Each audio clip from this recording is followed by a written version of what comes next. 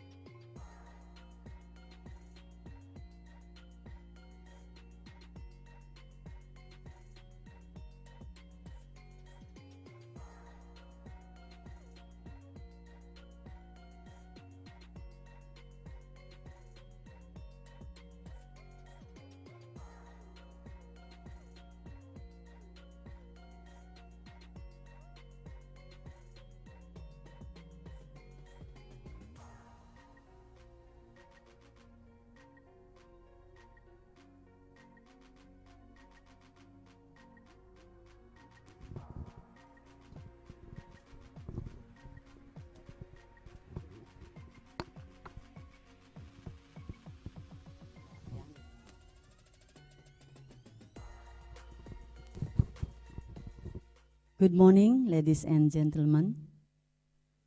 It is a great pleasure for me to meet you today. First of all, I would like to welcome you to Bali.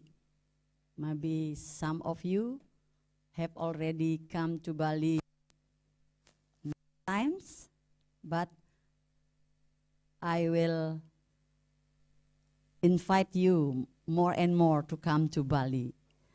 I hope you enjoy your time in Bali, and the hospitality of the conference will be fruitful meeting for us to share ideas and insight. I am Eka Martiningsih from Universitas Mahasaraswati Denpasar. I am a colleague of Ibu Ani UST, and also Ibu Dr. Carmen from Bacolod. I am a moderator today. Ladies and gentlemen, this is the International Conference of Management and Social Science with the theme Exploring Insight of Recent Development in Management and Social Sciences. I would like to express my warm welcome to all of you, the speakers, participants of this conference, and hopefully the meeting will go well. For the first opportunity, I will invite Mr. Ankit Rath, Global Business Head of CRF India, for opening remark. Time is yours. Thank you.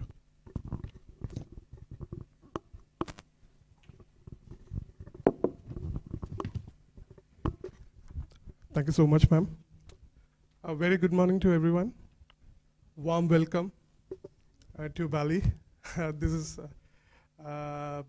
fortunately my first time in Bali. I love this place.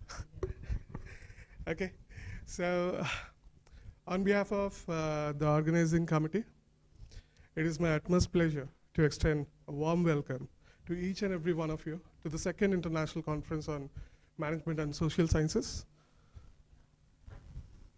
We gathered here today from different corners of the world, united by our passion for knowledge, innovation, and the pursuit of excellence.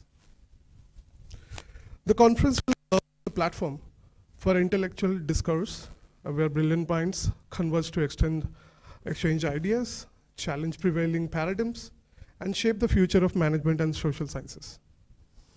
With a diverse array of esteemed speakers, thought-provoking sessions, this conference promises to be an enriching experience that will leave an indelible mark on your professional journey.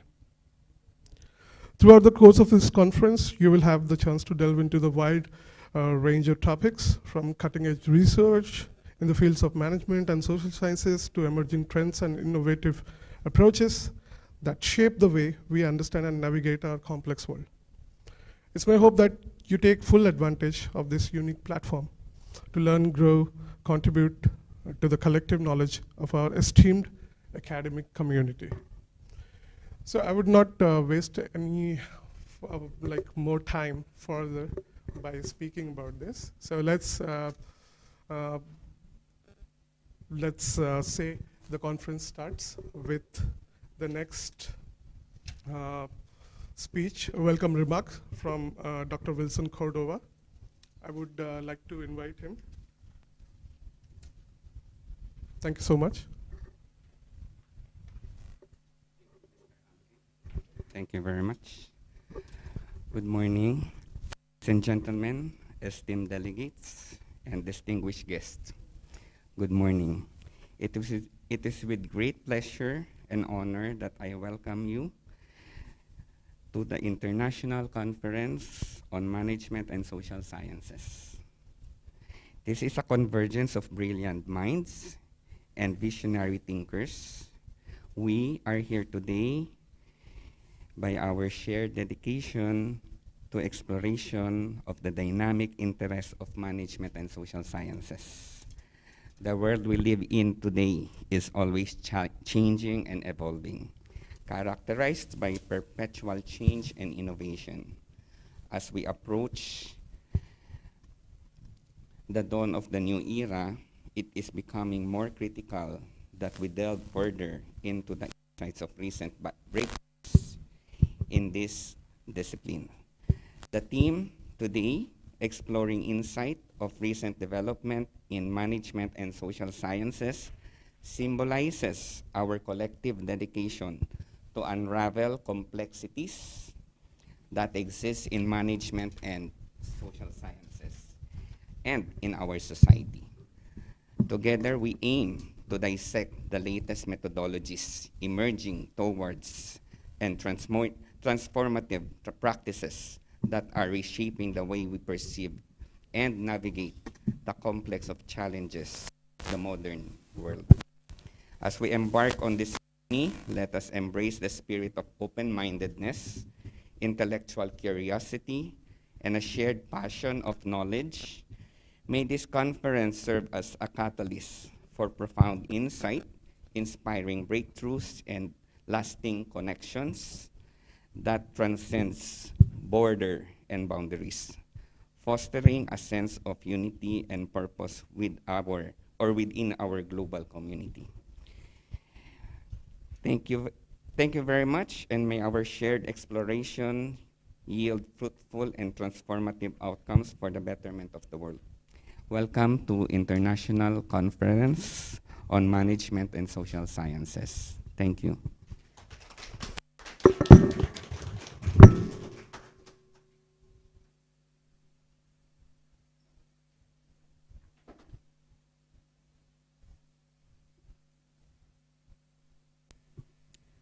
Thank you for Mr.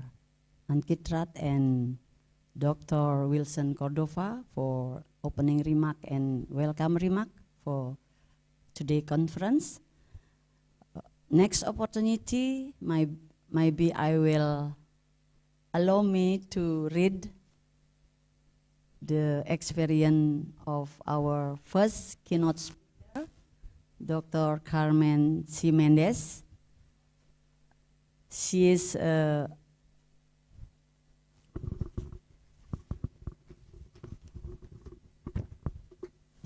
head of research office program, Master in Business Administration, La Consolacion College, Bacolod, Philippines. Allow me to read your experience, Dr. Carmen. For 20 years in Research and Accreditation Office, RAO of LCC Bacolod, Dr. Menes has modeled the practice of scholarly inquiry through the field of research. Since April 2004, Dr. Menes was also able to altruistically provide technical and consultative assistance to LCB faculty and administrator and more than 100 research exercises. Her attendance also many presentation paper, international conference in various parts of the country, such as Thailand, Taiwan, Malaysia, Indonesia, Cambodia, Brunei, Vietnam, Taiwan, and others. Recently, she has been accepted as associate member of National Research Council of the Philippines. Dr. Carmen Menes also leadership and directorial competence as a research teacher leader, encourage teacher and administrator to hone their research and investigative skill. But it has also most of all institute an emerging research culture for LCC Bacolod. Okay, time is yours, Ibu Dr. Carmen.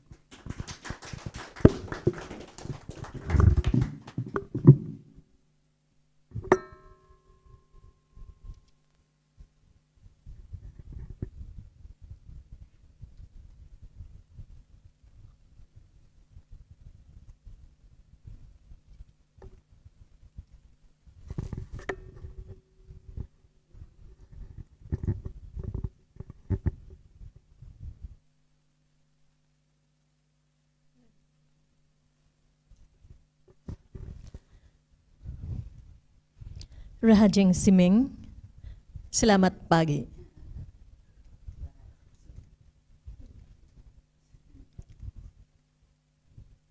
Shubh Prabhat. Magandang umaga.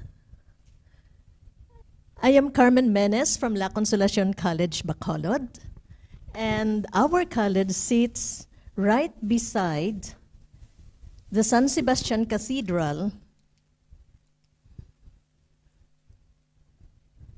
And I'd like to inform everyone that one of the most well-visited attractions in our city is the ongoing Mascara Festival, which we celebrate every October to commemorate the city's charter anniversary, the highlight of which usually ends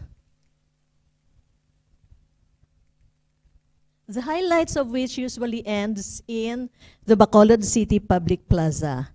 And for those who would like to visit, it will still end this weekend until October 22. Before I start, I'd like to take this opportunity to thank our partners, the organizers of ICMSS, the Core Research Foundation in India, and Universitas Mahasaraswati Denpasar, with my very good friends here, Dr. Eka Martiningsi and Dr. Anik Kiwesti, for the opportunity to be part of this prestigious academy undertaking in pursuit of knowledge. I am happy to share with you an excerpts from our ongoing study on social entrepreneurship in Southeast Asia, especially in the BIMP or Brunei, Indonesia, Malaysia, and Philippines. Originally, the scope of our study is just BIMP or BIMP-IAGA, or the East Asia growth. However, since the social enterprises are geographically spread throughout these 4 countries, our team decided to remove IAGA.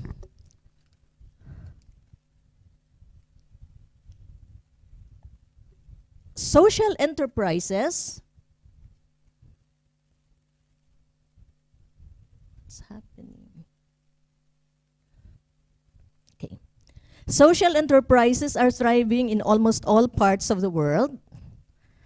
And of course, it works in many different sectors. A number of reports and literature so far claim that social entrepreneurship has grown significantly across Southeast Asia in the last decade. Several factors, of course, has contributed to this. However, if we try to take a look at it, what really is social entrepreneurship? So Hug in 2007 state that social entrepreneurship is a process of simultaneously pursuing economic, social, and environmental goals by enterprising ventures, which we call social enterprises. Similarly, a study conducted by Short, Moss, and Lumpkin in 2009 described social entrepreneurship as an approach of extending value creation of business to social mission by the not-for-profit, for-profit, public sector, and combinations of all 3. A process that involves deploying innovative solutions to redressing social issues while relying on earned income strategies for sustainability and long-term creation and greater social impact is the description of social entrepreneurship from Mulliman and Hodon in 2016. With all this said, Southeast Asia is no exemption. Investment continues to blossom, and individuals and organizations that support the space are finding new and diverse ways to help the growing number of social entrepreneurs. Social entrepreneurship actually represents a new and important and growing sector civil society. Now, if we try to ask ourselves, why social entrepreneurship? Self-assessed social entrepreneurs and some of our conversation partners mentioned that they are motivated to address and fulfill social needs, community involvement, develop social fabric, improve quality of life, provide services to marginalized sector or people, youth involvement, and of course, financial motives. More and more organizations are taking a market-based approach to find sustainable solutions and have a positive social impact, considering social entrepreneurship as an opportunity to ensure that more people can benefit from the sustained economic growth. Moreover, social entrepreneurship can also be considered as a business for social purpose, hero-led change, and community development and action. Social entrepreneurship is an emerging phenomenon that provides innovative solutions to persisting social problems such as poverty, lack of access to education, clean drinking water, and human rights, which were previously and inadvertently overlooked by businesses, governments, and non-governmental organizations. Social enterprises also engage in social entrepreneurship, and they try to persuade others to achieve sustainability by using various business models. And on the part of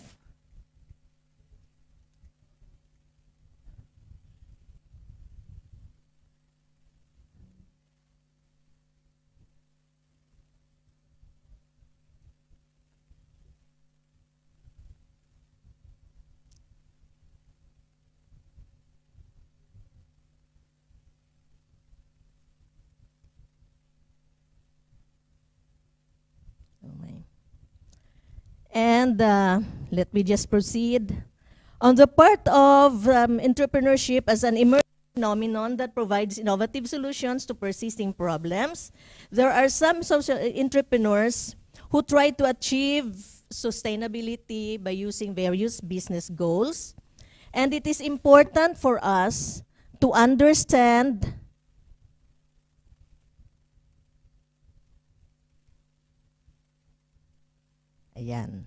to understand the antecedents of intentions of these entrepreneurs that influence their mission.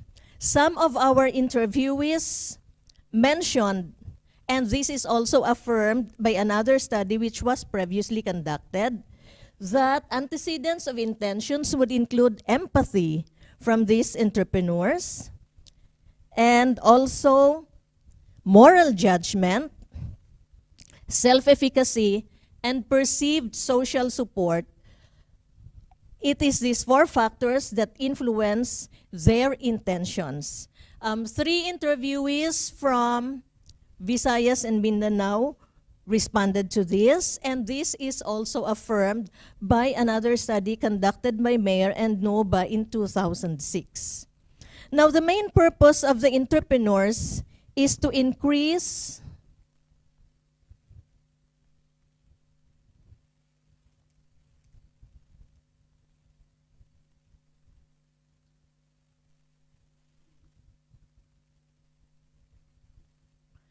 the main purpose of social entrepreneurs is to increase overall social well-being through the development of profound social impact in developing transitional as well as developing economies like various countries here in Southeast Asia. It is therefore logical that social entrepreneurs as enablers of social change and social change makers should not create entrance barriers, unlike business entrepreneurs who do so just to gain profit. Social entrepreneurs are referred to as, or may be classified as, social bricoleurs, social constructionists, social engineers. This three level of classification is based on the pursuit of social opportunities, the capability to identify social problems, the scope of their activities, and the degree of social impact that they give to the society. Their contribution to the world is different in terms of the scope. Social bricoleurs, for example, focus on social problems, whereas social engineers focus on complex technical problems. They also use two different approaches to recognize opportunities. They can first have an idea and direct all their resources to implement it. Or they can think about an idea based on available resources that they have and then implement it.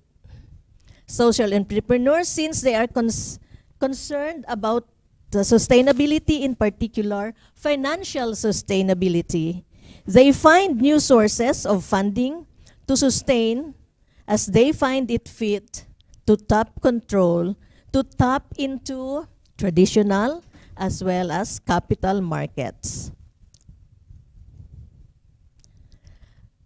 As social entrepreneurs is gaining a strong foothold in the countries in Southeast Asia, let us take a closer look at their functions as change agents. As change agents, they have social value, the value that they give to the society, the changes that they have. They also pursue opportunities, continuous innovation. They act boldly without being limited by the resources that they have. They exhibit heightened accountability to their constituents, their beneficiaries, and in some organizations, also their members. They attack the root cause of the underlying problem and not just treat the symptoms of whatever problems in the society that are existing. They also reduce the needs rather than just meeting the needs. These entrepreneurs are also seeking systematic change, or systemic change rather, leading towards sustainable development. Now, how can one claim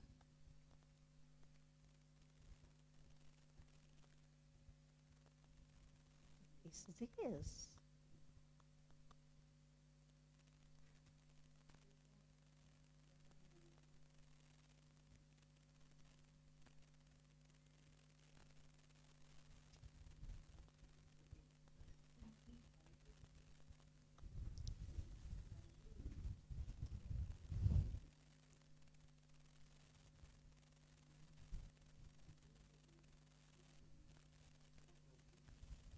Okay.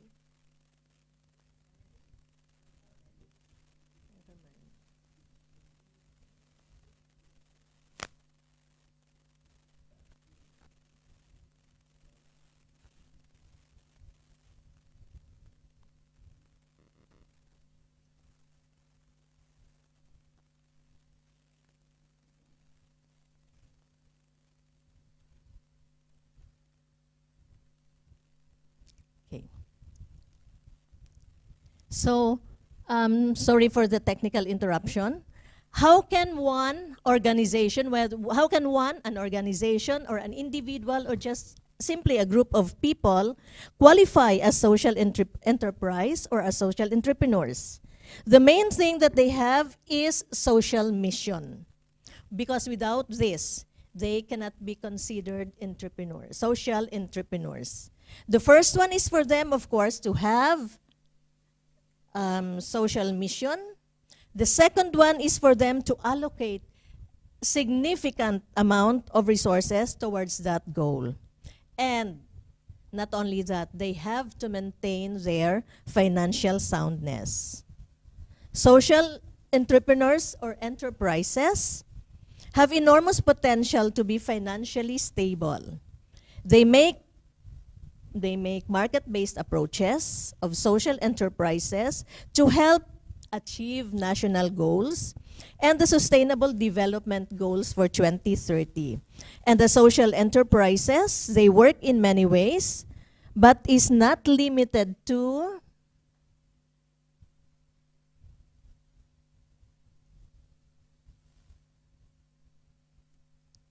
if we can see here, it's not only limited to health and social services, education, ICT services, manufacturing, energy, for some, recycling, mobility, and even real estate. And of course, they work in a lot more, even providing financial resources to those who would like to start up their own enterprises to start up with their social enterprises. Now, since the focus of our study is on BIMP IAGA, or BIMP, Brunei, Indonesia,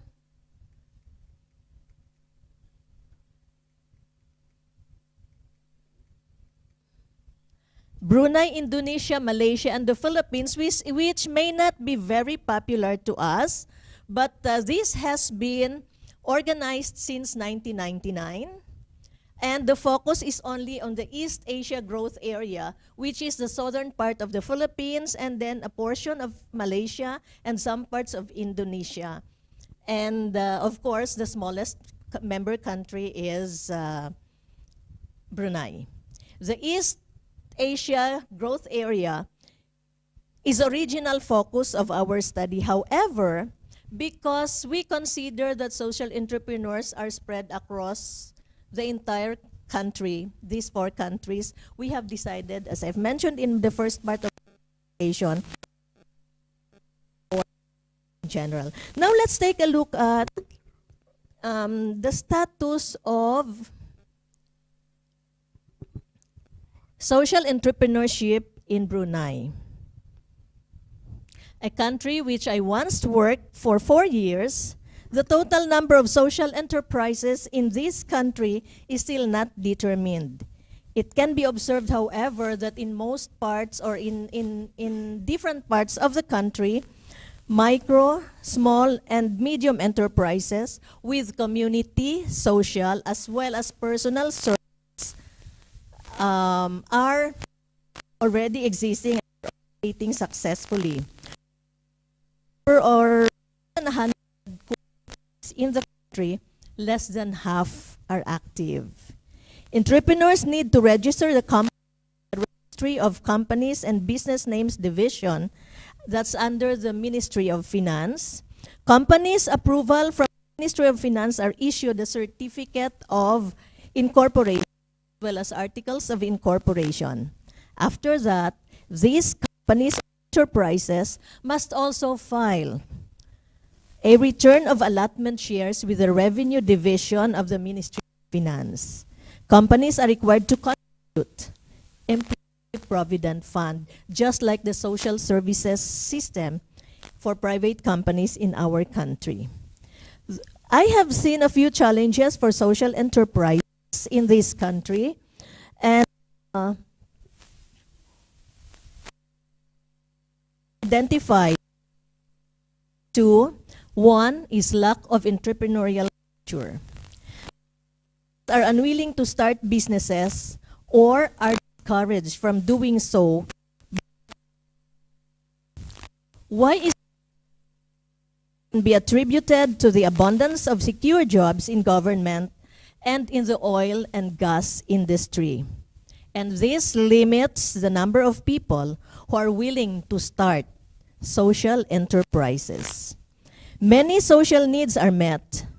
As this is a very small country, the government meets most social needs of the Bumiputra or the locals in the place. Therefore, many entrepreneurs may be more motivated to set up purely for-profit businesses rather than social enterprises. However, looking on the brighter side, some opportunities were also identified.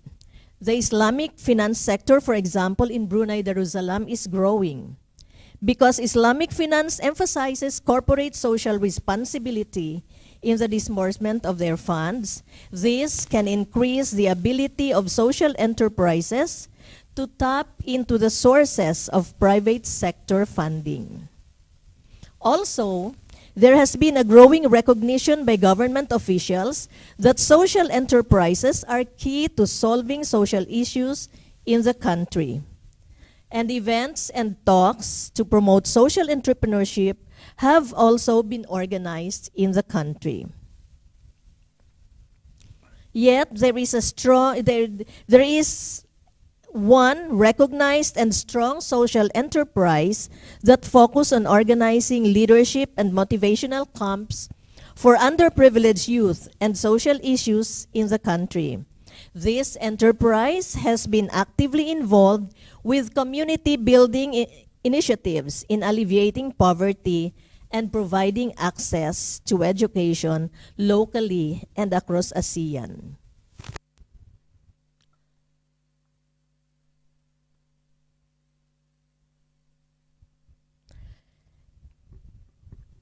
Case of Indonesia, the USAID report in 2018 revealed that there are plenty of social entrepreneurs wanting to give people of Indonesia better lives. And I guess my friends here would agree with me. Many of which has given the people, has made them significant impact in helping the country in their desire to make their country a better place to live.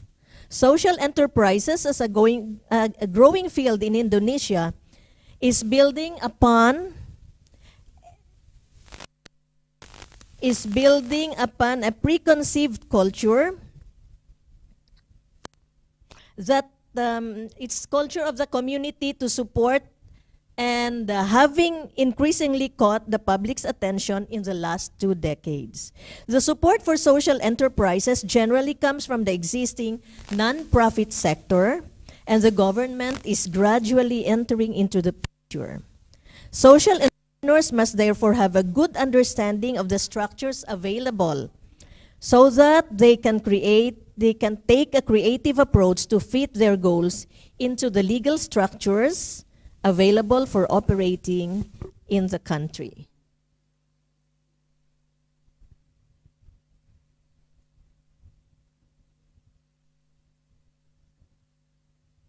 Now, in the case of Malaysia, the government seeks to deliver public services more efficiently and innovatively. This was highlighted in a government report in 2017. They launched a social outcomes fund designed to finance for social enterprises to deliver interventions and social services that support marginalized communities in their country. High levels of economic development and a large, well-educated, socially conscious middle-class Malaysians have fueled a well-developed social enterprise sector. Enterprises receive strong support, and a number of organizations exist throughout the country which are also dedicated to supporting social entrepreneurs and their businesses, many of which receive government support and funding. This is taken from one of our interviewees from their country. However, similar to other countries in the region, there are no specific legal provisions for social enterprises, and those wishing to set up the legal structures available to them under the law should be followed.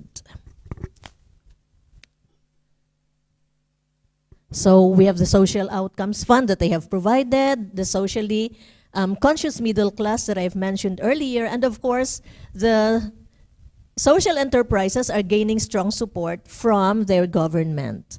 Now, in the case of our country,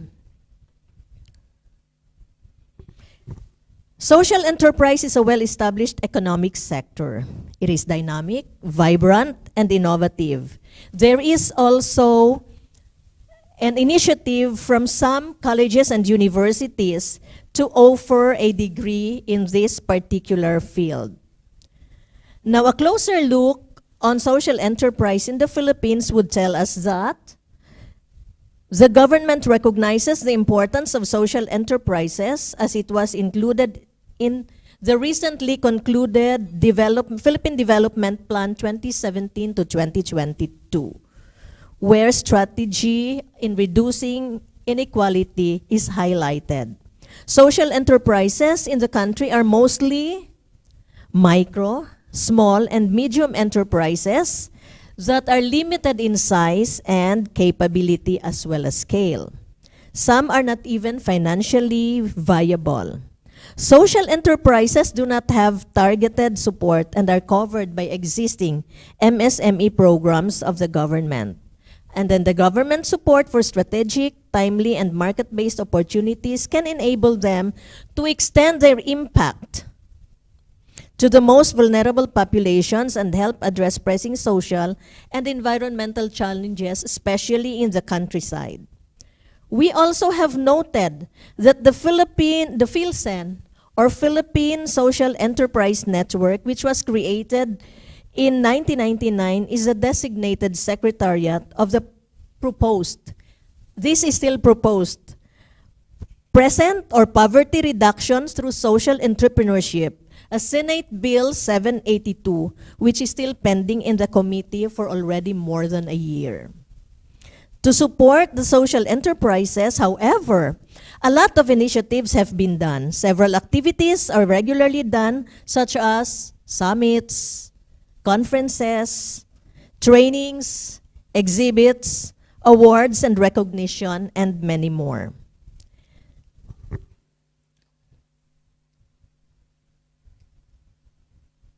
In conclusion, being a new discipline, social entrepreneurship presents many opportunities in research. Existing literature on social entrepreneurship reveals that there are more research opportunities in disciplines such as accounting and operations management. Moreover, there is a potential available for quantitative researchers and mixed methods researchers to give further support to the claim that social entrepreneurs are doing well in these countries in Southeast Asia. Right now, there is a good number of qualitative researches conducted on the subject matter. But further studies may be explored in the area to investigate social entrepreneurship, social enterprises, and social entrepreneurs from various perspectives, and may also consider their beneficiaries, their customers' perspective, so that impact and their performance can also be looked into.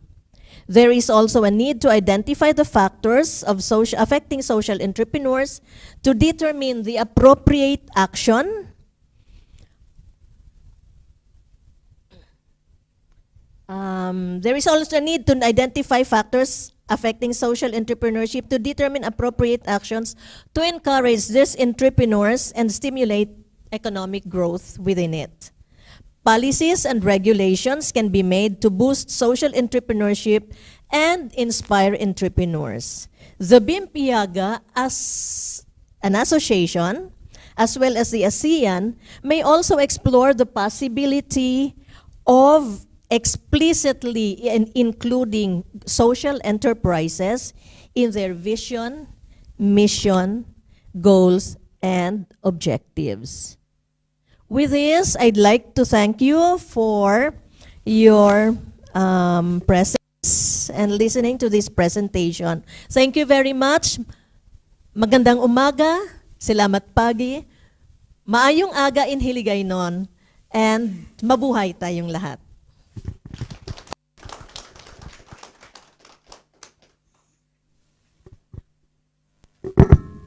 Thank you for your very great thought about social entrepreneurship, Dr. Menes, especially in 4 countries, BIMP.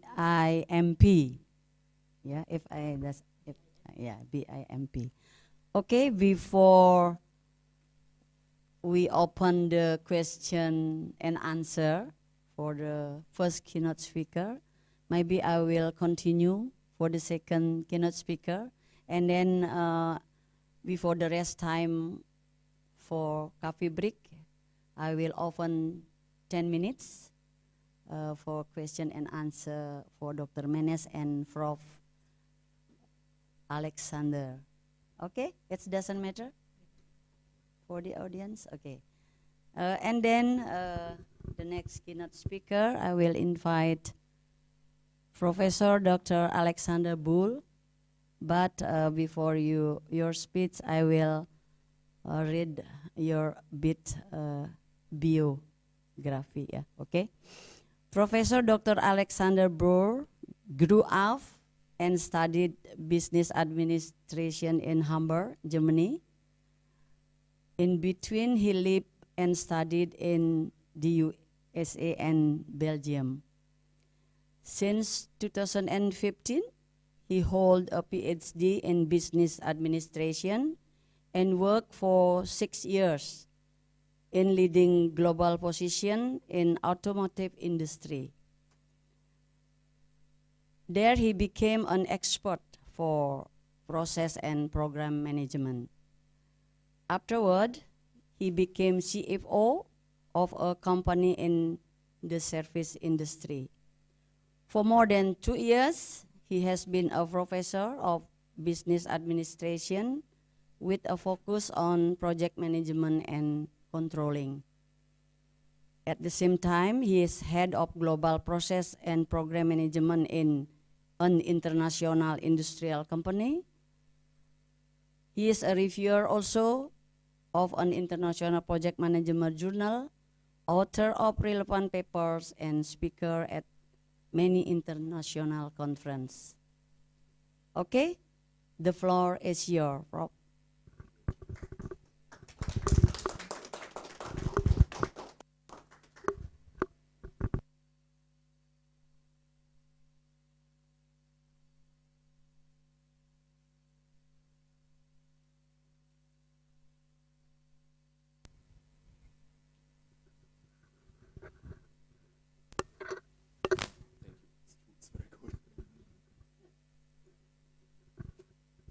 All right, this is fine like this? Everybody can hear me? Okay, perfect.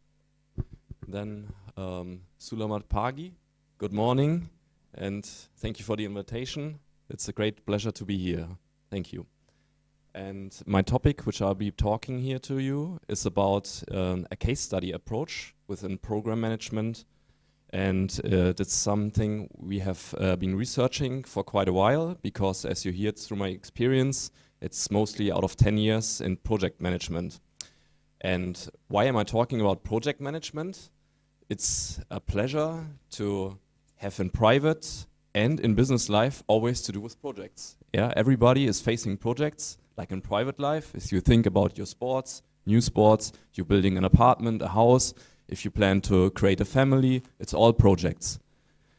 In business side, same thing. Yeah, whenever a company has a new customer, you gotta set up a project. Something new is coming up, or of course already ongoing projects.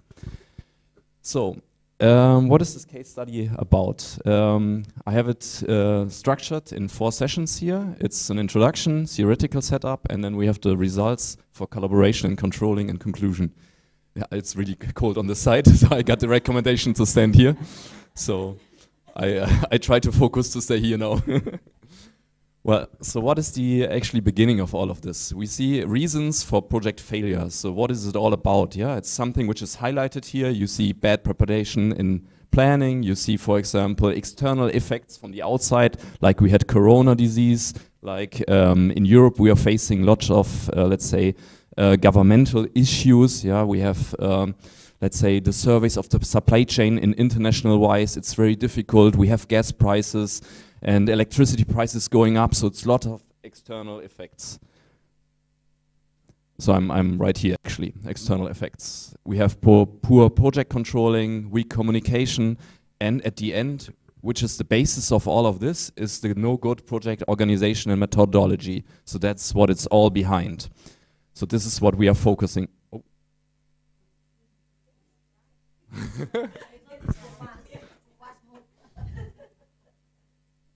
One sec.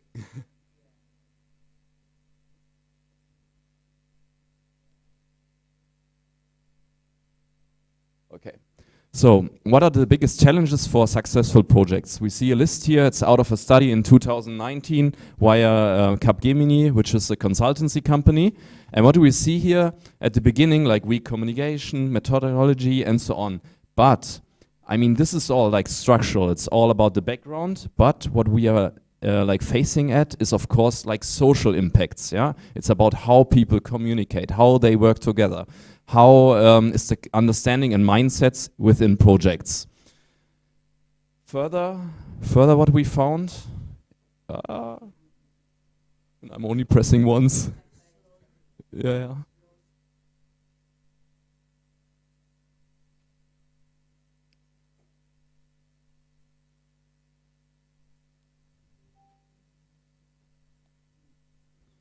Maybe you can turn the next slides on. Is that possible? Because I think it's not really working. Yeah, I will ask you when it's the next slide. Thank you very much.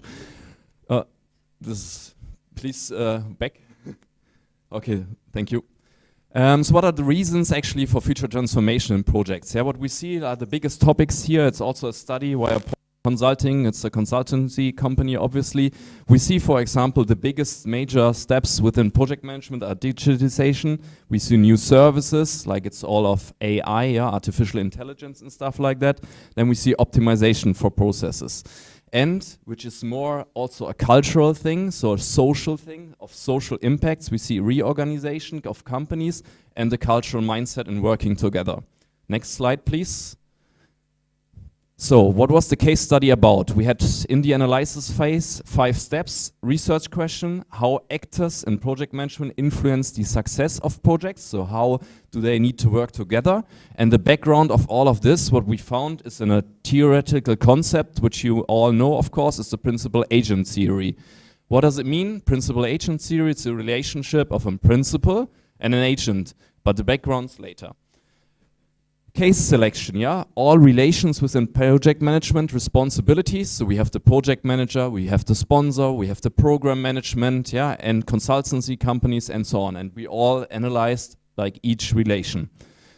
So what was the basis of this research was like experiences, not only my experience, it was lots of experiences over years where we conducted all inventories and observations, what is happening within project management and combining it underneath the topic of program management. So everybody knows the program management is within a company where they organize, yeah, to let's say develop, maintain, and of course control lots of projects, yeah, within one program management like office, they used to say. So, and what is the outcome out of this is like major important steps or content which is necessary within modern collaboration and controlling in project management. Next slide, please. Thank you. So for the theoretical setup, as I said, the principal-agent theory, we have the principal, let's say the one who is the commander and who puts the agent in charge, yeah, and the agent is trying to perform and fulfill the tasks which are given by the principal. So what is the background out of this? Everybody has his own interest, yeah, it's obvious, yeah. Benefit maximization on the principal side, on the one who is owning everything, and the one who is like in charge of managing the topic which was given by the principal. Yeah, it's also of own interest to earn money, yeah, to have a good standing, good visions, good developments, and so on. So what is happening, of course, if this guy is in charge, yeah, he has like a big information, let's say, up front, yeah, big, more closer look at all the topics and so on. And of course there are other challenges, yeah, hidden characteristics, so you don't know what is up in the head and the mind of the guy being responsible here, yeah, in the intentions, you don't know what he's actually looking for, what he's working for, what are his intentions, you don't know it. Yeah, hidden actions, yeah, because he's in charge and he can only a little control it. Yeah, and he is more or less free on what he wants to do. Of course, it needs to be in the frame of the objectives, but the details you don't know of. Hidden information is the same. Of course, the agent will make sure to inform in some way the principal. Otherwise, you know, this business will end up soon. It's clear. But on the other hand, yeah, you still need to inform on some way the principal. Next slide, please. So this is all the theoretical background. What you see now here is a principal-agent relation within a project governance. That means, like in a program management, where we have different roles, like a program management office. As I said, they're conducting lots of project management content. We see the project manager like in, let's say, golden color. That means like he's in central charge of everything. The project sponsor, he's the overall of the certain topic responsible. We see external consultants. We see a core project management team. That means, yeah, they are working closely together. And we see, for example, a steering committee. Yeah, they are in charge of organizing everything and deciding on specific topics. And what do we see here is all this theoretical stuff. Yeah, you see all these relations which are happening on the basis of the principal agent theory. Yeah, so they are all having, like, let's say, some information to present, some information to hide. Yeah, they have some characteristics you know of, some you don't know of. So all these relations are taken care in each of these steps. So that's why we were looking in all of these relations and trying to find out what is necessary in an overall, let's say, structure of a program management office. Next slide, please. Thank you. So let me come to the, let's summarization of the results. Yeah, of course, we have evaluated all in detail, yeah, but this is not a presentation which is summarized the conclusion. So we found what is very necessary in the overall rules of collaboration within a program management office. First of all, commitment. We need to make sure on which level you are ever in the principal agent theory basis, yeah, that everybody is working and focused on achieving the overall objectives overall. So we need some transparency of what is going on and what stage we are leading to the results. Next step is leadership and team. We make sure that the sponsor and project management, they are very clearly conducted to the topic, yeah, that they know what is going on. They are accountable for project content, the budget, and of course the collaboration in detail with all members within the structure we have seen before. Then the next topic is the procedure. Yeah, we need to make sure that the aim is on deriving solutions. Yeah, we don't want to make sure that we are informed on all the steps in detail up front. Yeah, that's not so important. The most important thing is, of course, to focus on the objectives, which is here. So always be fact-based, yeah, and have a clear, let's say, result-oriented structure of meetings. So, and decision-making, of course, yeah, because when it comes up to decision-making, you need to make sure that the steering committee or the sponsors, which I was showing on the slide before, that they are all involved.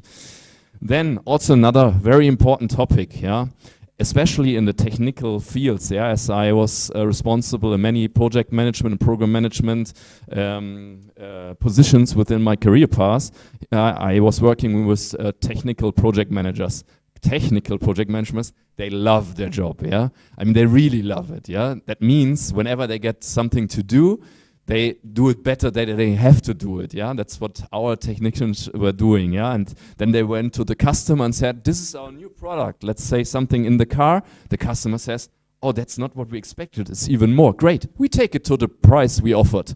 And everybody was like, what was the price we offered? They did not take care about the price because they really liked their technical stuff and they developed more that it was necessary. So what it ends up is, of course, in, let's say, cost problems, yeah, because you need to make sure that everything is working and even cost-wise. And that's why openness and willingness to learn and let's say the Pareto rule of 80-20 is very appropriate, yeah. You need to make sure that you, of course, fulfill the customer needs, yeah, but you don't need to exaggerate, and you need to make sure that you find a structure also within controlling that you are, let's say, have a good relationship with your customers and everything is working fine. And of course, it's also a problem, I would not only say in Europe, but especially like in my home country in Germany, that we would like to do everything 100% correctly. It's also not good, because when you always want to fulfill everything to the end, you will be sitting there and working there forever, yeah. But you need to have a relationship with all your employees, with all the project management content, that it might be enough at a certain step and talk to the customer, look what we have created, maybe there are some steps left and right, and yeah, but we can get started. We don't need to go up the 100%. It's maybe not necessary, or it's even too much. Last but not least, of course, in this topic is the communication topic, yeah. Within the teams, yeah, it's pretty obvious, yeah, you gotta work with respect, yeah, and fact-based communication is very necessary to have, let's say, global and good content-wise project organization. Why am I saying global? As you know, in the automotive industry and in others, of course, the production is taking all around the world place. Yeah, and that means you need to involve everybody. Yeah, even if it's in Asia or it's in South America, it's in Africa or North America or Europe itself. Yeah, so it means we all need to work together in some way. So it's very, very necessary to work here in a modern digital way, and of course with openness and respect. Thank you. Next slide, please. Another topic what we found out is that storytelling is one of the major and maybe key facts in involving and developing projects. Yeah, some people say, yeah, storytelling, yeah, they might be telling something which is not so necessary. That might be true on the one hand, but on the other hand, it's all about stories, because you need to touch the people by heart. And if I mean touch the people in a big organization, it's quite difficult. Yeah, you have organizations with 100,000 of people, if you know, like big German companies like Siemens or something. Yeah, so it's very difficult to get everybody together around the world.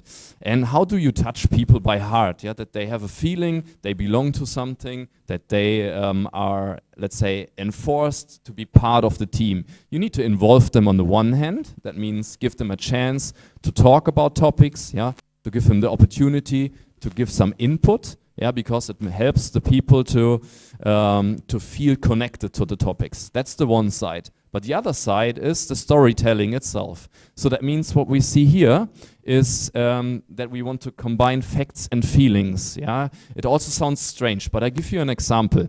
If you, for example, would like to introduce a new HR software in your company, imagine before everything was on paper, and now you install let's say digital HR software. So everything is digital, like your payment roll is digital. If you want to go on holiday, you apply for holiday, also digital, all very easy. Now imagine, yeah, you are living on the Philippines, I read quite often, maybe also Malaysia or Indonesia, of course, yeah. So imagine you want to buy a house or an apartment. What happens, yeah, you might show the bank some of your loans, yeah, your monthly loans. And imagine you're going on a holiday trip. Maybe you go to my country, to Germany, yeah. There are other nice places around Europe, yeah. But imagine you want to have it cold, you go to Germany, yeah. So you go to Germany, and what is your bank? They are calling you, oh, something happens with the interest rate, they are all going up and down, yeah. And you're on your trip. So what is, if you have a HR system where everything is still on paper, you might leave the chance, yeah, to stay with the old interest rate, which is necessary for your house you want to buy here on Bali. So it's not possible. But imagine you have a HR system where everything is digital, you log on, you have the possibility to reach your loan agreement, and you send it digitally, of course, to your bank, everything is fine. You can realize your dream, all perfect. Yeah, so this is something where people can be touched by heart, because it's a situation you might be close to, and if you can transfer something to a story, it can be very, very helpful. Yeah, so that's all I'm saying. It's just one example, and you can make up something like this in all other fields. So it's very, very important that you touch people by heart and take them with you, let's say, on a journey of employees or journey for employees. Thank you. Next step, please. Next slide.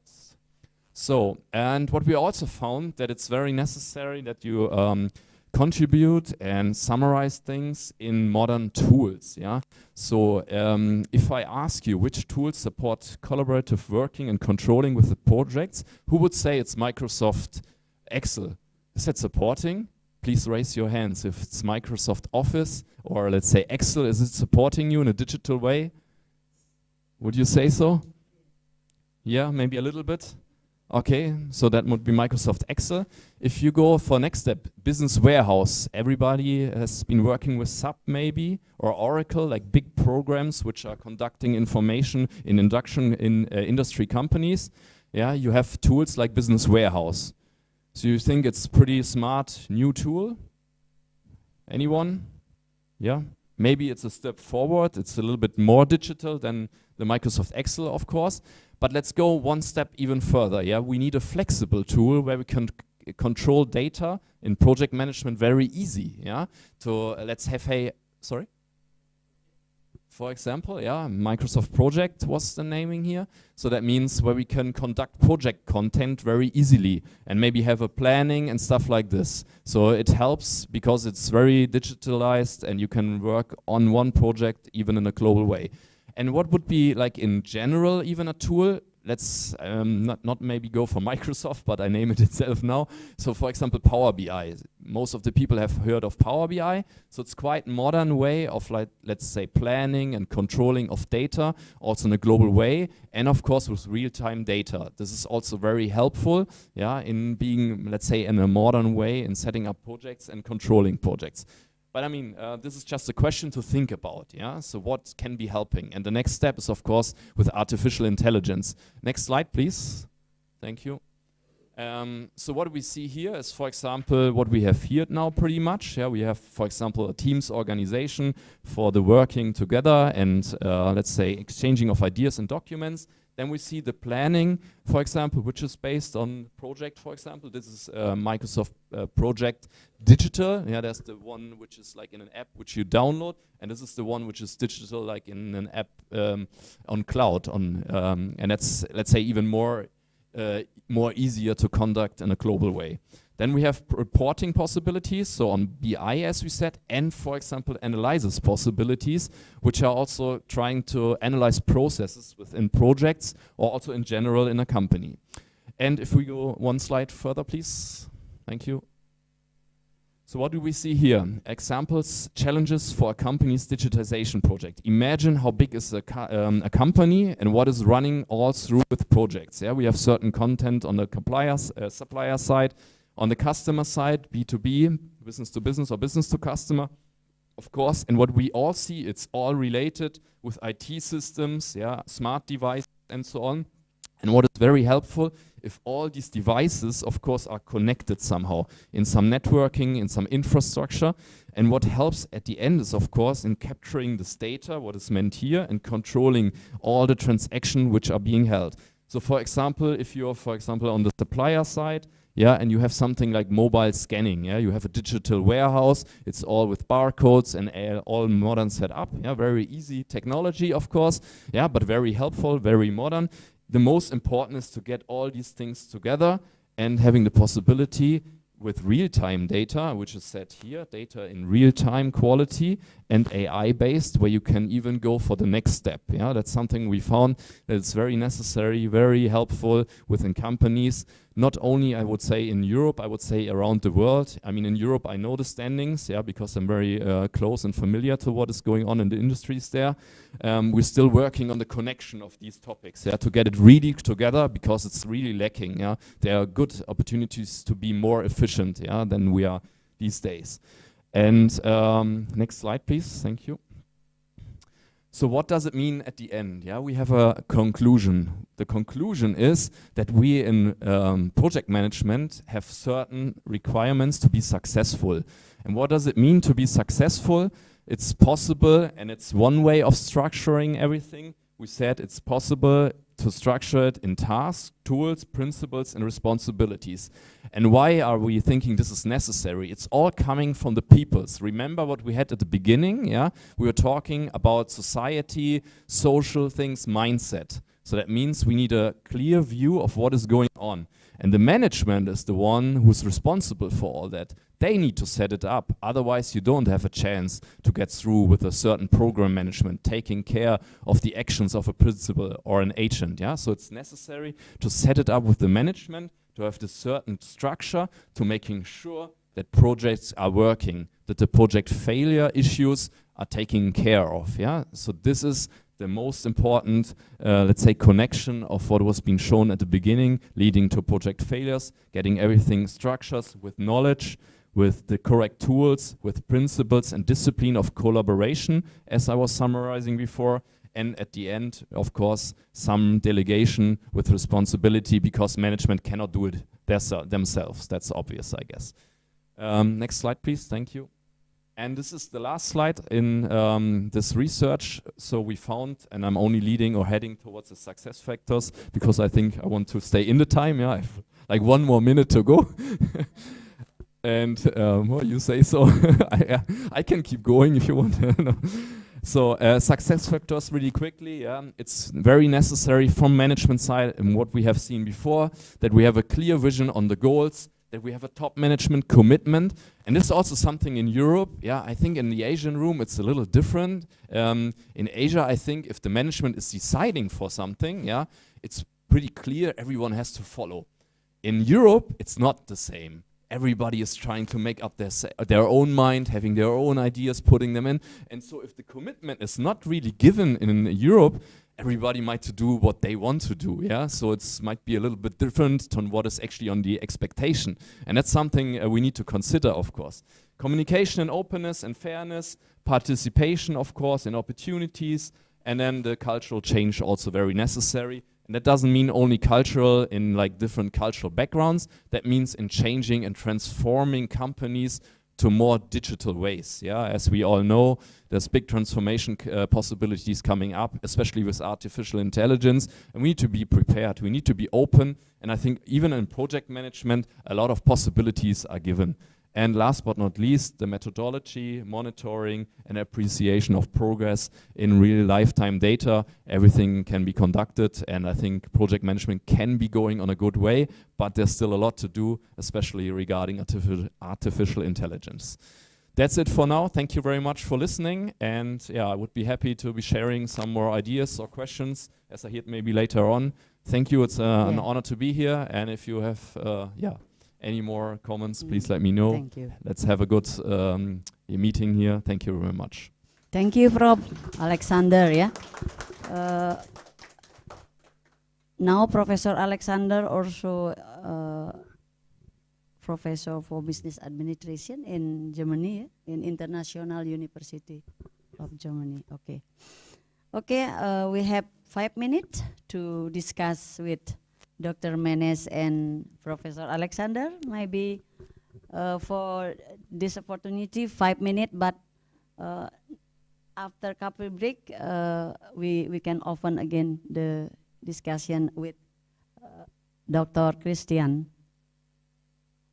Okay, please direct your question to speakers.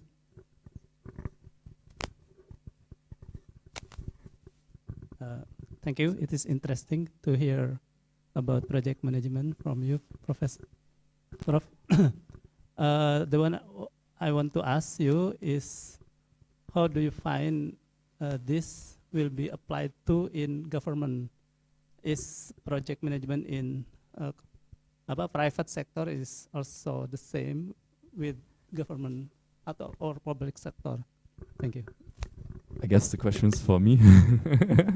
Or do you want to answer now? I'm joking. We can exchange. No. Well, it's a very good question, actually. It's about how governments can structure projects, for example. Will it be the same like we're talking in the private industry, which we have been talking about? And so basically, I think it needs to be separated due also to the areas. Yeah, if I would talk to about Europe, I think we need a lot which can be conducted from what has been found here to, let's say, government project structures in Germany.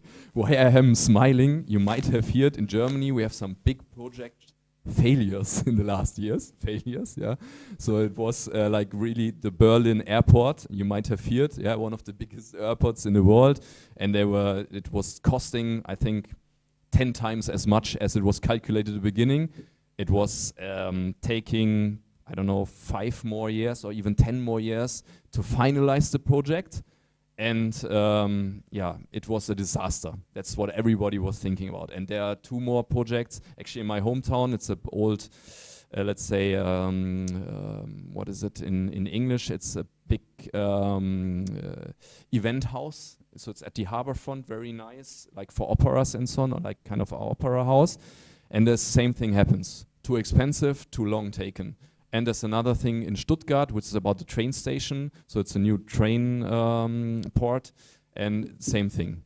So that means, they cannot really organize projects well. And how do we get about it? Of course, it leads to have more pressure and not the governmental typical way of organizing it. That means in Germany, it's like you give some budget, but there is no problem if the budget is increasing.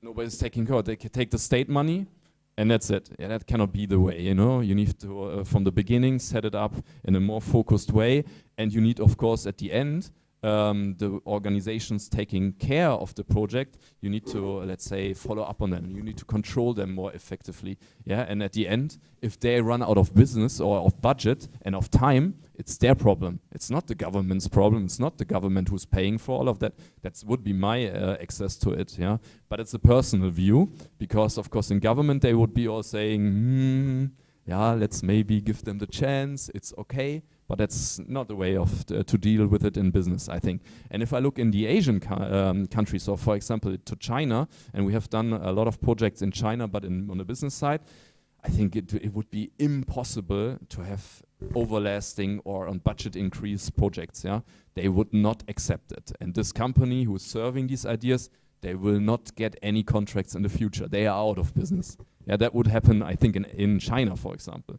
So I don't know how it would be here. Maybe pretty similar to China. I'm not sure. But in Germany or Europe, it's a little bit too open. Yeah, it's too flexible and no consequences. Yeah. Okay.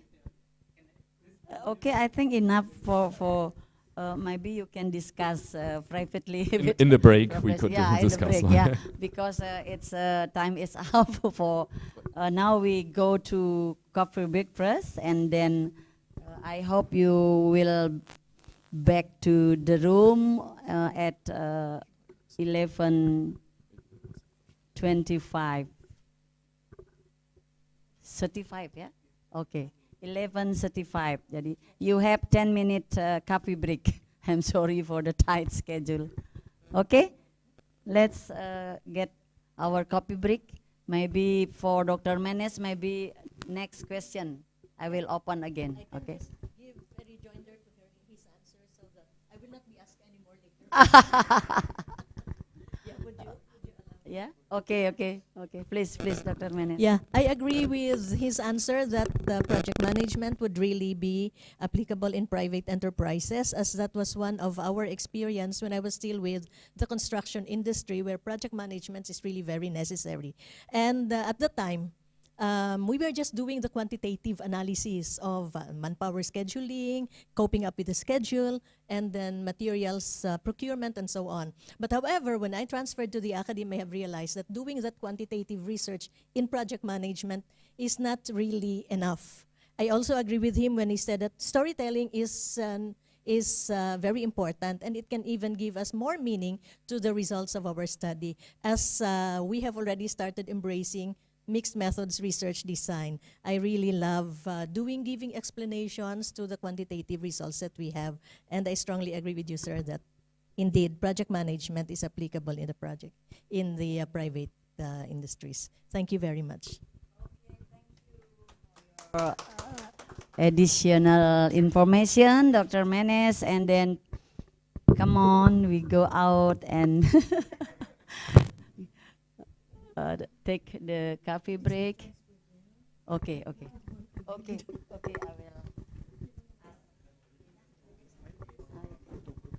will. Before coffee break, we have take the photo first, photo group for the session. Okay.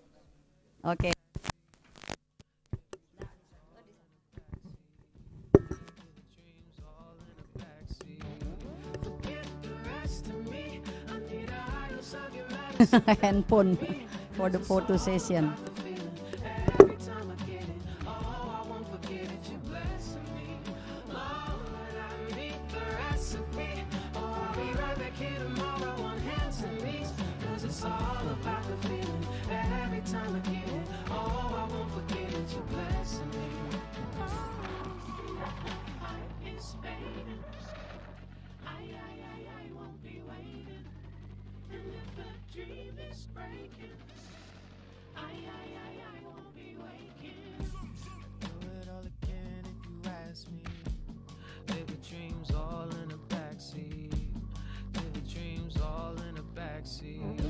Forget the rest of me. I need a high dose of your medicine, good for me. 'Cause it's all about the feeling. Every time I get it, oh, I won't forget forget it, you're blessing me. Lord, I need the recipe. Oh, I'll be right back here tomorrow on hands and knees. Cause it's all about the feeling every time I get it. Oh, I won't forget it, you're blessing me. I can't let you go. I can't let you go. Oh, no, I can't let you. I can't let you go. I can't let you go. Oh, forget the rest of me. I need a high dose of your medicine, good for me. Cause it's all about the feeling every time I get it. Oh, I won't forget it, you're blessing me. Lord, I need the recipe. Oh, I'll be right back here tomorrow on hands and knees. Cause it's all about the feeling every time I get it. Oh, I won't forget it, you're blessing me. I can't leave you blessing me. Cause it's all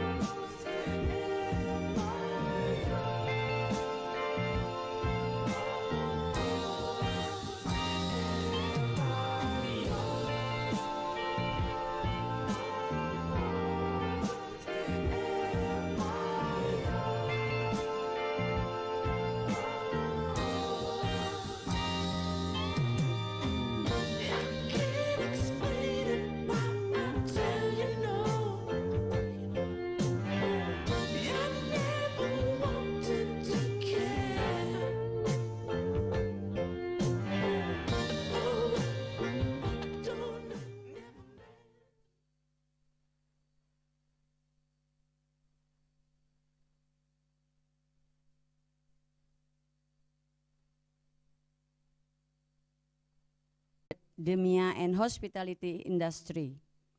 Currently, he serves as the program head of BSHM and Culinary Arts at La Consolation College, Bacolod. With a track record of academic excellence, he has also held the role of Assistant Program Chair for the MS in Hospitality Management at LCC College, Bacolod from June 2017 to March 2020. Research contribution, Mr. Ituraga scholarly contribution have left an incredible mark. His research work including publication on the LECON, business development of independent economic, and employees' perception on the readiness of hotel to subscribe to ISO 91/2015. has been featured in respective journals such as the International Journal of Sustainability Education and Global Creative Economic. You have 30-minute presentation, and then time is yours, Mr. Ituriaga.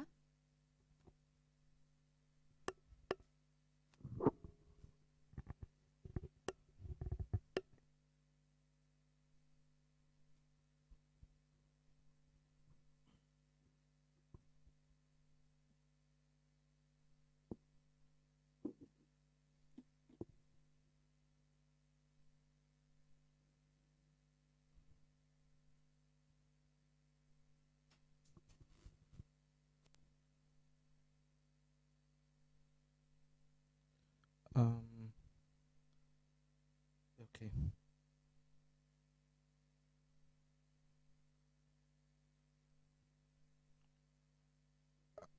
Okay. Good morning, everyone. I'll be discussing the green human resource management in Southeast Asia. But first things first, I'd like to greet everyone. Mabuhay, our greetings in Filipino. Everybody say mabuhay. Mabuhay everyone, and welcome to Bali, Indonesia. The outline of my presentation is going to be focusing on the overview of green human resource management, its history, the purpose, what is currently happening with regards to such discipline, what is green human resource management in Southeast Asia today, and most importantly, the purpose why we are here is for our love for research. And the highlight of my presentation is going to be identifying few gaps in green human resource management research. So the issue of sustainability became a mainstream topic soon after the publication of the United Nations Brundtland Report, also known as Our Common Future, in the 1980s. Thus, greening has an important impact on how it deals with its supply chain production process, the organizational culture, the values, strategies, choices, and employees' behavior. So it started way back in 1980s when the United Nations published their report known as Common Future with regards to the greening of our organization, which is said to be significant in the supply chain of the organization. Further, Waymayer said in 1996 that if a company is to adopt an environmentally aware approach to its activities, the employees are the key to its success or failure. So the employees of our company, of our organizations, may be the key for either just of the two. They may be the key for our success, or they could break our organization at once. Why did green human resource management existed, or how did it existed? So the first is natural resources on Earth are in terrible pressure. Most of us are already feeling the extreme heat. We have already been going through tough rains all year round, and we don't even know what is the season, especially in our country, in the Philippines. We really don't know right now if it's going to be a rainy season or if it's going to be a dry season for us, because everything is unpredictable. This is brought about by the climate change. In 1992, in the management field, there is such thing as green marketing. There is also green accounting in 1992. There is green retailing and green management in general in 1997. However, there is no green human resource management. That's why such discipline was found, and researchers argue that employees should be inspired, empowered, and environmentally aware of green in order to carry out green initiatives. There is a growing need for the integration of environmental management into human resource management practices. The human resource management and the greening of the greening of the organization is also part of marketing. Marketing is said to be an organizational function, and the reason why this discipline has existed, because unfortunately there is very little research that has been conducted even in the advanced countries. To support this, I have visited Google Scholar. If we compare the data, if you look into one of the most common topic, which is service quality, there are about 7,420,000 articles and studies that focuses on such. Huh? Sadly, for green human resource management, there is only 4 million. But looking at the gaps that we have identified later on, out of these 4,860,000 articles, there is a little focus on Southeast Asian countries. The purpose of GHRM is first to pursue sustainability in the use of resources and preserve natural environment, to increase employee motivation, engagement, and confidence, to establish a company's name in the society. Now we can use green human resource management as a branding of our organization, to promote employee satisfaction, productivity, and retention. Further, there is a framework that was developed by Madi et al. In 2023. So this is a very new framework. So the results of GHRM are yielding there are numerous results for such application. So there is a connection between green human resource management and organizational citizenship. So the sense of belongingness of your employees is increasing in the organization through the application of green human resource management. Furthermore, the author has identified we have the green recruitment and selection, green training and development, green recognition and compensation, as well as green performance appraisal. There are factors of GHRM by Faisal 2023. There are actually 6 that he has identified. We have the green job analysis, job design and analysis, green recruitment and selection, training and development, performance management, pay and rewards, and green job involvement. And the last but not the least, the green organization, culture, and development. For the green job design and analysis, I'll just go ahead and summarize this. So we have the green jobs that are decent. These are green jobs, no? That encompass human factor and include fair remuneration with work for equal opportunities for career growth. So that indeed, green job design focuses more on getting a job to be more humanistic. At the same time, it has to be fair with equal opportunities for career growth. It is a product of either employment of green industries or a consequence of green policies. Zulik and Zima in 2018 contends that green jobs are associated with preserving environment in various sectors with great deal of opportunity for entrepreneurship, and this is focused on human action and considered to be the jobs that produce service goods that conserve nature. For the green recruitment and selection, of course, this pertains to the paperless recruitment process, which will have a minimal impact on the environment. So this process of recruitment and selection helps minimizes our carbon footprint in general. The green recruitment and selection is the candidate's green awareness also, which encompasses personality factors that are necessary for the achievement of the company's objectives or environmental objectives such as green consciousness and agreeableness of candidates. So, currently it is important for the companies or organizations to not just select employees in terms of their qualifications, but also we have to look into how aware they are with regards to the environment with regards to the environmental protection. So it would be easier for you to align the environmental objectives of the organization versus to the characteristics or qualifications of the candidate. Okay. So green training and development.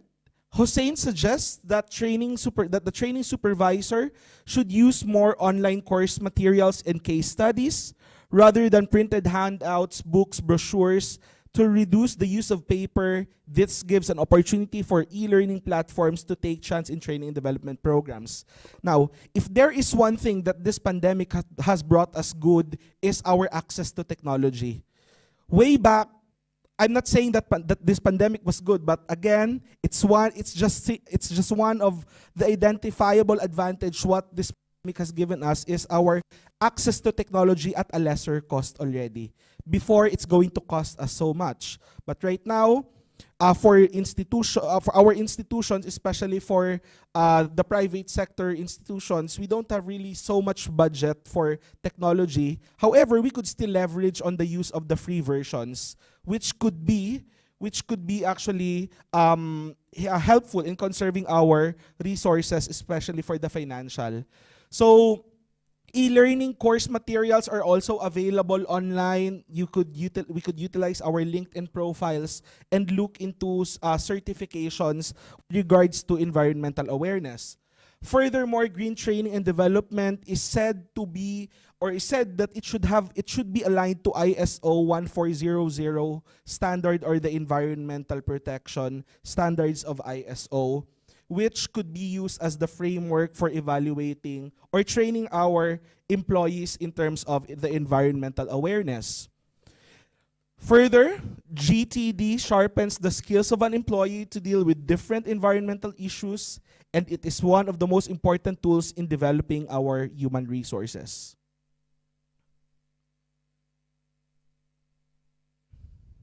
Okay. Green pay and rewards. Green pay and rewards, according to Ardiza and Nawangsari, is a financial and non-financial reward system that aims to attract, retain, and motivate employees. Okay. I think there is a problem with my slides layout. I'm sorry. Excuse me. I think there's a problem with the slides.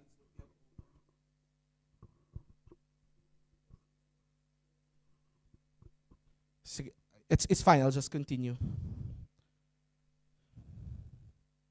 Okay, so I'll just proceed to the green human resource management in Southeast Asia. There is an increasing interest found on GHRM, and the boom of publication began in 2018. And unfortunately, the GHRM studies within the Asian countries are just within the service organizations and manufacturing sectors through quantitative approach. Again, this affirms the need for storytelling. The need for storytelling and qualitative research approaches. Because most of the studies in this field are just in the quantitative approach. Spiritual leadership can also nurture employees' voluntary and eco-friendly behavior by creating strong affective orientation and positive social emotions. This is important for leaders. They must exhibit spiritual leadership and behaviors that foster a hope, faith, and altruistic love to direct the realization of a green vision. So when we lead our people, it's just only their academic aspects that we have to look into. Somehow we have to touch their hearts by going into their spirituality, by promoting stewardship for environmental protection. Employees' appraisal should give a proper weight on environmental understanding, and job descriptions must include the activities related to environmental concern. Okay, for the gaps, despite of the extensive debate on voluntary eco-friendly behavior among workforce in Western and European nations, its ramifications and discussions in Southeast Asia are largely unexplored. So, my dear friends, this study is largely is yet to be explored in Southeast Asia. There is a knowledge gap in leadership and employee eco-friendly behavior, according to Sunhaji and Wihuda in 2023. The overlook of determinants of HRM, a standardized framework for HRM research in the ASEAN region, a lack of strategic HRM robust literature. So there is a literature gap that may cast light to provide a comprehensive picture of the key aspect in the region. The studies were conducted mainly in Asian countries with top 5 for GHRM field studies, namely Pakistan, China, Malaysia, and Vietnam.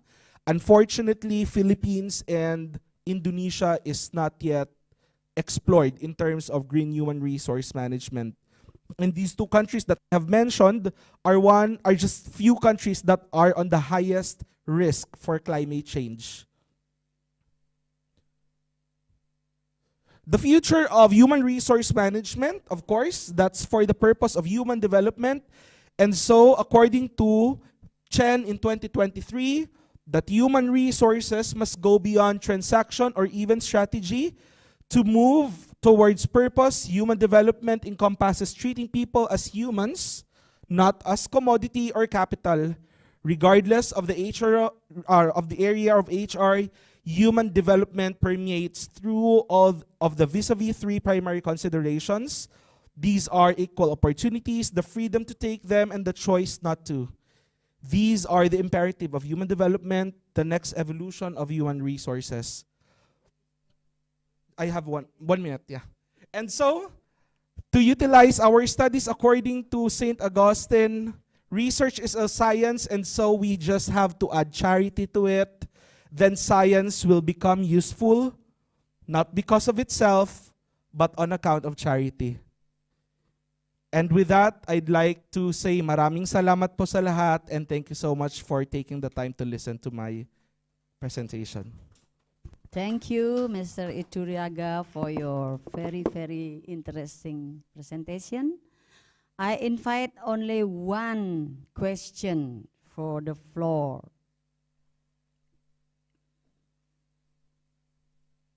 Please? Anyone?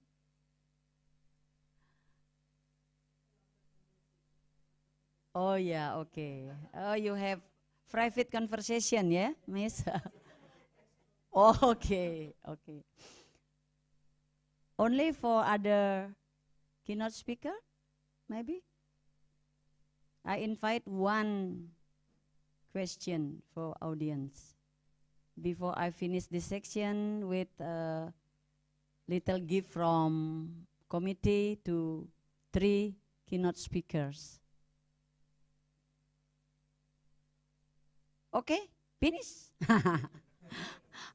Okay, because you have already coffee break and full, all of us. Yeah, sleepy maybe. Yeah, okay, okay. Before we finish this session, we invite again to 3 keynote speakers to go in front, because the committee will give a little gift from committee, yeah, to 3 our keynote speaker. Please go in front, Dr. Carmen, Prof. Alexander, and Mr. Ituriaga. Yeah. Maybe Bu Ani can give each of the keynote speaker satu-satu aja. For Dr. Carmen first, yeah. Oh yeah, oh yeah. Dr. Carmen, thank you for your collaboration. Okay. For Professor Dr. Alexander. Yes. Thank you also for your long trip from Germany. And then Mr. Ituriaga.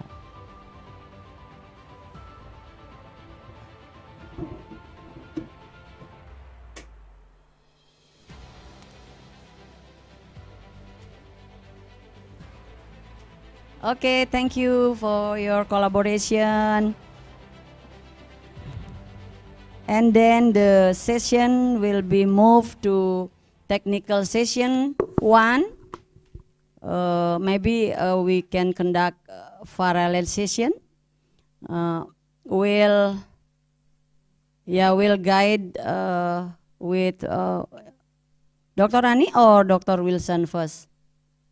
Oh, Dr. Wilson and Dr. Ani UST.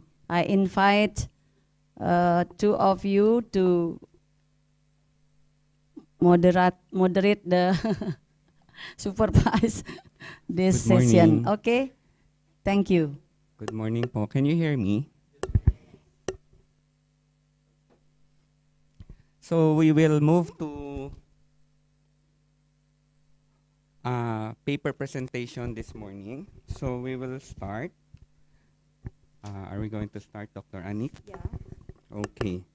So we will start with the first presenter. Our first presenter is Dr. Eleanor B. Almoro. She's actually our Professional Regulatory Board Commission Board of Medicine. Dr. Eleanor Almoro will be discussing prevalence of data sharing practices among physicians in the Philippines, impact on hospital management. Yes.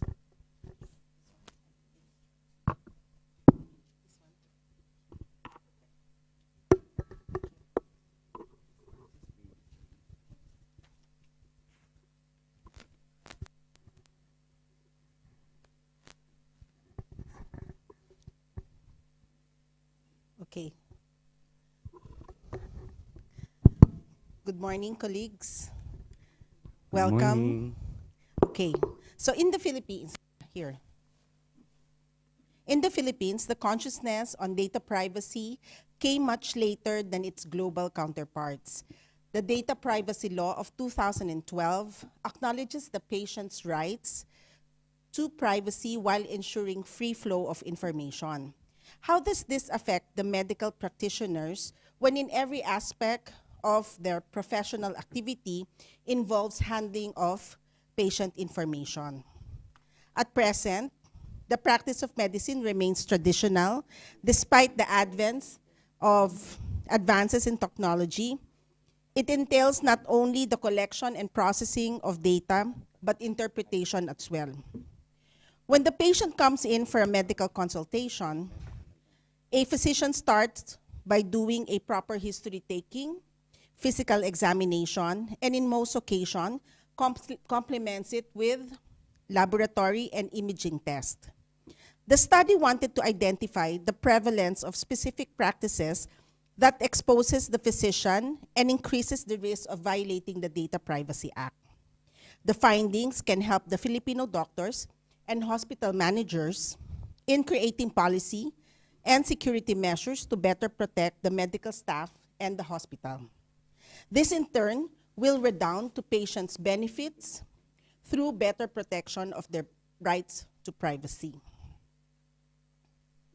So the research design was an analytic cross-sectional study which identified the following specific objective: determination of the prevalence of data collection practices among physicians, determination of prevalence of physicians with high risk predisposition to violating the Data Privacy Act, and lastly, to determine if there is an association between the high-risk behavior of physicians and the socio-demographic profile and professional profile of the physician. A nationwide survey was conducted during seminars attended by physicians using a validated questionnaire form. The research was conducted in accordance with the guidelines for ethics, privacy, and confidentiality as specified by pertinent laws. Okay. So 1,540 responded to the invitation. Majority are female with an average age of 45.7 years. Geographic allocation of participants aligned with the distribution of participants in the country. Majority of participants are consultants, practicing in clinics and hospitals, and has been in practice for more than 20 years. The top specialties are OBGYN, internal medicine, pediatrics, and surgery. The survey questionnaire highlighted the different scenarios in the collection, processing, and sharing of pertinent data during the medical care of a patient. These scenarios represent situations in day-to-day practices of a physician. For each scenario, there will be 2 questions. The first question represents the prevalence of encountering a similar scenario in their day-to-day practice. The second question will indicate the prevalence of physicians engaging in potentially risky behavior. The next few slides will run down the scenarios presented to the participant. So 1, transmission of patient data digitally, transmission of patient laboratory results through text messaging, release of patient information to a person without any legal relationship to the patient, release of patient information to a government agency, doing research using information from patient medical charts, transmission of data through SMS or Viber messaging in request for a second opinion, sharing of patient information during endorsement rounds, sharing of patient information with medical students, discussion of patient information in a public place, such as an elevator. The prevalence of data collection and processing practices that can increase the risk of violating the data privacy is summarized in Table 1. Results showed in descending order. The prevalence is highest with physicians sharing information during hospital endorsement, followed by transmission of a laboratory results through text, asking for a second opinion through cell phone apps, transmission of radiologic images digitally, and for other scenarios, the prevalence is less than 50%. The second question in the survey asked the participants' possible behavior in the same situation. By answering most likely, it implies that he will engage in a potentially risky behavior with respect to patients' data privacy. In descending order, the prevalence is highest during endorsement rounds, bedside rounds, sending radiologic images digitally, getting second opinion, nurse relaying patient results, and collaboration with another doctor in a public place. The number of times the participants answered most likely in the second question was counted. The participants were labeled high risk if the physician answered most likely in 5 or more of the scenarios. The prevalence of patients with potentially high-risk behavior is 74%, or around 3/4 would be classified as high risk for potentially violating the Data Privacy Act. To determine the factors that can affect this high-risk behavior, we looked at the socio-demographic and professional profile of physicians. Among the socio-demographic profile, educational attainment had an association with higher risk behavior. Imagine, if you have a PhD, you are 5 times more likely to violate the Data Privacy Act. For professional profile, professional status was seen to have an association.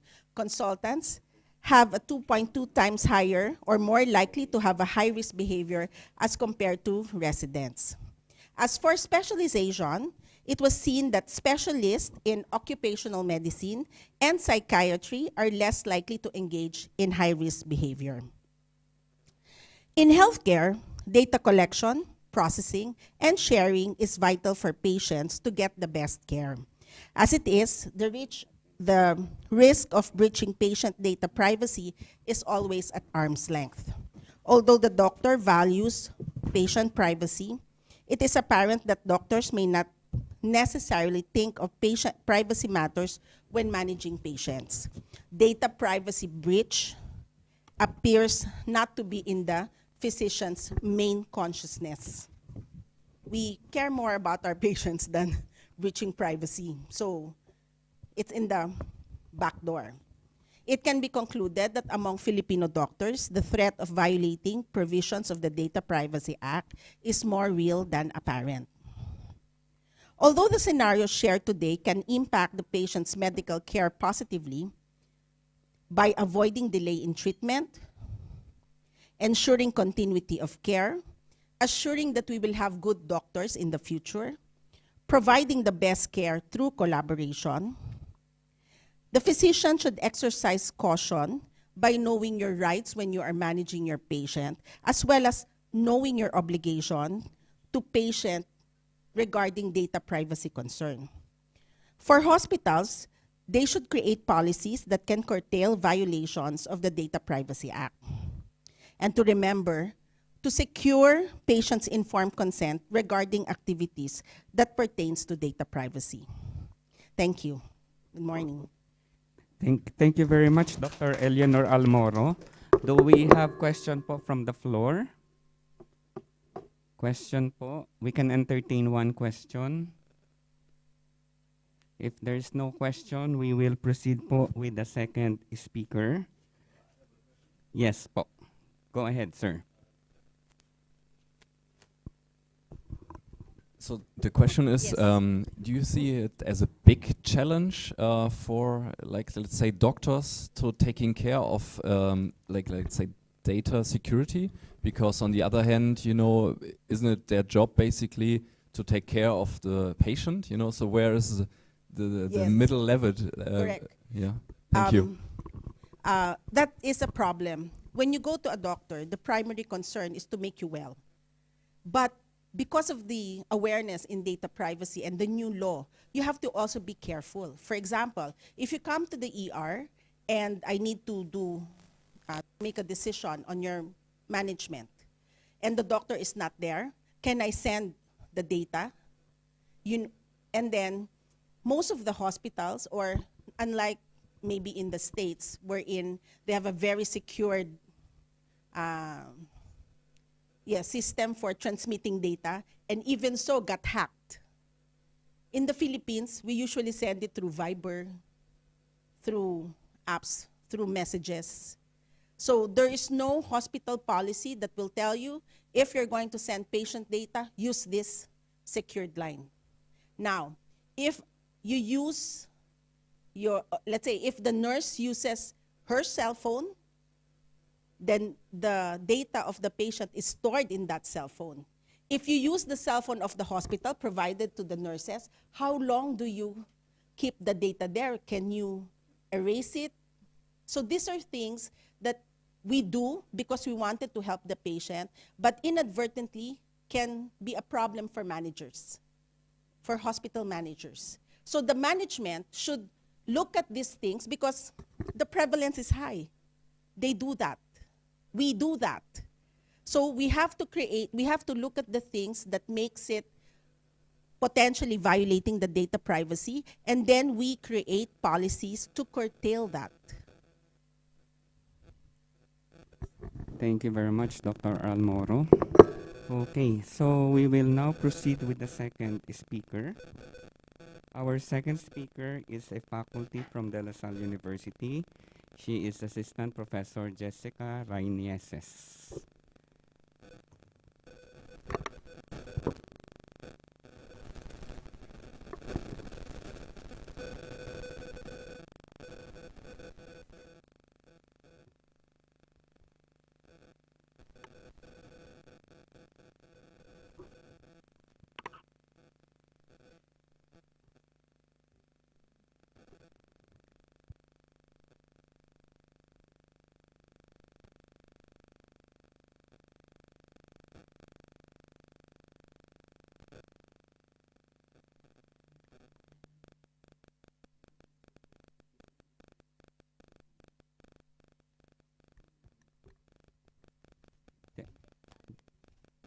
They are looking for your PPT.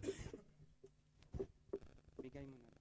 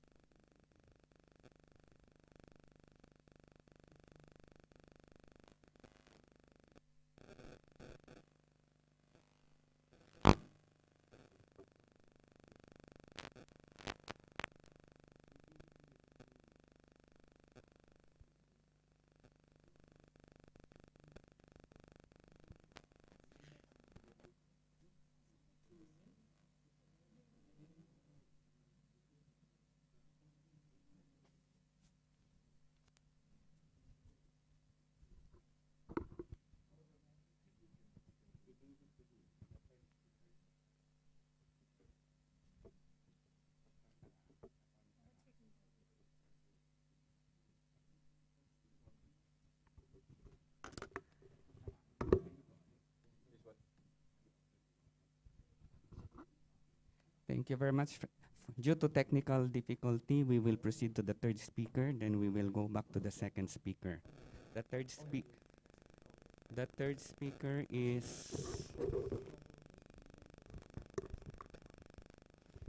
Okay, we will proceed to the third speaker for today.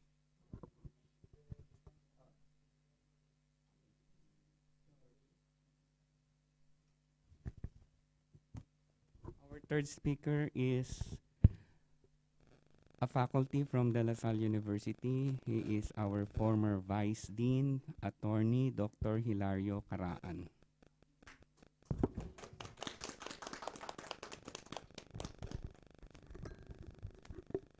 Good afternoon, everyone. The topic of my paper that I will share with you this afternoon is about the arbitration regulatory issue on integrity in labor management conflict resolution in the Philippines. Hop on or hop off. I'm a faculty member of De La Salle University, and at the same time, my profession is as a lawyer in the Philippines. And one of the challenges that I was able to observe in my legal profession is about the integrity performance of our judges in the Department of Labor insofar as the administration of labor justice is concerned. This particular paper is all about the lingering issue in the Philippines about the public perception of partiality, lack of credibility, and independence of the arbitrators in the administration of labor justice. In the Philippines, we took out already the administration of justice in terms of labor management issues from the regular courts to arbitrators. And there are two types of arbitration systems in the Philippines, and these are voluntary and compulsory arbitration. The voluntary arbitration is being handled by the National Conciliation and Mediations Board, while the compulsory arbitration is being handled by the National Labor Relations Commission.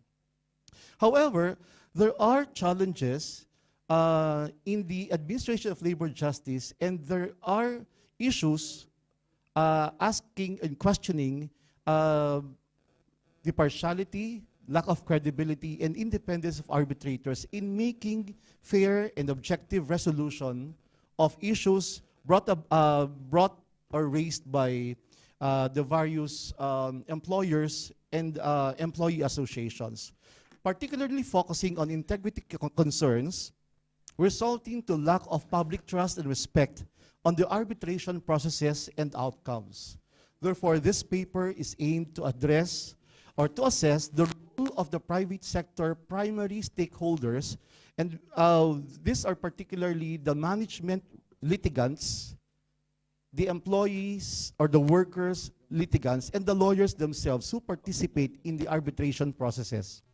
Particularly on what is their role coming from the private sector as litigants in influencing or affecting the integrity performance of the arbitration process, and they as actors with the intention of coming up with a proposal to have a monitoring strategy or mechanism on the integrity through a public-private collaboration in the administration of labor justice. The study proposes a paradigm shift from the current compartmentalized anti-corruption strategy and complaint-driven integrity performance assessment and investigation to what I propose and conceptualize through this paper as ACTIVE, Public Service Delivery, which I will elaborate later on. In said proposed model, the identified integrity gaps in the arbitration processes, such as vertical, horizontal, external, and developmental accountabilities, are expected to be addressed by the active public service delivery mechanism. Integrity in the administration of labor justice in the Philippines has long been questioned by many stakeholders, both the employer side, the worker side, and even the lawyers themselves. Government plays a regulatory role in conflict resolution between management and workers, because in the Philippines, administration of labor justice is one of the public service delivery responsibilities of the state. Going back to the issue on integrity, I used in my paper what the Asia Foundation and Justice Cruz of Isagani Cruz of the Supreme Court of the Philippines as indicators of clean or with integrity, clean administration of justice. And these are impartiality, independence, and credibility. Impartiality as an indicator of clean administration of justice is actually decision-based. Decision-based in the sense that courts objectively adjudicate conflicts without any personal interest on the outcome. Credibility, on the other hand, is perception-based. Perception-based because the decisions must be acceptable not only to the party litigants, both the employer side and the worker side, but also to the general public. Independence is affiliation-based because the judges should make neutral decisions and they should be freed from interference, pressures, restraints, corruption, and commitment following the framework set by Justice Isagani Cruz of the Supreme Court. This is actually my theoretical framework, which actually captures the four major accountability levels in public governance: vertical accountability, horizontal accountability, developmental accountability, and external accountability. In horizontal accountability in the administration of justice, I adopted the Department for Integrity Development of the UK in 2003, which actually suggests that the 7S model on shared values, structure, strategy, skill, system, style, and staff. And in analyzing the National Labor Relations Commission and the National Conciliation and Mediations Board's institutional framework, I incorporated as well the framework suggested by the Asia Foundation in 2003 and the legal framework suggested by Justice Isagani Cruz in 2015, particularly on the indicators of a clean administration of labor justice, particularly independence, impartiality, and credibility in the disposition of these labor disputes, in order to come up with an effective administration of labor justice. I combined the 50-item survey questionnaire with a focus group discussion in order to validate the results of the survey questionnaire. And I measured from that particular survey the general and specific views of the NLRC and the NCMB, National Capital Region of the Philippines, decision-making process using the three indicators I earlier mentioned. And in the questionnaire, I asked the participants if their response was based on their personal experience as litigants, or it's just based on a mere perception of the administration of labor justice in the Philippines. Out of 125, only 112 samples were considered as valid.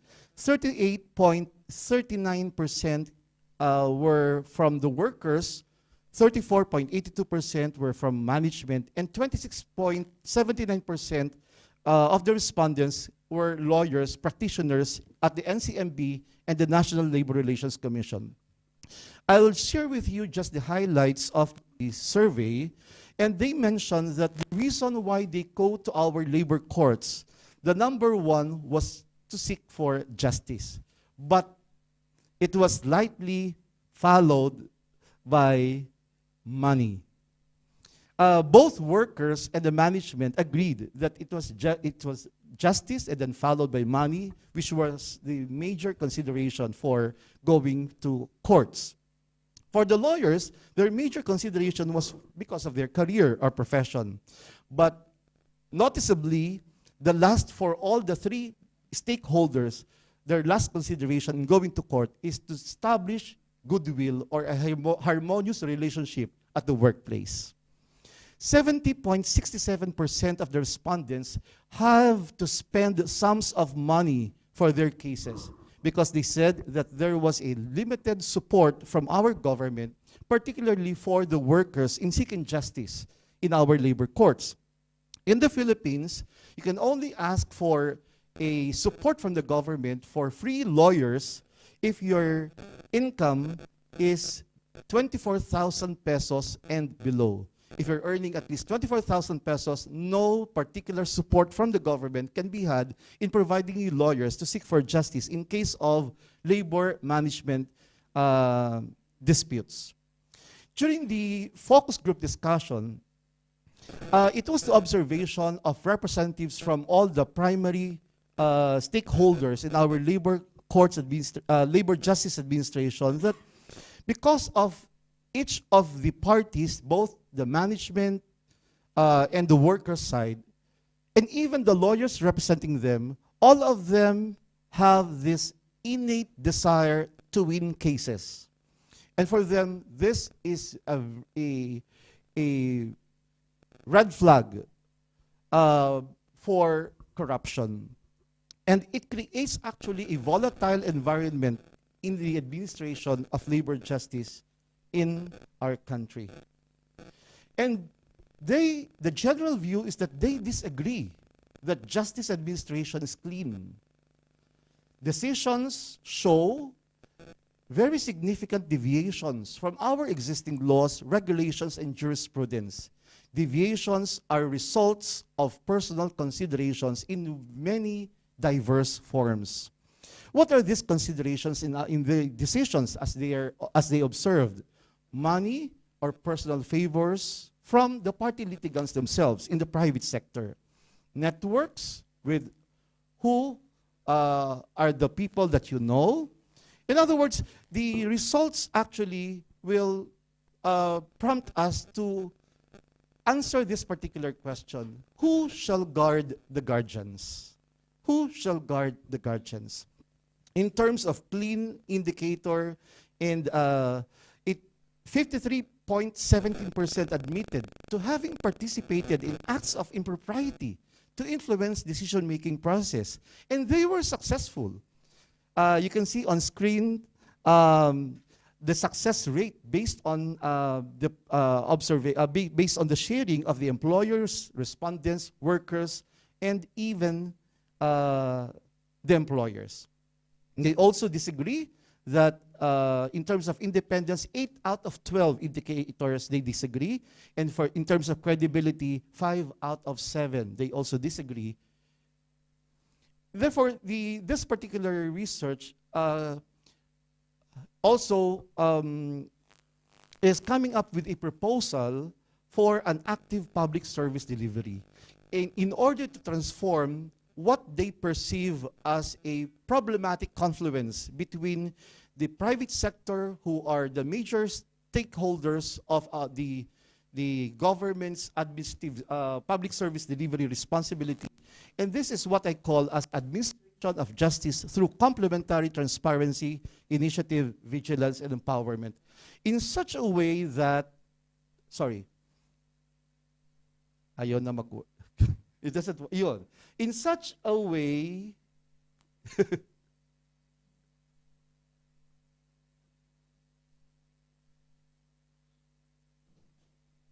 in such a way that the monitoring mechanism is suggested not to be any more complaint-driven. If there is no case being filed at the Office of the Ombudsman, then there is no case.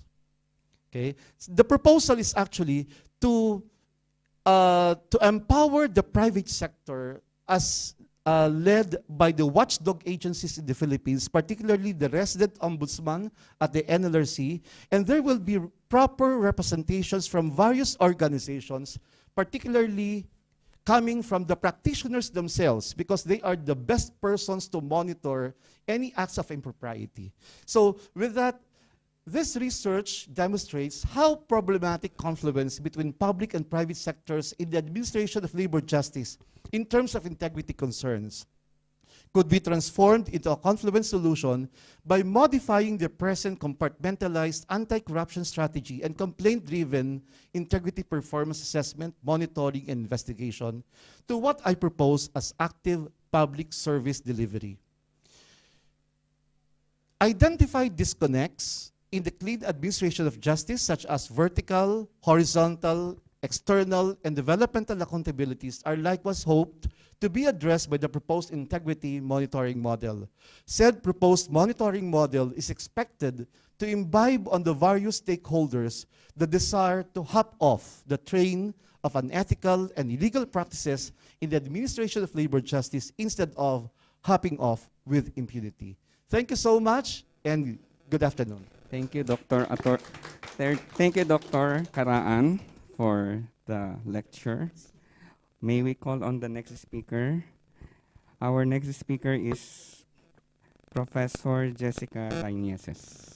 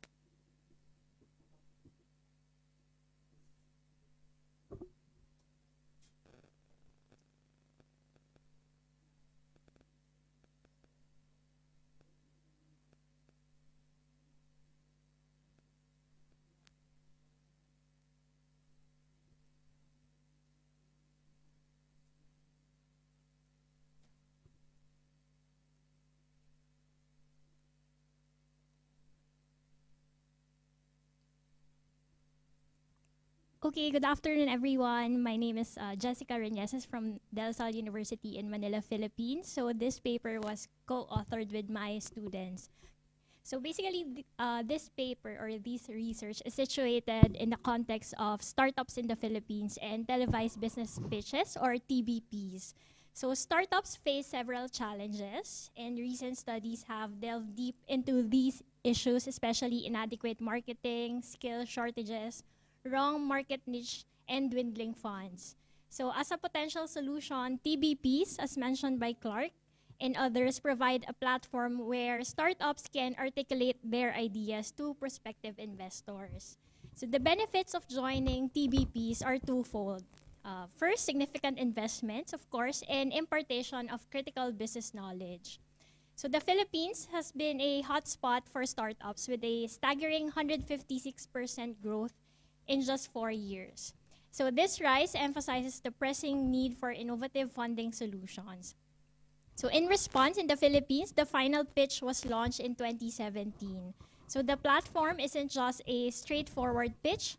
There's a structured process involving initial screenings, early stage pitches, and a final pitch to the investor of the startup's choice.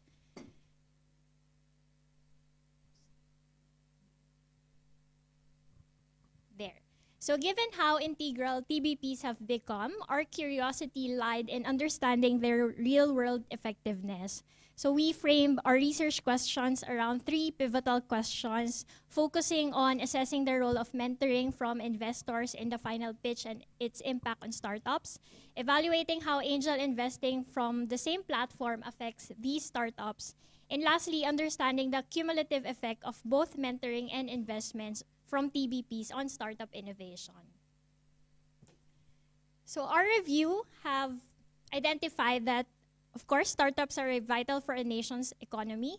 However, their journey is influenced by personal attributes like wealth and education, which can either catalyze or hinder their trajectory. And startups often grapple with the practicalities of transforming innovative ideas into thriving businesses. These highlights the crucial need for both funding and guidance. So inspired by Smith and Vichesa's exploration of TBPs, our research on the final pitch uses first-hand data to explore the profound effects of mentoring and funding on startups. So our framework, as depicted in this figure, underscores the dual role of TBPs in providing startups with both financial backing and invaluable mentoring.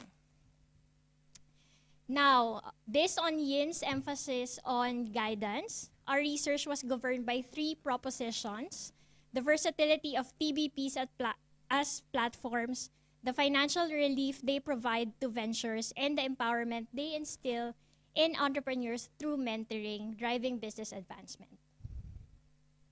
Our research used qualitative, exploratory, and descriptive research design. So the uniqueness of our research stemmed from focusing on 4 tech startups that made their mark on the final pitch and monitored their trajectory 3 to 5 years after their appearance in the show.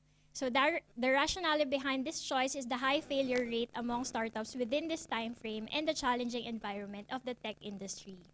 So from our interview questions, we drew inspiration from several studies, and our analysis followed the procedures of Eisenhard, involving within-case analysis, where we dig deep into each individual case, and cross-case pattern discernment, where we look for common threads and disparities among the cases. So to ensure our findings stand on a firm foundation, we also employed triangulation method. So this process merges insights from various sources, such as interviews with the startup founders themselves, episode assessments, where we reviewed the episodes in which these startups appeared on the final pitch, as well as their financial records.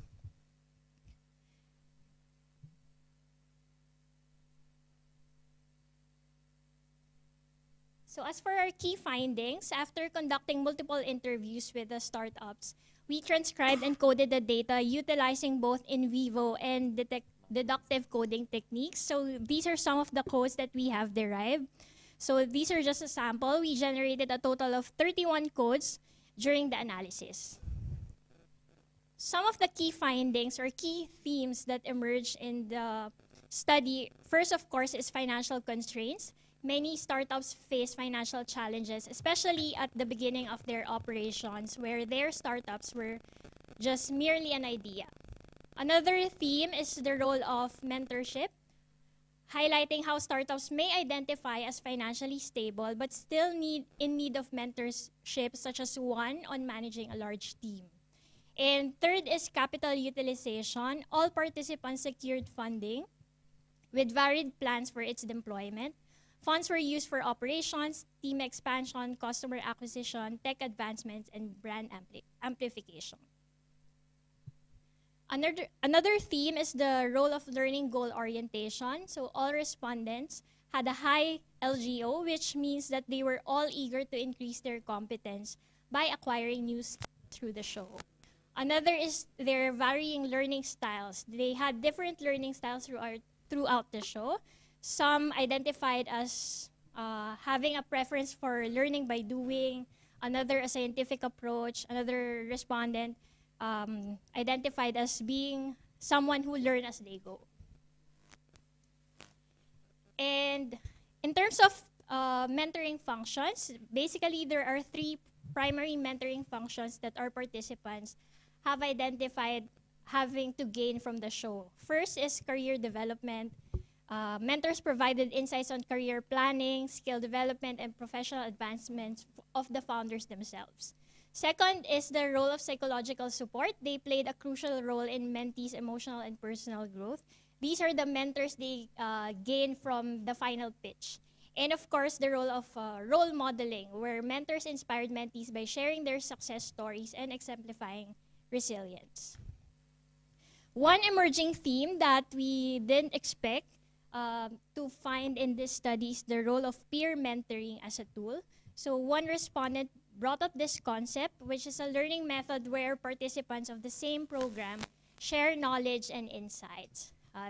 This is defined by first the nature of interaction between the mentor and mentees, and also the show or the final pitch structure and how it promotes peer interaction. some of the other emerging themes are entrepreneurial self-efficacy, longevity, and innovation. So all startups were observed to have impressively been operational between 4 to 8 years. So their focus isn't just technical innovation. In fact, financial backing and marketing opportunities from the show played a paramount role in their product development and overall growth. And finally, signaling theory. So the show wasn't just entertainment. It basically acted as one of the beacon, basically signaling the quality and potential of startups to potential investors. In conclusion, there are 3 points that we highlighted in this study. First, the role of financial investment. Many entrepreneurs face financial hurdles. Through TBPs or televised business pitches, our respondents secured vital funds, facilitating business setup, operations, and R&D. Second is the role of entrepreneurial mentoring. Beyond funds or the funding they gained, guidance is key. So with the high learning goal orientation, our entrepreneurs gleaned insights from the show. And while their inherent confidence was evident, mentoring mainly amplified their skills. And finally, business growth. Post-show data is promising. All businesses, the 4 businesses that participated in our study, remain operational up to now. The show's financial backing boosted technical innovation, while mentoring and networking addressed non-technical areas. So some of the insights that we can glean from this study: first, TBPs are more than just spotlight moment. They're gateways to mentorship, funding, and expansive networks. So for hopeful entrepreneurs, it's crucial to tailor pitches to the show's essence while understanding the intricacies of the agreements made. While we've illuminated the potential of TBPs, there's a vast realm left to explore, with themes like signaling and peer mentoring leading the way. And finally, for any startup eyeing this platform, remember that basically, as what our respondents have highlighted, preparation and joining the pitch is crucial before actually being part of the show. And the show's end is just the beginning of collaborations, not with the mentors of the show, but also the peers that they interacted with the show. So thank you. That is our study. Thank you, Miss Jess. Do we have question po? Do we have question? Or we will proceed? So if we do not have question, we will proceed to the next presenter.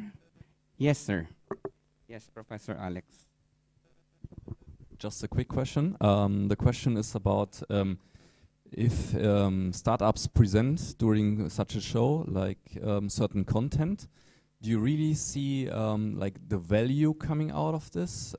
Or is it like sometimes if it's not convincing, that's rather step back, you know, like if looking at the other side, what's happening then? What could be, is there any turnaround, you know, if the, let's say the presentation in front of the key judges, they deny to collaborate, yeah?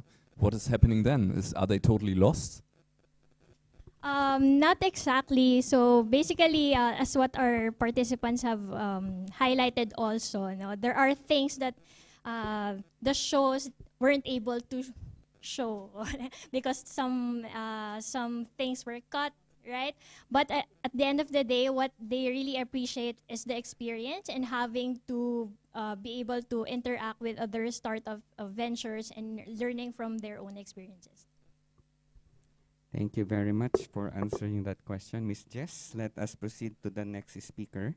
Our next speaker is a college professor from Dr. Yanga's College, Ms. Rosalinda A. Andres.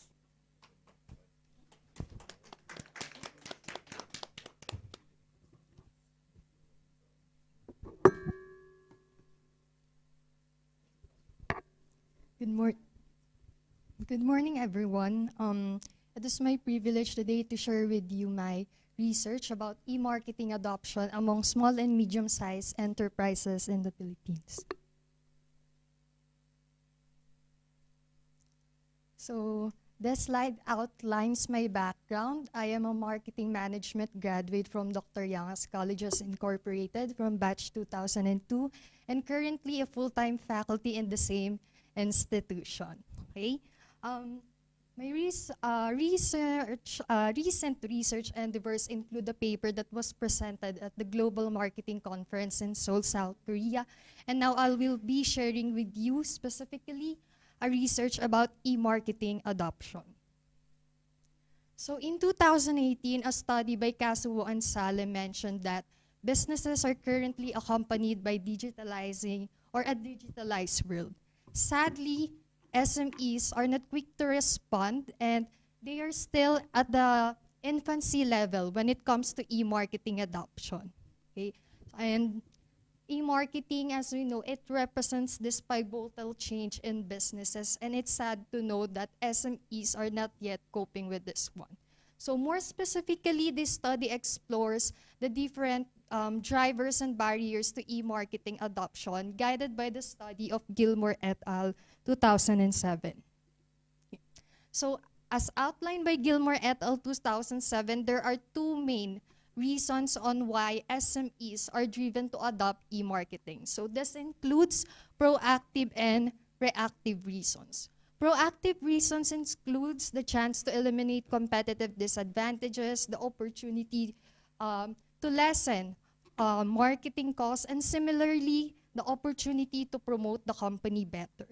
Reactive reasons, on the other hand, includes those factors, particularly the pressure coming from the competitors compelling these MSMEs or SMEs rather to adopt e-marketing. Okay? Sadly, there are also several barriers that prevents these SMEs from adopting e-marketing. Number one to that is the generic characteristics, particularly limited time, people, and expertise. Another one relates to implementation and maintenance issues, particularly the cost of creating and maintaining a website. And then lastly, organizational obstacles rooting from stakeholders who are not yet familiar in doing business online or find it hard to participate on online business activities. So this slide specifically outlines the three main research questions that are addressed in the paper. Number one, what are the driving forces behind e-marketing adoption? What are the factors that hinder or access barriers to e-marketing adoption? And among the several drivers and barriers, which among them relates most to e-marketing adoption? The next slide outlines the methodology or the different elements used to conduct the research. So we employ the research philosophy of interpretivism. The research design is a qualitative exploratory research rooting from the idea of Gilmore that qualitative research is suitable into understanding or the deeper understanding of the electronic marketing practices of SMEs. The respondents are SMEs from Bulacan, and we employ purposive sampling to ensure that the respondents are really aligned, or we could really tease out the right data coming from the right participants. Okay? Local is in Bulacan as well. For the data collection, we had to conduct both personal and asynchronous email interviews, as some SMEs are still employing these protective measures given the existence of COVID-19 previously, and since most of them are really focused on their day-to-day operations, so we had to find ways on how to fit the interview to their schedules. Okay? The main instrument is interview questions guided by existing literature, and data were then analyzed using thematic analysis.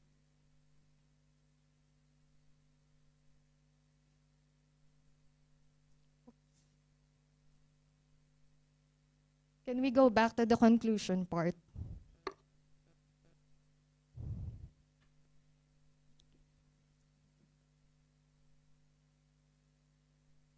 To the conclusion part, please.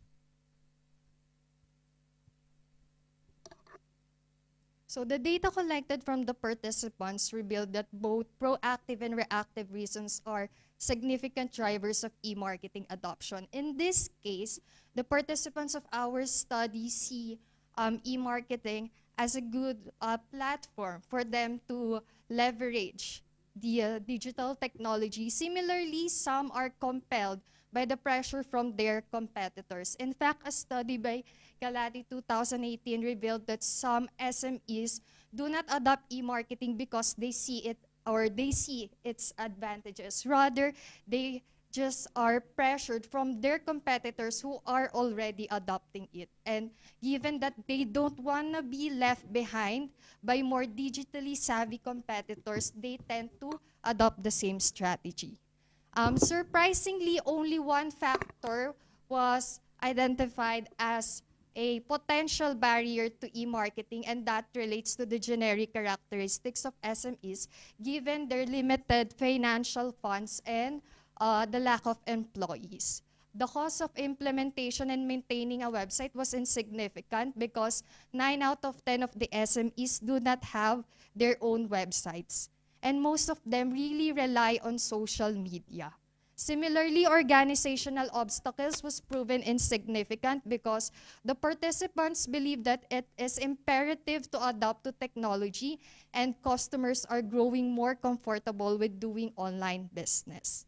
Notably, another crucial factor to e-marketing adoption is the COVID-19 pandemic, which not only helped the SMEs to tailor their strategies fitting to the needs of their customers, but also it is imperative to adopt e-marketing to ensure the survival of their business. And as I've mentioned earlier, 9 out of 10 SMEs do not have their websites, and their e-marketing strategies are predominantly related into posting their products, the prices of their products through social media.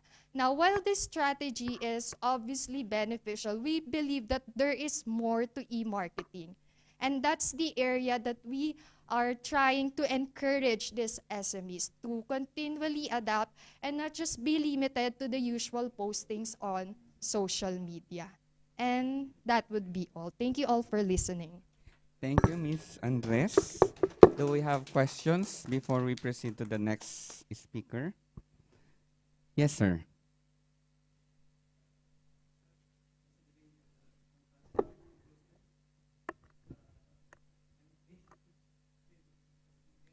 Can we go back to the conclusion slide?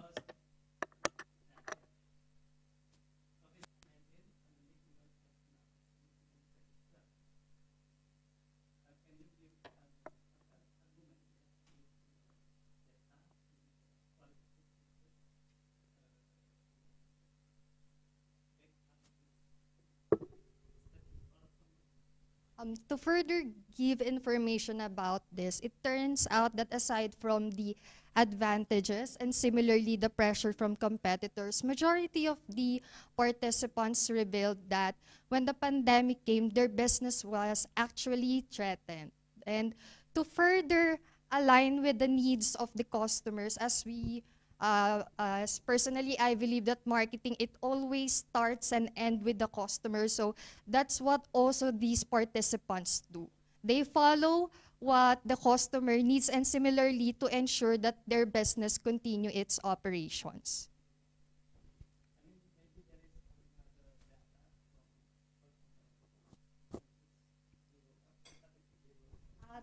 To support the findings. So actually, even before the pandemic, it was believed that Filipinos are among the highest users of social media. And this was actually from the DTI. And this SMEs, but other Filipino businesses as well, were quick to respond, realizing that Filipinos are now going online. Okay, thank you very much. We will proceed to the next presenter.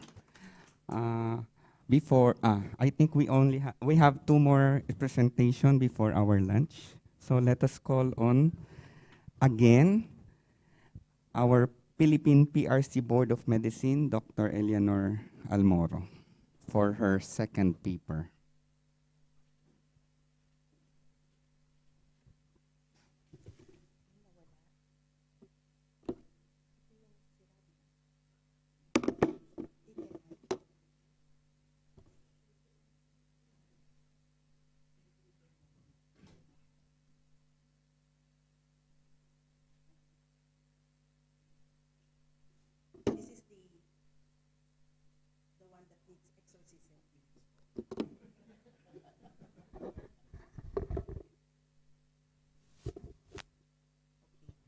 or when an injury happens during or as a result of a medical intervention or surgical procedure, whether it is as simple as severe pain, rashes, deformity, retained instrument, or even resulting to death, the patient or their relatives can be redressed in court or in a quasi-judicial court.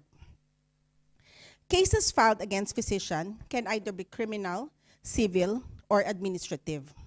These complaints are distinct and independent of one another and are available to an offended party against any impropriety or wrongdoing committed by a physician. To differentiate from criminal and civil cases, administrative cases are filed in the Professional Regulation Commission, requiring only substantial evidence, with penalty ranging from reprimand, suspension, or revocation of license to practice medicine in the Philippines.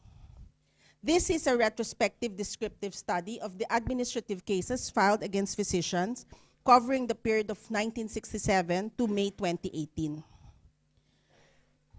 The types of administrative cases that can be filed against physicians can either be medical negligence or incompetence, unprofessional conduct or dishonorable conduct, or immorality. From 1967, there are 12,941 administrative cases filed in PRC covering the 44 professions. 20.8% of these cases are filed against a total of 3,444 physicians, where the number one is teachers. Teachers, yes. If you look at the distribution of cases per decade, the number of cases filed against physicians has been consistently increasing throughout the decades, except a little during the 90s. If you look at the total number of cases filed, 47.4% was because of unprofessional conduct, followed closely by medical negligence at 44% and immorality at 8%. However, if we look closely at the administrative cases before and after the millennium, before the millennium, in a span of 32 years, 1,058 cases have been filed. 61% is because of unprofessional conduct. 28% is secondary to negligence, while only 11% is because of immorality. But from 2000 to 2018, after the millennium, with a span of only 18 years, more cases has been filed at 1,610. Majority of the reason for filing is now because of negligence, followed by unprofessional conduct. And it can be appreciated that cases of immorality went down to 6%. And if you look even closer in the last 3 years, there were 340 cases filed. Majority of the cases now, in the last 3 years, 2015 to 2018, 60% is because of a doctor's alleged negligence, while only 36% of the cases is due to unprofessional conduct. Again, evident, cases of morality went down to 4%. Over the years, more cases of negligence has been filed. Whether this is because of the changing landscape of medical practice or because patients are more cognizant of their right, because of patients' easy access to information, or just because the medical practice is becoming more litigious, remains to be the subject of future research. In terms of resolution, 80.9% of the cases has been resolved by the Board of Medicine. Out of the 944 cases of negligence, only 4.4% has been decided in favor of the complainant. 95% has been dismissed. Out of the 1,044 decided cases of unprofessional conduct, 7.3% has been decided in favor of the complainant.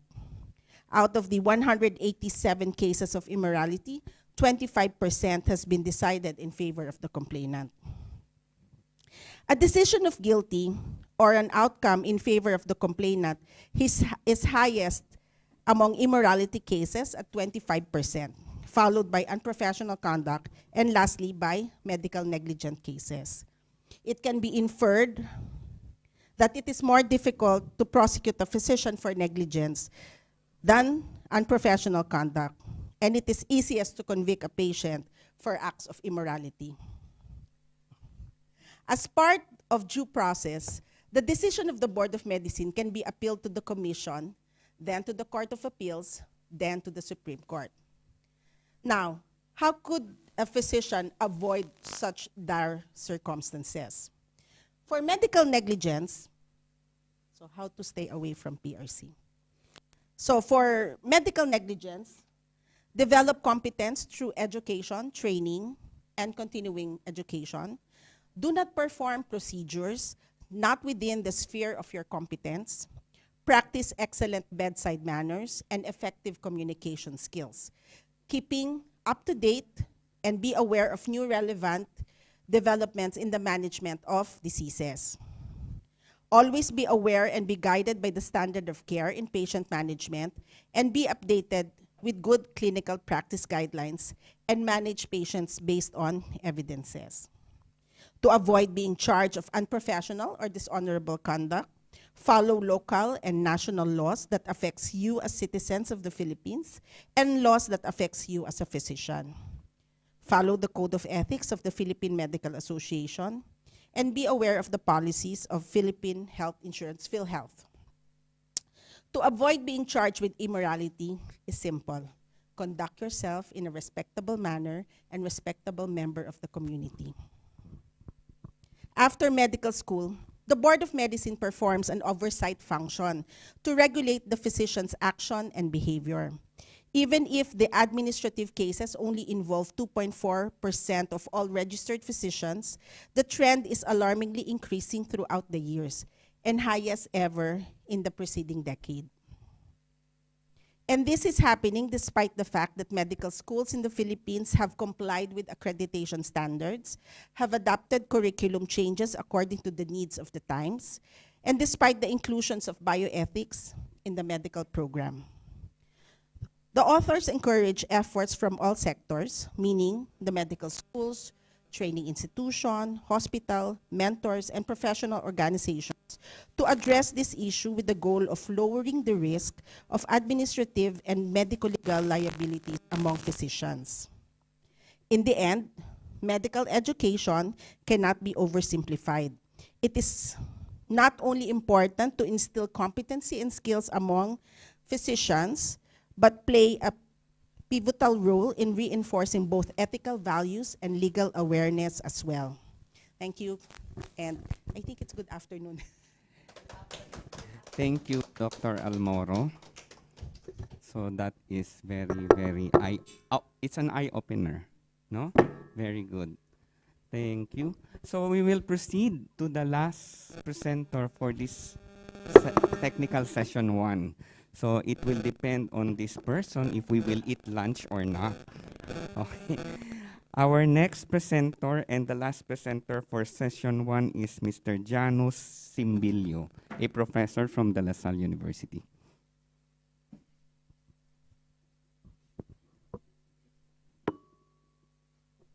Good afternoon to everyone. Good afternoon. So it is up to me, as mentioned by Dr. Wilson, if we will have a lunch break or not. So, so I'll do my best to make the my presentation faster. No. So for today, I'm very honored to present to you our our work in terms of measuring the intention of the non-business undergraduate students to enroll in taxation courses. So by the way, I'm Janus R. Simbilio, one of the faculty members of De La Salle University. And with me, with my co-authors, we have Ms. Stephanie Herona and also Dr. Wilson Cordova, okay, from De La Salle University as well. So let me... Okay, so this is my my academic profile. So I'm from the Department of Accountancy from De La Salle University and currently a PhD in business student at the same institution. Okay, so I am also a licensed certified public accountant in the Philippines. Okay, So moving on with the abstract of the study. So basically, our study focuses on aiming to measuring how does the non-business students will be abide or will be interested on taking taxation courses, because there is actually a House bill that is proposed by the Congress of the Philippines in June 2022, in which it is an objective to enrich tax education in the Philippines and to have a better tax compliance for those future professionals to have better tax compliance in the Philippines. Okay, so it explores the opportunity for us to offer tax courses, even those for the non-business students. Okay. So to introduce to you the study, of course, there are a lot of changes that is happening, especially with the onset of the COVID-19 pandemic, which is highlighted by OECD last 2021. And in the Philippines setting, we have introduced a lot of tax reforms, which comes into 4 major phases. So we have here the 4 major phases here. Of course, the first one was introduced in 2018, which is the tax reform for acceleration and inclusion law, which focuses on the individual taxation, or rather individual income tax.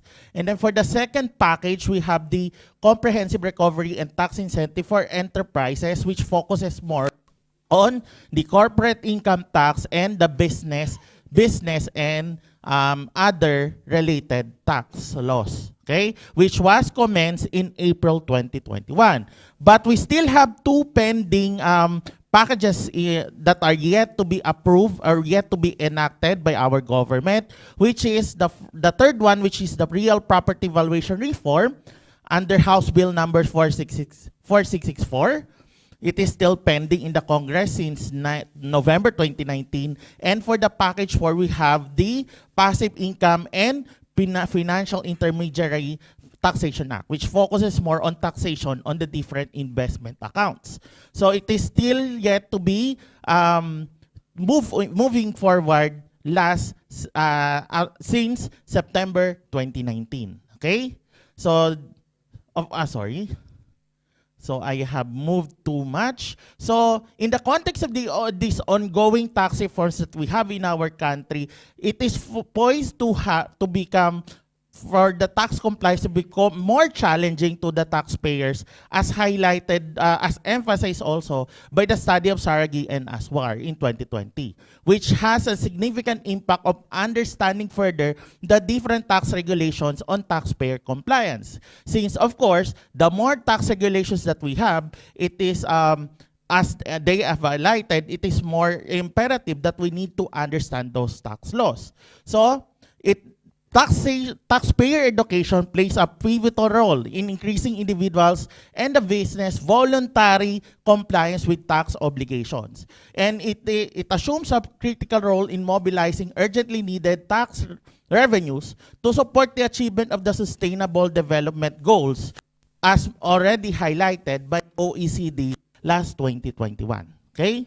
So the research questions that was formulated in this paper was connected to the House Bill number 76, which is still ongoing, which is still pending in the Congress, wherein the objective of this particular House Bill is to enhance tax collection efficiency. So basically, this is a way of the government to enforce tax education, not just coming from the collegiate students, but also from the elementary to secondary educations.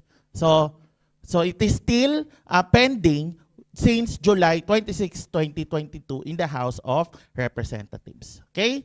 So there are 4 questions that we have raised here.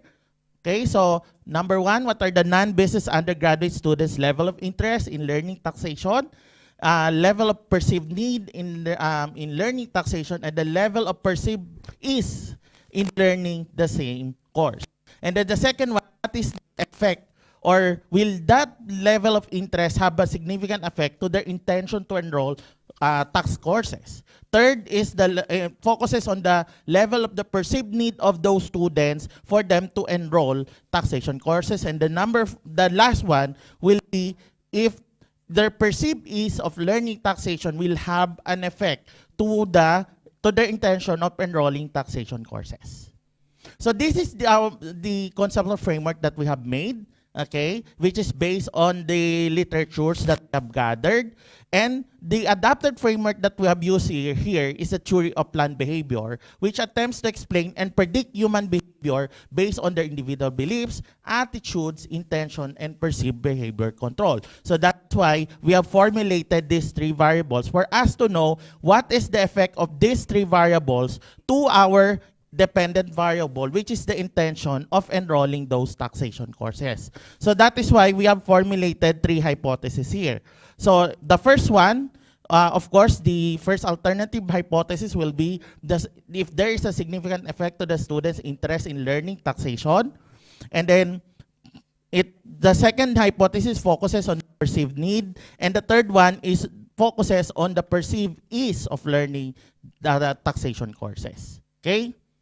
So these are the sample size that we have computed here. It is based on the population size of the total collegiate students in the Philippines as of AY 2021 to 2022, because the data for 2022 to 2023 are not yet available at that time. So we have the total sample size of 385 students. And with that 385 students, fortunately, we were able to gather more than what is targeted. So we have gathered around the valid respondents of 518 students, in which we will have the response rate of 134.55%. Okay? So the methodology that we have used here is, in terms of the gathering the data, is through the form of the survey method, which is through the Google Forms, and we have used also Likert scale on this. And the statistical techniques or methodologies that we have used here is the central tendency, in which we wanted to calculate the average responses per demographic profile. And the second one is the linear regression to elucidate the connections between the mentioned variables in terms of the effect of the three variables that I mentioned to their intention on enrolling the taxation courses. Okay? So, in conclusion, okay, I have, okay, I have skipped. Okay, I'm just taking it slow. Okay. All right. So, in conclusion, as per our statistical methodology that we have used on the study, in terms of the significant effect to the students' interest of learning taxation, it has a significant effect to their interest on learning taxation courses. And the second one is in terms of the perceived need, it has also a significant effect to the students' interest in learning taxation courses. The study recommends the introduction of a comprehensive tax education course that can be followed by the higher educational institutions to improve tax literacy among non-business undergraduate students, including also to our recommendations is having a panel discussion between the stakeholders, okay? The stakeholders in terms of the government. And also, another one will be coming from the corporate or the representatives of the corporate or the corporations or the professional organizations as well. Okay. So here is the demographic profile as a manner of appendix. So yeah, you can see here the breakdowns of each of those demographic profiles, and also the summary of the responses that we have per demographic profile here. Okay, so you can see here the scores in which it highlighted that most of the familiarity is not, they are not much familiar with the taxation courses, which is already given, but their interest on learning the taxation courses are very high, are quite high. Okay, in terms of the perceived need, Okay? They recognize the need to learn taxation courses because they deem that it will be useful for their future careers, okay? And in terms of the tax compliance. And of course, they understand also that it is not easy to learn taxation, as you can see here in the scores that they have generated here. But in terms of the interest in learning taxation, they also have a quite high interest in enrolling the said course. Okay? So you can see here per degree program and also the status of enrollment. Okay? So I can show you here the regression that we have made. So in terms of the variables, okay, it can tell us that the null hypothesis here are significant, has a significant effect. Okay. Next portion. So you can see here in per variable basis in the coefficient computation here, in terms of the interest in learning taxation, it has a significant effect. In terms of connecting it with their interest of enrolling the taxation courses. And in terms of the perceived need, there is a significant effect also. But in terms of the perceived ease in learning taxation, it has a different story. It does not have a significant effect. Okay? So thank you very much for listening. We will have our lunch. Thank you. Thank you very much, Mr. Simbilio. That ends our session this morning for the management part. So we will have a break for lunch and let us...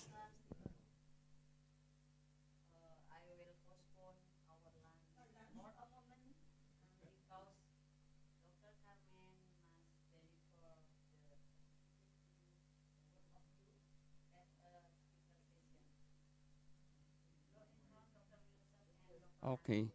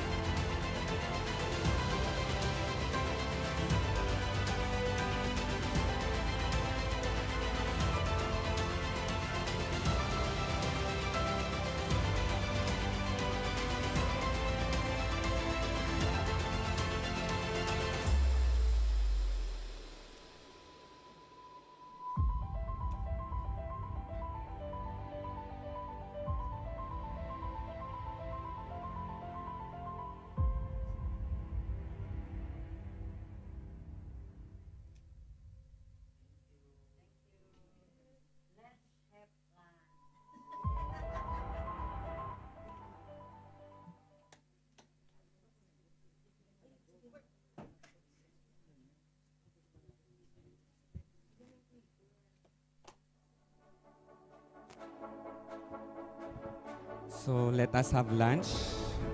Can I have an Emmy up in here? Emmy.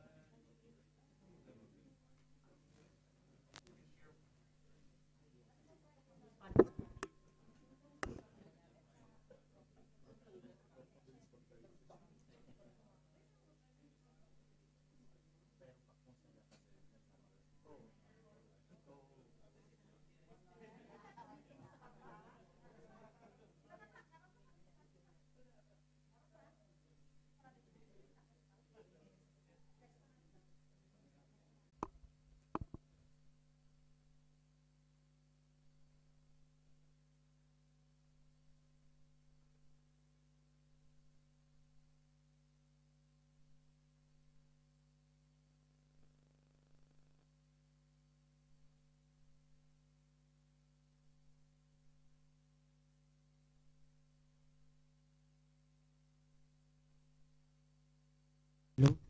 Hi. Ho, ho, ho.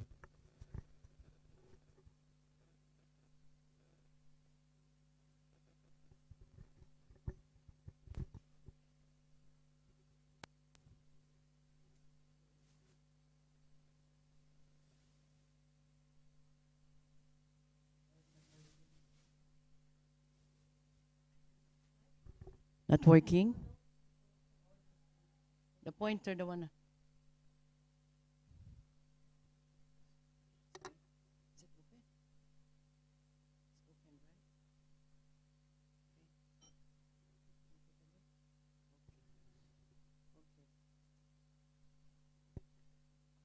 Okay, we will start now. Okay, good afternoon, everybody. My research study focuses on the regular teacher's readiness to manage learners with special need, a basis for proposing a training program. But before we go on to my presentation, I would like to introduce first myself. I am Maria Cecilia Arnicola, a licensed professional teacher in the Philippines and a principal at Edge Learning Center Incorporated. At the same time, I'm currently a PhD student at St. Joseph College of Quezon City. And my co-author will be Gladys Garcia, also a licensed professional teacher, an instructor at Bulacan State University. And same as me, as a PhD student at St. Joseph College of Quezon City. And of course, my collaborator, our professor, Dr. Wilson Cordova, which is a social professor lecturer of the De La Salle University, St. Joseph College of Quezon City, and San Beda University. Before we go on to my presentation, I would like to have the introductions about special educations for the informations of everybody. Special education has championed the cause of children with learning problems. Advocate every child as a unit of potentials, abilities, and learning needs, for whom educational must be designed to meet their needs. Inclusion of special education students in the general education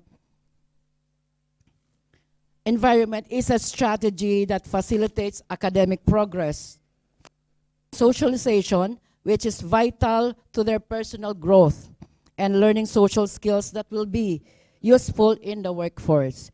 Special education programs also teach appropriate behavior that is acceptable by society and provide special instructions in different settings.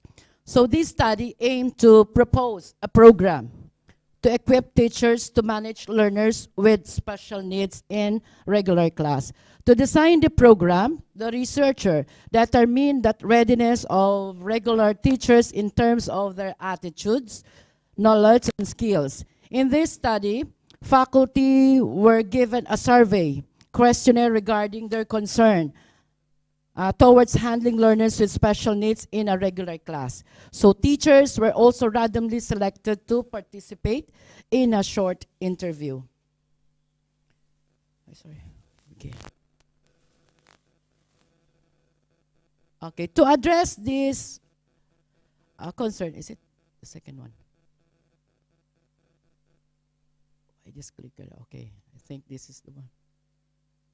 The result from this study revealed that teachers had ambivalent attitudes towards including learners with special needs in a regular class. So teachers also revealed that they could tell if learners had a disability or not.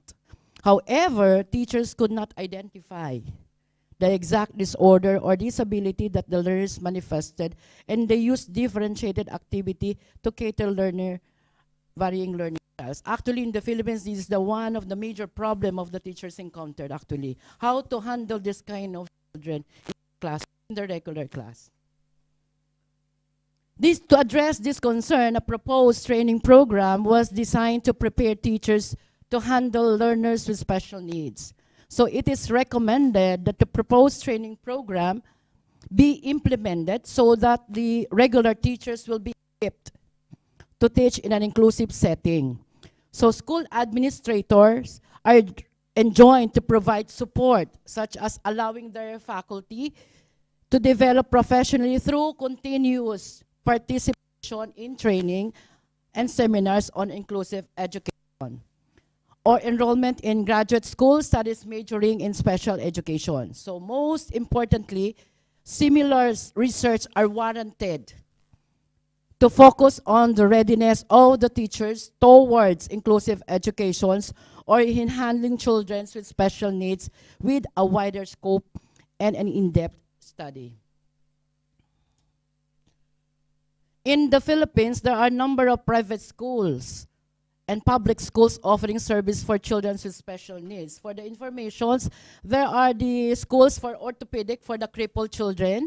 There are also schools for the deaf. We have school for the blind. And of course, the science high schools in the Philippines, there is for the gifted and talented students. Aside from that, there are also laws and policies that respect and promote equality for all children in terms of their educations. There are two laws which includes for this child with special needs. There is the Republic Act 11650, which is an act instituting a policy of inclusions and services for learners with disabilities in support of their inclusive education, which is signed to a law. And also the other one, which is the Republic Act number 10524, which is an act expanding the positions reserved for persons with disability, amending for the purpose Republic Act number 727, as amended, otherwise known as the Magna Carta, for the persons with disability. Well, the government established organized and special education class in selected private schools to give opportunities for learners with special needs. There are essential factors that should be given attention to optimally address the needs of all children will be catered. So these three words will be supposed to be needs for the teachers who handling child with special needs: the attitudes, the knowledge, and of course the skills. In methodology, the research design, this study made use of the descriptive research designed to collect data on the teacher's profile and common exceptionalities and strategies employed in teaching these children selected in private school. And the local of the study will be 3 private schools in Santa Maria, Bulacan. For the information, Santa Maria, Bulacan is located in the northern part of the Philippines. And Santa Maria is one of the famous towns in Bulacan.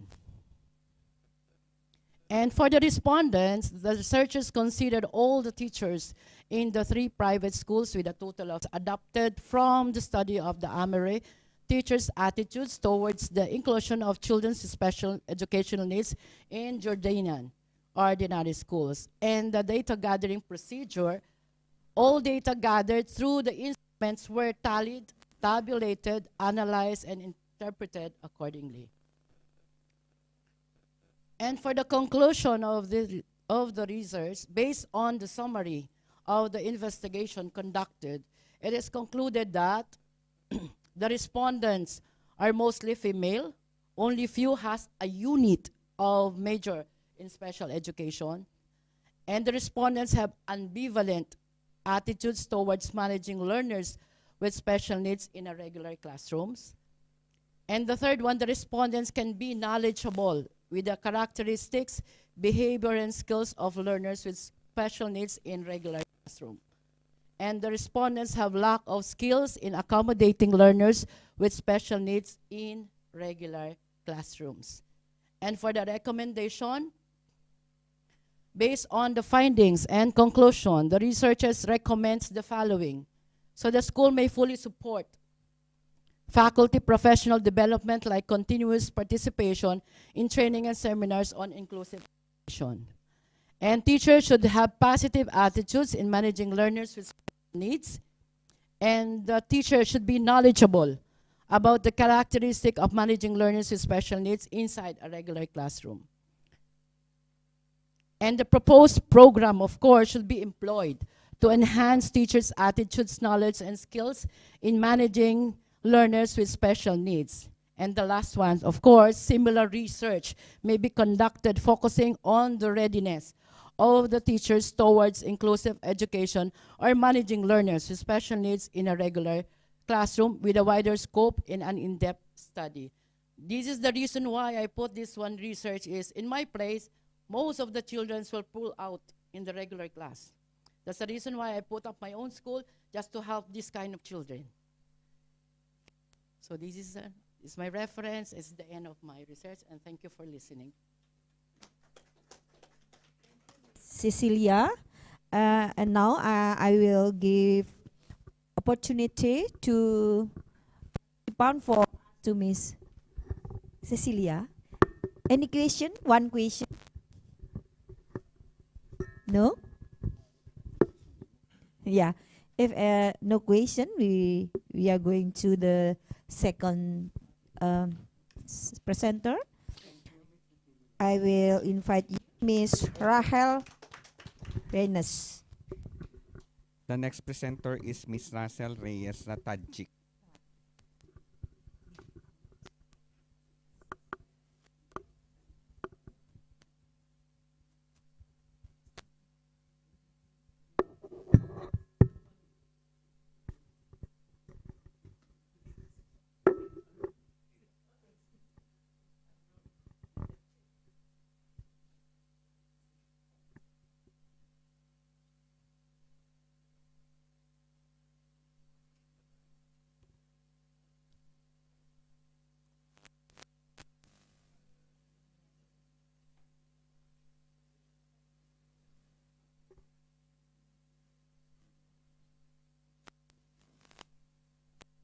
Okay, before I will proceed to my research, I would like to acknowledge first our directress, Sister Minda, and my collaborator. It is my pride and honor to be part of this event with the help of our collaborator, Ms. Dr. Wilson Cordoba, and also with my fellow classmates here. Okay, to this afternoon, I would like to discuss about the comparative study on the adaptations of cooperative learning methods through innovating indigenous learning materials for learners with developmental delay. But before I will proceed, let me introduce myself. I am a home-based special education teacher. I'm also a therapist with children with special needs.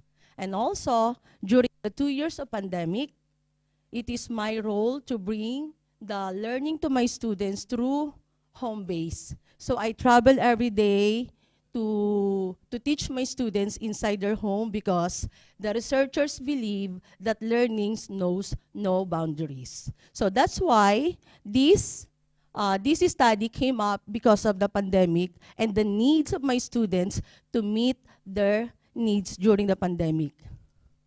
So the abstract, the Inclusive Education Act, also known as the Republic Act 11560, was enacted in 2022. All public and private basic educational institutions and inclusive learning resource centers, formerly the special education centers, are given a period of not more than 5 years from the effective date of RA 11560 to comply with the provisions and requirements of the law, which mandates that the school nationwide ensure inclusive education for students with disabilities. As we all know, our government right now recognizes the students with inclusions.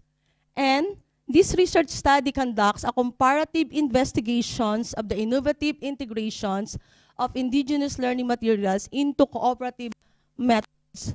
For students who have developmental delays, the study intends to investigate how cooperative learning practices, when combined with indigenous resources, can improve the learning experiences and outcome of these learners, considering the distinct obstacles these demographic faces in the educational context. As we all know, children with special needs, one of the triad impairments or the characteristics of the children with special needs is their socialization. And also, with this, we conducted 26 SPED teachers and 16 school administrators. The results revealed that the proposed materials satisfied the needs of accessibility, acceptability, and suitability. The learning materials were integrated to cooperative learning, wherein the 10 learners with developmental delays, and this method employing one group pretest and poster design was utilized. So after the intervention, the self-esteem in relation to performance and social interaction dramatically improved. So after this conduct experiment, the teachers noticed the socializations of the schools, the socialization of the students was greatly, highly evident. So it is recommended that the cooperative learning method with the use of the indigenous material will be disseminated to educators handling learning with special needs. And also, these indigenous materials are very practical and economic on the part of the students and also on the part of the parents. Okay? And then, here are the proposed materials. The puzzle square, so made of recycled eco bags, bamboo sticks, Velcro, and laminated, can be used for reading and mathematics. As you can see here, this is only from recycled materials, which means the children with special needs can collaborate with their parents to make these kind of materials so that the continuity of the education in their home are also continuous with their practices, not only teachers as well as the parents. And the recyclable cards made of recycled boards, plastic envelopes, printed materials, and banig, these are good for games, writing, reading, or math. Children with special needs are all visual. So this is very important for them to use these kinds of materials to meet their learning styles. And also, these colored cubes, big cubes made of banig, recycled board, plastic packets, and printed materials advisable for reading and mathematics. As you can see, here are the colored materials, which is very, very effective for children with special needs because of this color and also through the means of play. Bilao roulette, a wheel made of bilao, bamboo, printed materials, and laminated, good for all subjects, but specifically reading and math. So bayong, miniature like bayong made of recycled eco bag, Velcro, banig, paper clips, bamboo sticks, and printed materials. With all of these materials, the researchers believe that using recyclable materials is very practical and economic. If the teachers and the parents will collaborate, they can make use out of these kinds of materials. So these are the SPED teachers and supervisor assessing and evaluating these indigenous materials. So conclusion, with all of these 5 materials that we propose, we believe that learning materials can be sourced from the indigenous recyclable materials and developed into puzzle squares, reusable cards, color cubes, bilao roulette, and bayong is very helpful for children with special needs. And also, these proposed indigenous learning materials are very powerful. Through this kind of materials, the students learn how to develop their self-esteem and improve their socialization skills. And before the employment of cooperative learning method with the integrations of indigenous learning materials, the participants have neither high nor low esteem in performance. Additionally, they exhibited low esteem in the social aspect. So after this experiment, the researchers found out that through cooperative learning with the integrations of the indigenous learning materials, the self-esteem, the adaptive skills are really improved. The cooperative learning method with the integration of these materials was effective in increasing the self-esteem of the participant related to performance and social aspect. So the researchers recommend that after finding of this study be disseminated to educators because this is very practical and economic. If the teachers and the parents, the stockholders will collaborate, this is very easy for them because there is no need for you to spend a lot.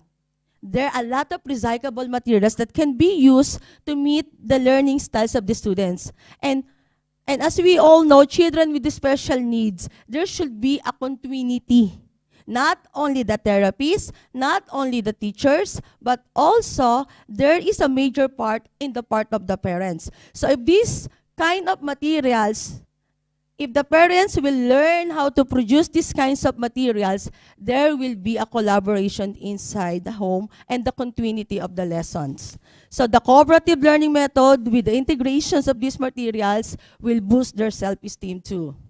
Okay? And also, the active participation engagement of parents of children. As I mentioned before, collaboration is very important. This is a teamwork. Teachers, parents, student, and school has the major part and impact to make the child life more effective and to make them more functional. So thank you very much and have a pleasant day.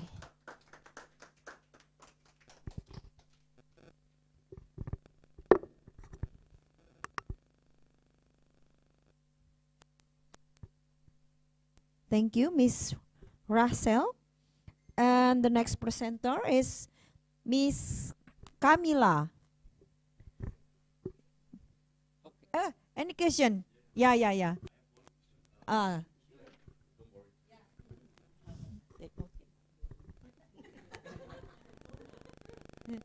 Yes, I'm very happy to hear you. What is your question, sir?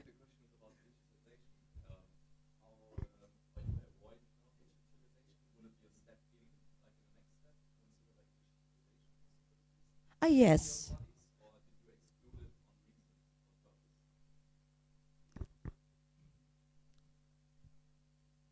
On my part, as a home-based school teacher, I train my parents, the nanny of my students. We make this kind of recyclable materials in order for them to learn how to make these materials. So after my session, 1 hour session, they can continue or they have the continuity of the lesson. And also, with my colleagues, I try to train them to make these kinds of reusable materials in order for them to use inside the classroom setup. Yeah.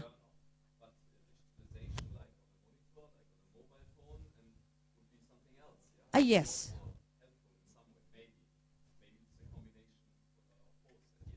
Yes, sir. I do believe that are you referring for the assistive technology, right? Okay. So in that kind of materials, we as a SPED teacher, we are trained to make that kind of assistive technology if the students is fit on that kind of materials or technology. Different children with special needs has different learning styles. Example, one can be a tactile, one can be auditory, one can be a visual learner. If the student is not applicable for that assistive technology, it doesn't make any sense, right? So, this kind of materials is depend on the level, ability, and the level performance task of the students. Thank you. Thank you, Ms. Russell. Thank you very much. So we will proceed to the next speaker. The next speaker is Miss Camila Arellano.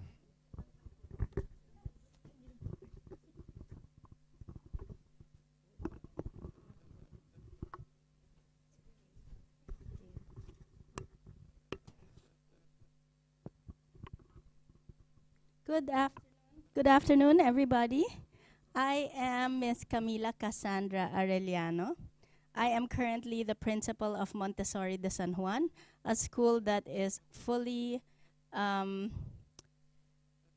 inclusive for children with special needs and for typically developing minds. So for children that are quote unquote normal and children who have special learning needs.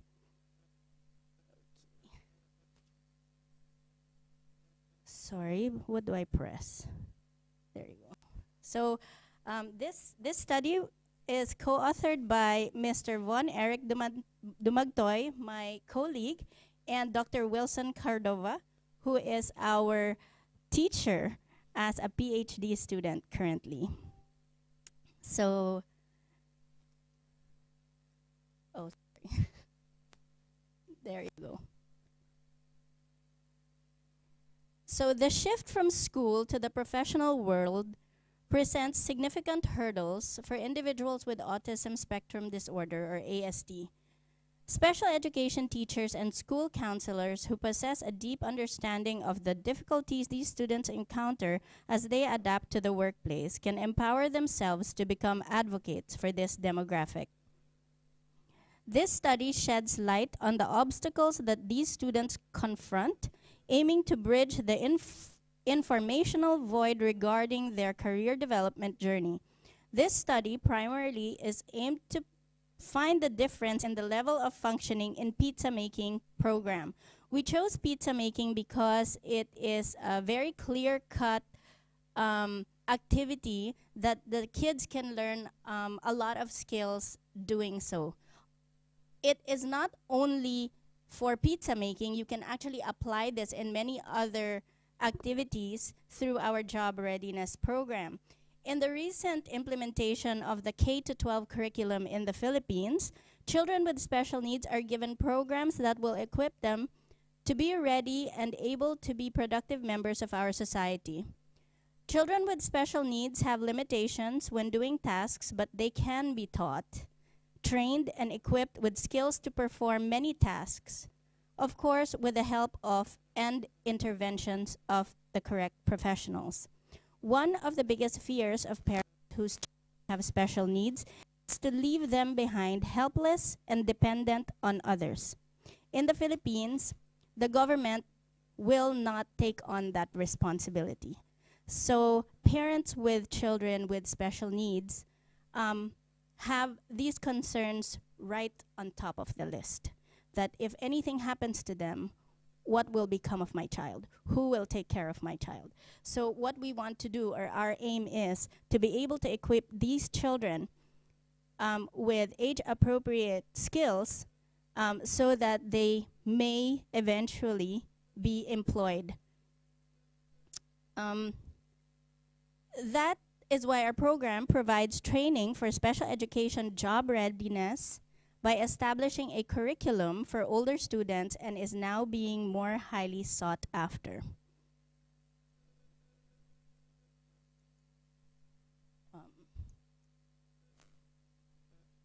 Okay. So this is pretty self-explanatory, but I'm just going to give you a background. The study used quasi-experimental method of research because the objective is to evaluate interventions and to identify the cognitive, functional, behavioral, and acquisition skills of daily life. The study also determined if there was a significant change among the mentioned skills prior to and after the implementation of the program.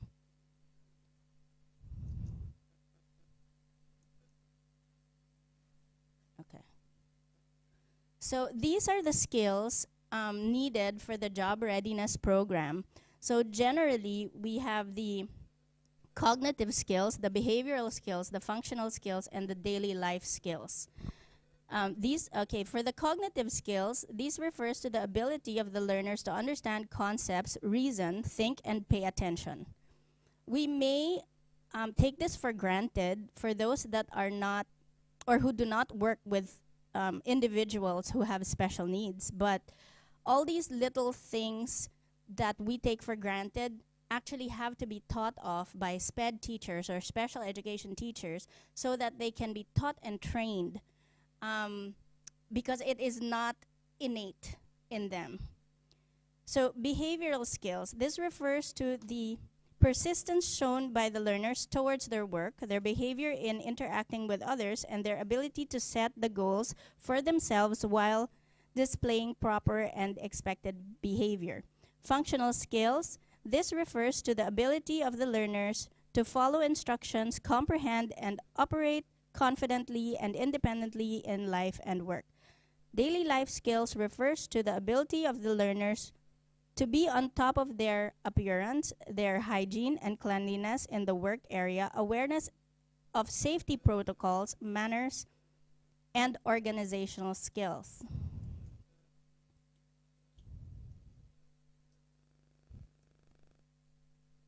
Okay, so in conclusion, there was a significant difference in the pre-test and post-test considering the following skills, as I mentioned earlier, cognitive, functional, behavioral, and daily living.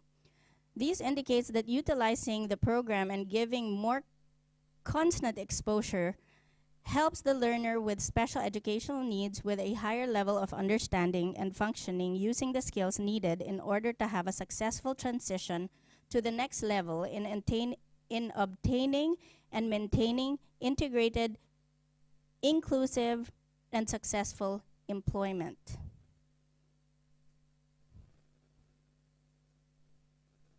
In this particular program, the Enhanced Job Readiness and Work Placement Program is taught in the senior high school students in our school. Senior high school students are kids that are about 17 to 18 years old. So getting them ready, in the Philippines, you can only legally work at 18. So children who are employed that are younger than 18 is illegal. So they have to be educated and prepared at least until they are 18. Now, most kids go to college, not most, a lot of kids go to college, but of course kids with special learning needs, only a small number of them actually go to college. So this is a program made for children with special needs who will probably not pass an entrance test to any university because of their level of intelligence or maybe because of their behavior. So there are a lot of factors. So the food service, retail, clerical, and work ethics, this is basically the heart of our program. The food service performs a wide range of duties involved with preparing and or serving food and beverages in one or more of a variety of food service environments. Retail, it involves interacting with people to provide excellent customer service and information about products and services. Clerical, handling basic office duties like answering phone calls, sorting and filing documents, scheduling appointments, and maintaining office records. Work ethics, designed to help students develop a sound work ethic and positive attitude in the workplace. Students will learn how to be productive employees, handle difficult situations, and maintain a professional image. The job readiness program for children with special needs is specifically designed to prepare individuals for the workforce by developing essential skills and work behaviors. Tailored to the unique need of the participants, the program offers comprehensive training in various vocational areas. The training takes place in a controlled environment centered around tasks like food preparation, office work, housekeeping, assistant teaching, materials handling, handicrafts, and entrepreneurship. A distinguishing feature of the program is the opportunity for students to gain practical experience through supervised placements in partner establishments. Under the guidance of skilled job coaches, participants receive external assignments where they can apply their skills in real work settings. By participating in the job readiness program, children with special needs can acquire the confidence, skills, and knowledge necessary for successful employment appropriate to their abilities and interests. This comprehensive training serves as a stepping stone, enhancing their preparedness for future career opportunities and fostering their independence in the workplace, ultimately to become productive citizens of our society. So some examples would be for food services. Some of the things that we teach them or some of the things that we do is folding napkins, sorting utensils, kitchen safety, handling of equipment, and basic cooking skills. These are just a few examples of our activities. Retail would be matching pairs of shoes, identifying and sorting sizes, colors, and types, which is usually season-based if it's clothing, because they have to be able to identify summer, spring, fall, and winter clothes, and they should be able to sort that out. Part of it would be hanging, folding, steaming, and simple inventory. So for clerical, some examples would be stuffing and sealing envelopes, stapling, filing simple alphabetization, basic computer skills like typing, printing, and photocopying. Phone call and email etiquette is also taught, and filling out forms. For work ethics, establishing routine and rules over and over again. Appropriate fashion in the workplace, polite language, and sensitivities when communicating with coworkers and clients. So again, our title, which I forgot to mention earlier, is the Job Readiness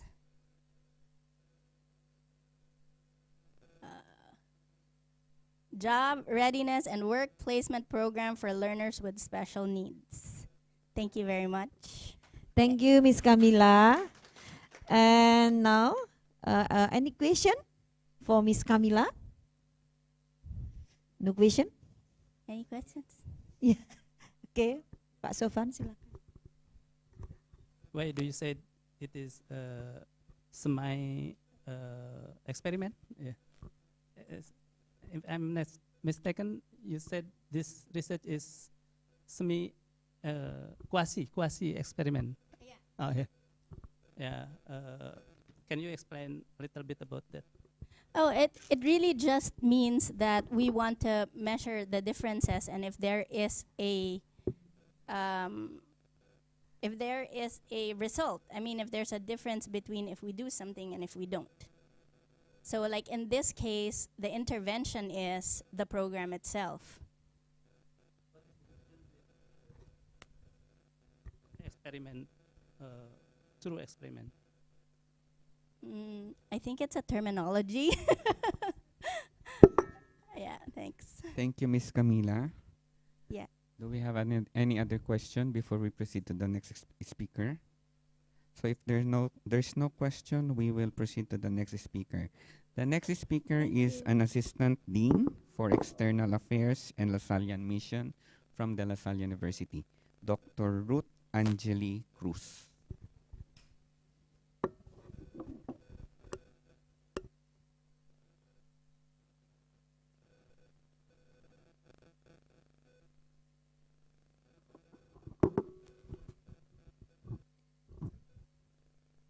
Test.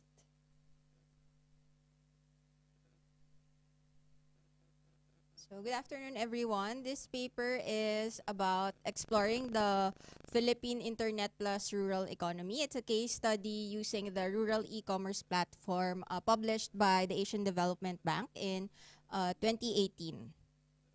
So before I start, these are my co-authors. They can't be here today, but they're my students in De La Salle University. So the paper focused on the emergence of farm-to-table businesses in the Philippines, especially at the during the height of the pandemic. To discuss, first, in 2018, agricultural exports in the Philippines is at $6 billion, while its neighbors are at 15 to 30 billion dollars. It's a shame given that in the 1960s, the Philippines started, the International Rice Research Institute was built in the Philippines to actually help the region boost the agriculture industry. Following this, we had these types of news in the Philippines in 2019 and in 2020. And having our farmers and fishermen among the lowest paid in the Philippines. So the Philippines is running out of farmers with their average age being 57 years old in 2015. So only now they're 8 years older. And with the young not being interested in getting into agriculture because of the state of the life of our farmers, we have a crisis now in terms of our agricultural industry. And recently, the Philippines overtook China as the world's top rice importer this year. And that's a big question mark because the Philippines declares itself as an agricultural country. So for this paper, our paper focuses on the farm-to-table businesses. We call them the agripreneurs who tried to build their own business model, eliminating the middlemen to contribute to the development of rural e-commerce in the Philippines. So we focus on building a business platform model for rural e-commerce.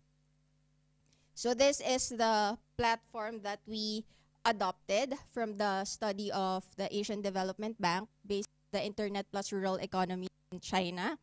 Given China's more developed rural economy related to the internet, we just adopted the middle part of their model. It's focusing on these factors, the essence, the core value, the typical application, which focuses on the digitalization, the digital applications or the social media being used and incorporated with agriculture, service relationship, and service content. So for our study, we had 4 willing participants. These are startups. They're called Bukid Fresh, Session Groceries, Go Farms, and Go Harvest. So their criteria is they have e-commerce platforms that they built themselves, ranging from websites, Facebook, Instagram accounts. They deliver around Metro Manila and neighboring areas. They source their products around areas in Luzon, the main island in the Philippines. And we interviewed mostly the co-founders because they're very small businesses. Okay.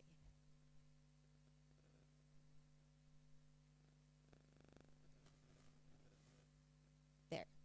So our cross-case analysis summary showed that for the essence, all of these farmers incorporate their being educated. So all of them are college graduates with the drive to help farmers because of the current issue in the Philippines. They mix their interest in business and social entrepreneurship. This business's core value live on ranging from having a social enterprise, having an advocacy, addressing community needs, especially during the pandemic, during the lockdowns, where we had news of farmers not being able to bring their produce in Manila, while Manila experiencing high prices for produce, and in the countryside, farmers having to throw away their trucks of vegetables because of farm gate prices are too low. And it's more expensive for them to bring their trucks, their crates, to the middlemen compared to just throwing it by the countryside. So the typical application for the businesses included are social media, so Facebook. This business started with mostly Facebook and then Instagram to be able to sell the products online. So deliveries boomed during the height of the pandemic in the Philippines, everyone was forced to go online, so people were more willing to buy products that they do not see, whereas normally people would like to see the products that they buy. In terms of service relationship, the companies all agreed that they had to build a relationship with the farmers, not being related to anybody and not personally related to the farmers that they reached out to. They had to build a relationship with them to gain their trust and promise them that they will be able to offer higher than farm gate prices and will be able to bring the products to Manila compared to the type of business model being offered to them by the traditional middlemen. For service content, the farmers are not very adept with using social media. It was the offer of the entrepreneurs, the e-agripreneurs, that they will be the one to sell and connect their businesses to social media to people in Manila. So the farmers were mostly just giving the supply, and the e-agripreneurs are the ones handling all the social media, all the digital content for them. In terms of farmers development, it was too early in our research, and the business men and women are still at the early part of their endeavor to actually offer the farmers a longer term development in terms of their harvest and in terms of their livelihood. But they all agreed that the partnership and partnerships like this should go beyond a buy and sell culture, and that the Philippine farmers need more development to be able to modernize their current technology. And lastly, for support for the agricultural industry, of course, we did not include the government in our study, but the solution from the private sector is, of course, just a band-aid solution as compared to having a more sustainable solution from the government side.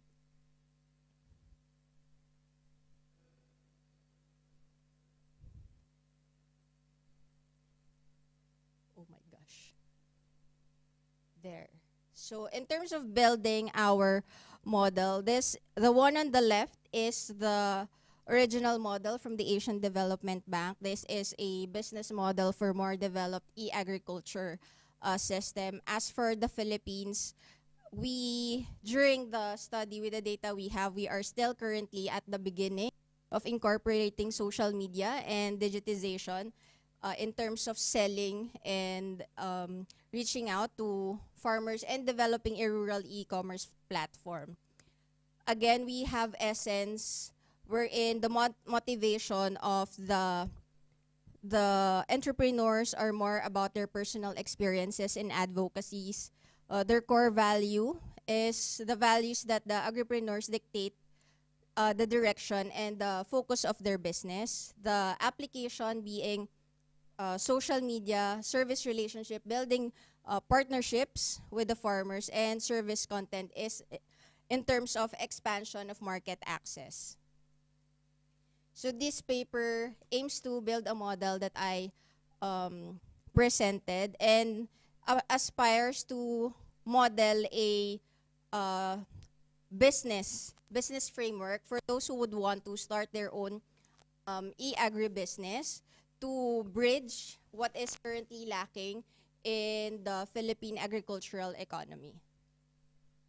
To summarize, in our study, it was evident that there's an important to cultivating mutually beneficial relationships in terms of the stakeholders of agriculture. Currently, we are facing more problems in our agricultural industry, and getting more people involved, getting the young interested in agriculture is really important for us, and eliminating the middlemen through the use of digital social media or websites is really useful in terms of not just bringing products directly to Manila, but also giving more awareness to how products and to the lives of the farmers in Manila.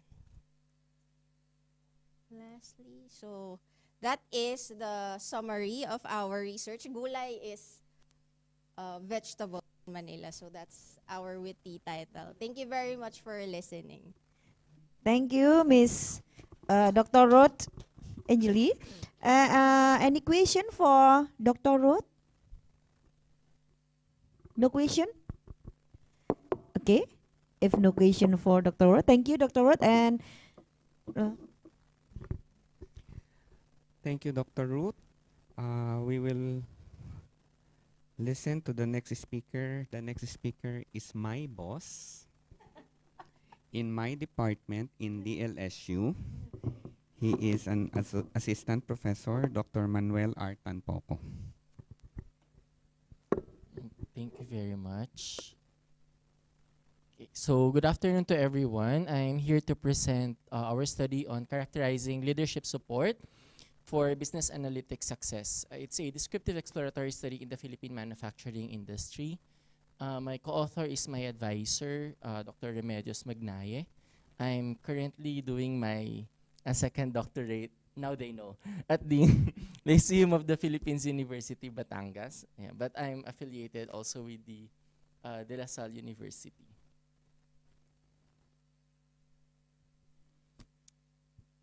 So this is me a few years ago.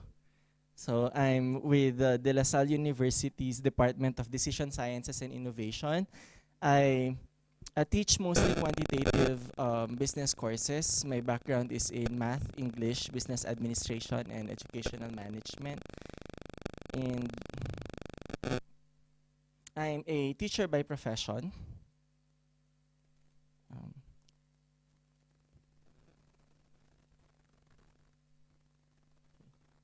I'll skip the abstract.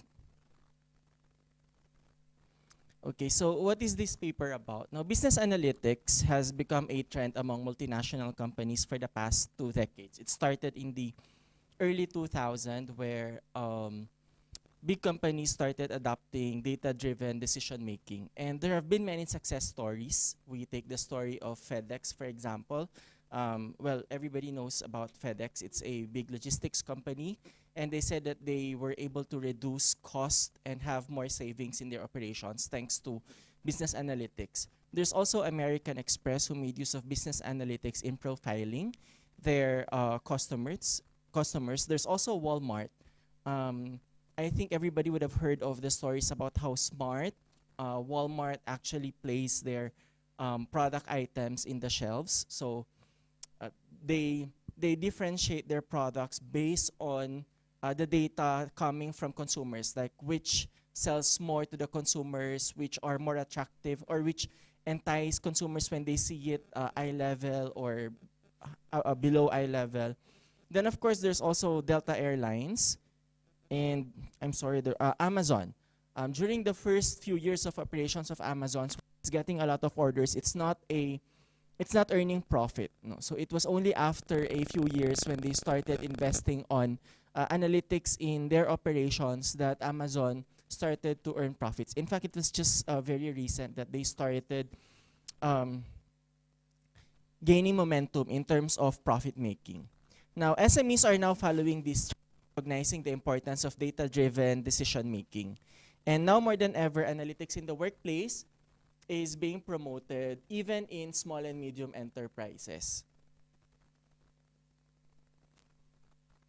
So according to literature, business analytics has a lot of impacts or effects on the business. Number one, it provides inputs for market generation and expansion, reduce the risk faced by the company in its operation, lowers the cost, especially in terms of the supply chain and logistics. It also grows revenue and profit, retains more customers, improve recruitment and productivity, drives innovation, and widens competitive advantage in general. So with these positive impacts of business analytics, literature on BA has focused on the impact of business analytics on profitability and productivity. So if you look at literature now, there are a lot of studies on how business analytics can be effective to the workplace. But drivers of business analytics use have not been explored enough and are usually limited to leadership style as a change agent of implementing BA programs. Now, there's a gap in literature on how leadership support, not leadership style, drives business analytics success. So often when we hear leadership support, we think of just money. In this excerpt of our study, this is part of a bigger study, we wanted to characterize, itemize what types of leadership support are really needed by employees in an organization to successfully implement business analytics programs. So, to implement, why is it there? Okay, so what we did is we employed a descriptive exploratory research design using 6 manufacturing companies. There's also data triangulation. So we did 6 semi-structured interviews with top managers who are non-owners of the manufacturing companies or non-shareholders of the manufacturing companies. And then 6 focus group discussions involving employees and middle managers. And Likert type questionnaire distributed to employees and some managers of the organization, of the 6 manufacturing companies. Now, for the analysis, we did the case study method for the semi-structured interviews and focus group discussions and correlation analysis for the Likert type questionnaire. Then afterwards, we did pattern matching of the results. So we posit that leadership support will actually have an impact on business analytics success. But what we wanted for this particular study would be to identify these leadership support. What are these leadership support needed to implement a business analytics program, especially in manufacturing industry. So after the semi-structured interviews and the focus group discussions, we came up with 3 major themes. Number 1 is resource allocation. So for both cases, remember the semi-structured interviews comprise of the top managers and the focus group discussions of employees and middle managers.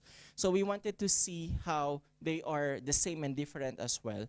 So they both agree that BA tools to be used are needed in terms of resource allocation. Now, for the top managers, they see time as an important resource to augment the BA implementation in the organization. This time is to perform and discuss analytics. Okay, then the training of people for BA, okay, which the FGD also results to that, and then the conduct of BA training in the organization.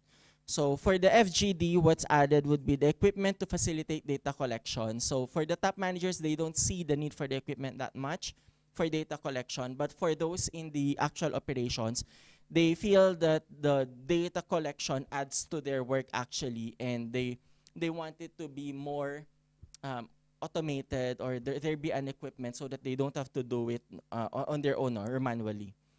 So the second theme would be on communication and collaboration.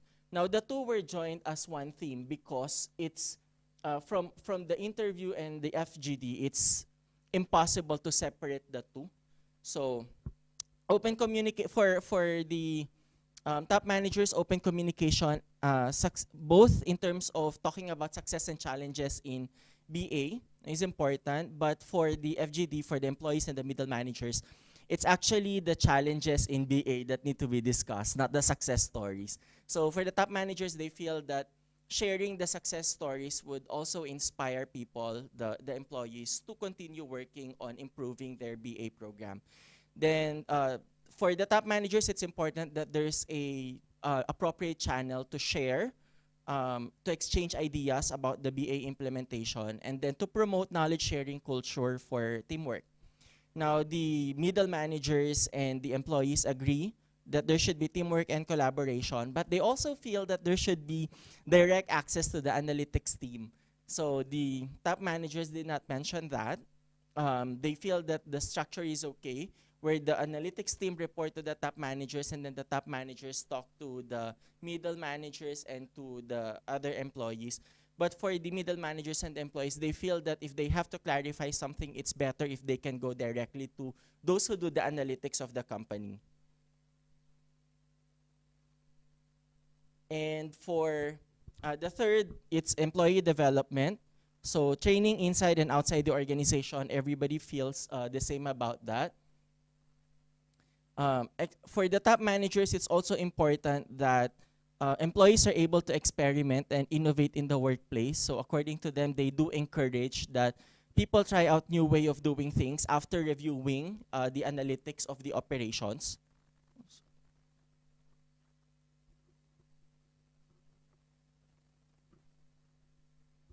Whereas the middle managers and the other employees feel that the pursuit for excellence and support for continuous learning is also important. So what's the difference between the support for continuous learning and the pursuit of excellence in the training inside and outside the organization? So this one is for pursuing, let's say, graduate studies. So the top managers feel that it's not that important, let's say, for example, to do a master's degree so that you can perform the business analytics in the manufacturing company. But they say that training is actually more efficient in terms of it's quick and then the returns are quite immediate. But for those who are in the company, the middle managers and employees, they feel that investing in their academics would also help, since they're going also to apply the learnings in the workplace.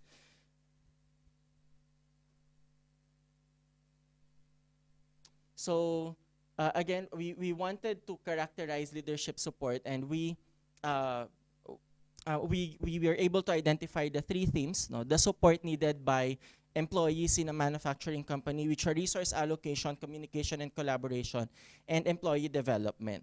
So we to develop the questionnaire so that we can validate this finding. Oops, sorry. Can you help me with? Thank you. Okay, so we look at the correlation between resource allocation, communication and collaboration, employee development, as depicted in the FGD and semi-structured interviews with business analytics success, which, by the way, we operationalize to be business process improvement, cost reduction and savings, and improved performance and productivity, as revealed in the review of literature. So running the correlation analysis. Sorry, can you help me? Next slide, please. Okay, so we found out that resource allocation is moderately but significantly correlated with business analytics success. Communication and collaboration, there's a strong and significant linear relationship between the two. And employee development and business analytics success have very strong, positive, and significant linear relationship there. So next slide, please. We conclude that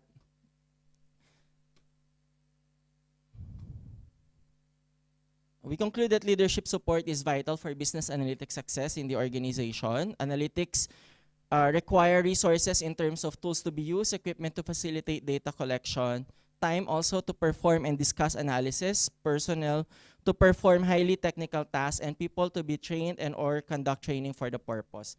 Now, a policy that promotes open communication regarding business analytics success and challenges, including direct access to the analytics team and the establishment of clear sharing channels, will foster a knowledge-sharing culture that emphasizes teamwork and collaboration within the organization. Now, the company's commitment to employee development in the form of support for continuous learning, training inside and outside the organization, experimentation and innovation on current practices, and the pursuit of excellence will equip the company with the human capital needed for business analytics success. So these are my references. And thank you very much for listening. Thank you, Dr. Manuel. And now I give you opportunity to question to Dr. Manual? Any question? No question. Thank you, Dr. Manuel. And now we are going to give opportunity to Mr. Sofan Marsus from Stan, Jakarta, my best friend.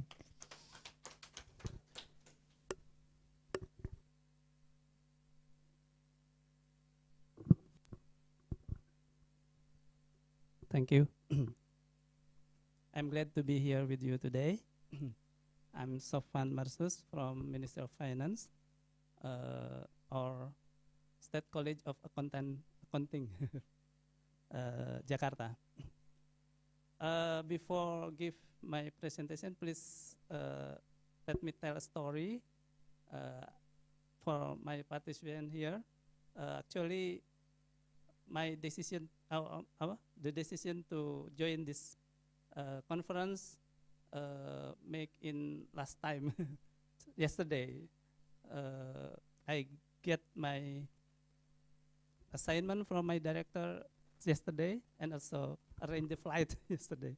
So to my surprise, I'm minority here.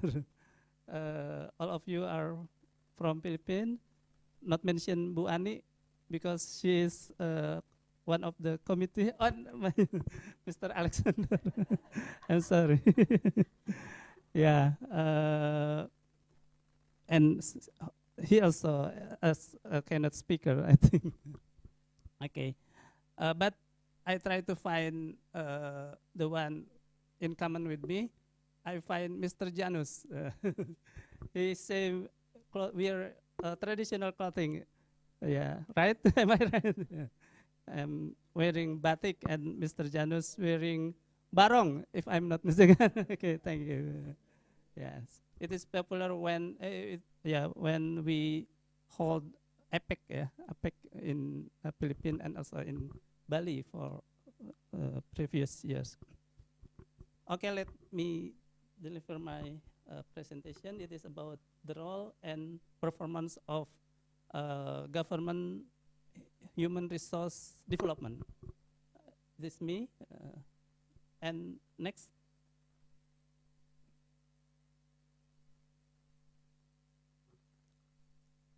Next, I'm sorry. Okay. In this article, the role and performance of human resource in government organization in Indonesia is discussed. This organization generally have human resource management. In government, we have traditionally human resource development, and it developed into human resource. First, it's human resource management. It developed to human resource development, HRD. This article also discussed the trend of separating HRD function from HRM, both in the public and private sector. This is due to increasingly difficult challenges faced by human resource, especially in the era of Industrial Revolution 4.0. I conduct observation and interview with HRD institution from several government organization and also one private HRD institution, specifically it's a banking office, as a comparison. This research is an initial exploration using qualitative method, and it is hoped that further research can focus more on exploring case studies in one more specific HRD agency. With this research, we can understand deeper about government HRD organization in general, including the function carried out, organizational structures, performance, and the influences of the COVID-19 pandemic.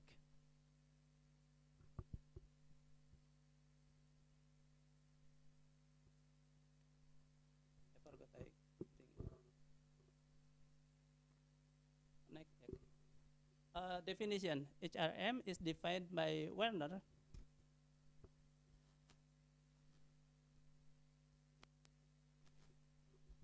I'm sorry.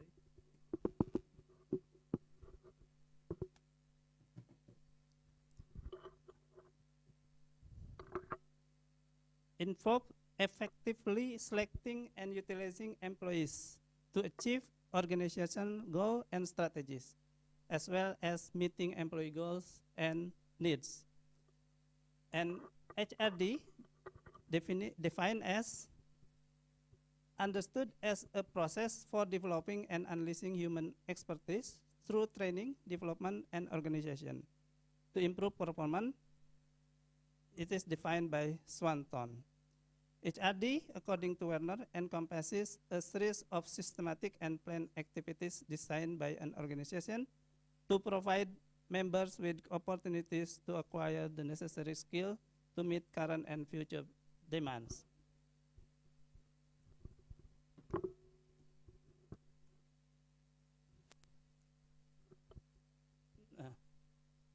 Difficulties in HRD, organization in the public sector, non-profit organization and profit-oriented organization face various difficulties, obstacles.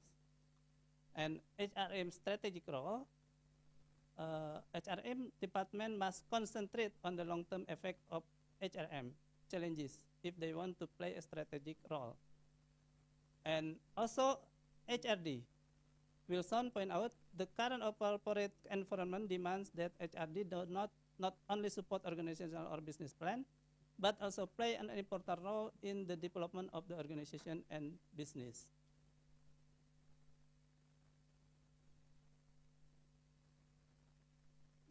My research problem, how are HRD institutions in government in Indonesia organized?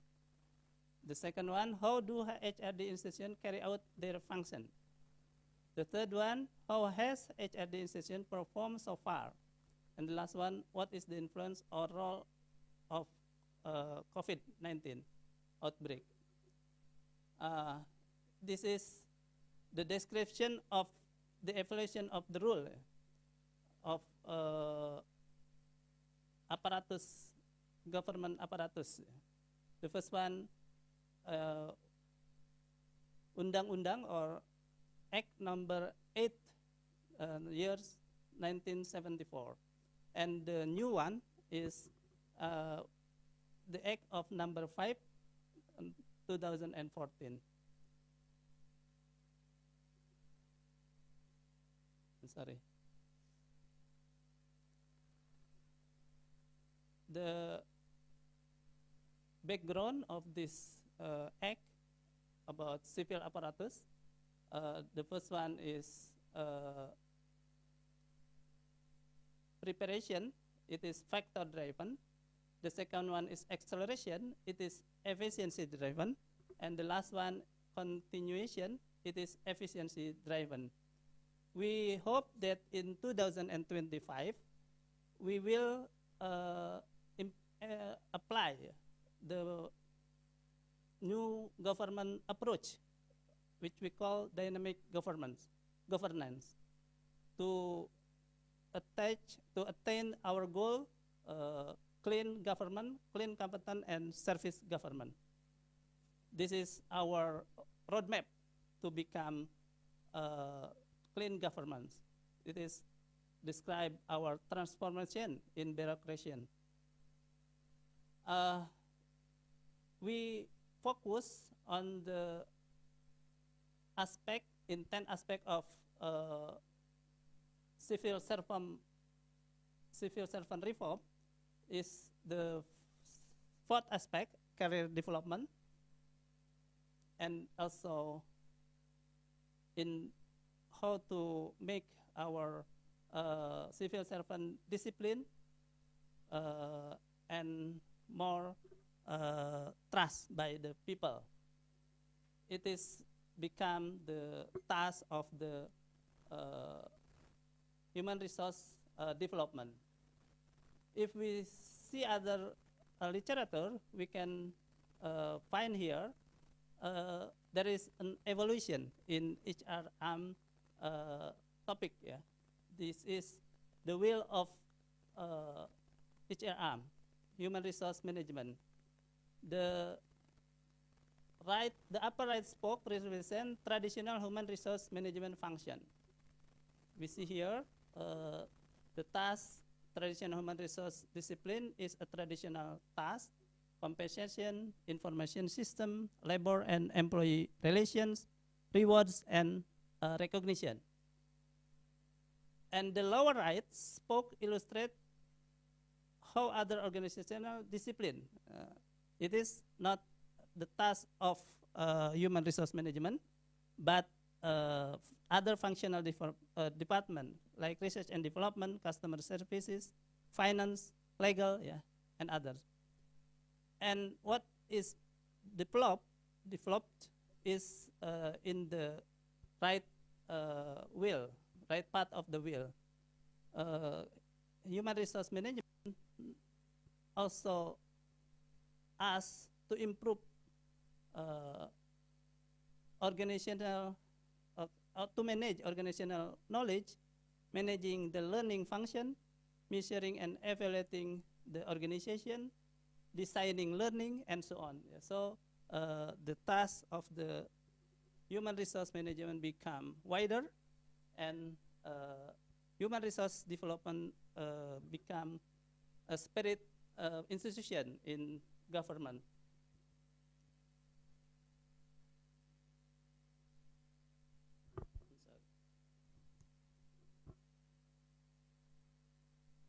Can you please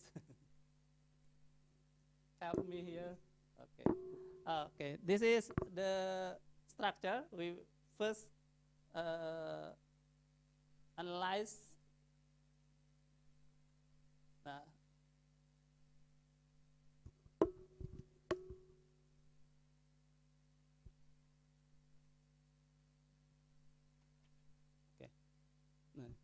we first analyze the source of the web of the institution, human resource development in several ministry. We have 8 institutions, and one of them is a private institution, BRI Corporate University. It is one of a bank in Indonesia. Please next. By learning this source, we can find, for example, the structure. It is our Ministry of Finance Human Resource Development. We call it BPPK, Badan Pendidikan Pelatihan Keuangan, Education and Training Agency in Ministry of Finance. Next, please.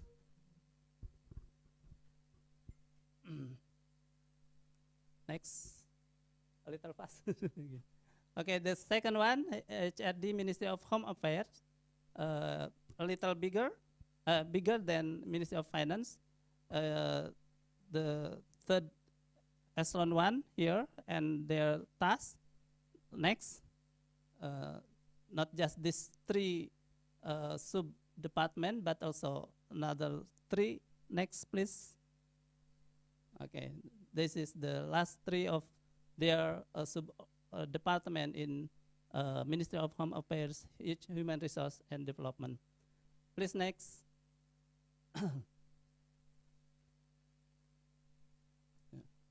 Okay, by learning this structure, we can find that there are 3 variants of HRD organizational structure. The first one, HRD function, is fairly large special function. And the second one, the HRD function is separated from the HRM function, but not with as a large structure. And the third one, the HRD function, is under Human Resource or Human Capital Directorate.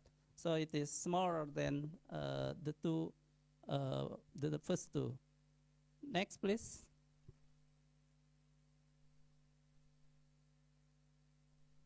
Okay, the second method I use in this research is interview, but written interview. The first one, it is describe the respondent or the informant. Informant come from 5 institutions, as I mentioned before, and from with their position as described here. Next, please.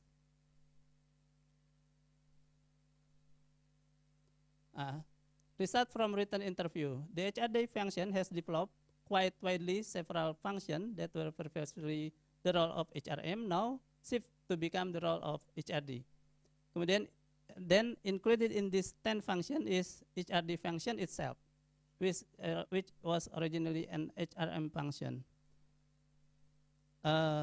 This is the summary of what the informant answered to the interview, but we just do an written interview, so can be analyzed after the interview. Next, please.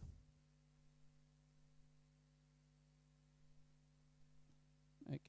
Maybe to the last one, the conclusion. Okay.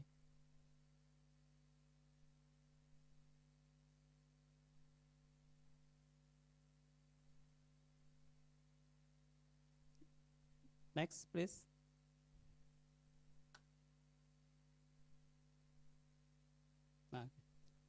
Based on the analysis of the organizational structure, there are 3 variants, as I mentioned before.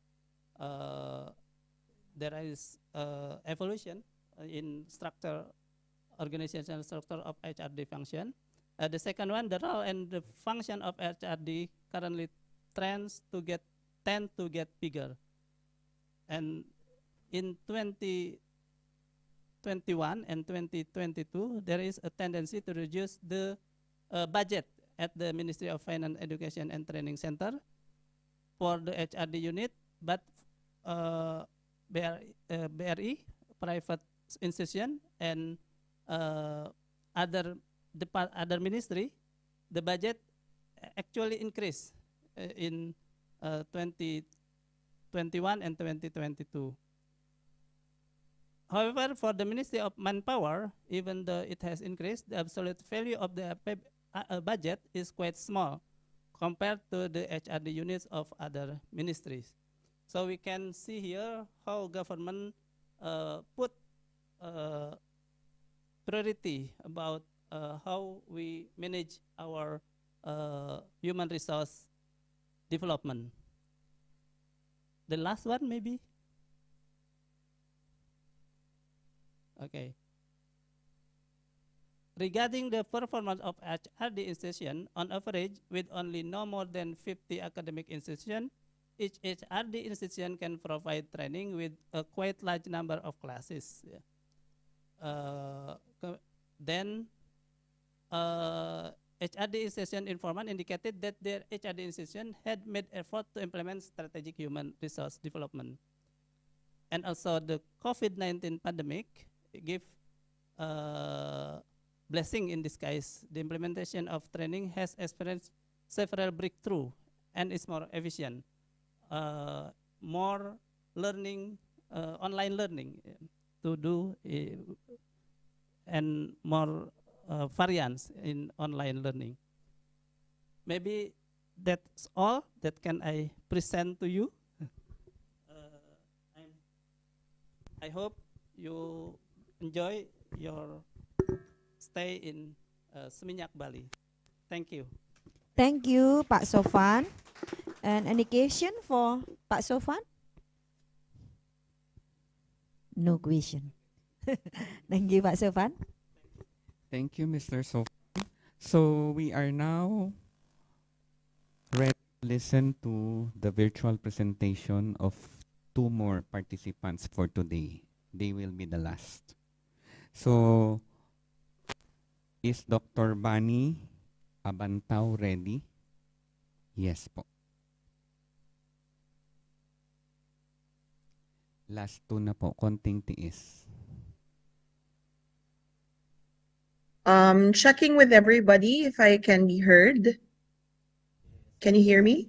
Yes. Okay.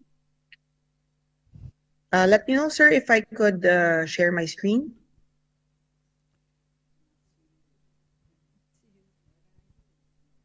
Can I share my screen now, sir? Confirming with the organizer. There she is. All right. Good afternoon. Good afternoon. I would presume that you could now see my screen. Yes. All right. So good afternoon to everybody. Checking with everybody. You can see my screen right now, right? Yes. Okay. And I'm also audible, sir? Yes, very much. So good afternoon to everybody. So for this afternoon's presentation, I'm actually presenting all the way from Bacolod City.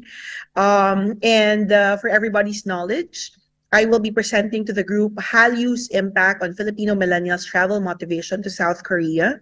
This paper was penned by myself and another student, Alexandra Lea Gracia Almirez, all the way, of course, from the Philippines. So just to provide everybody a context, so currently I am working with the Conservation College, Bacolod, similar with Mr. Itoriaga and Dr. Menes. Just a brief abstract about the particular study that I have. So Filipino millennials are the biggest change makers in tourism because they travel for leisure more than any other generation. Their travel motivations are complex, influenced by many factors, including exposure to other countries and cultures.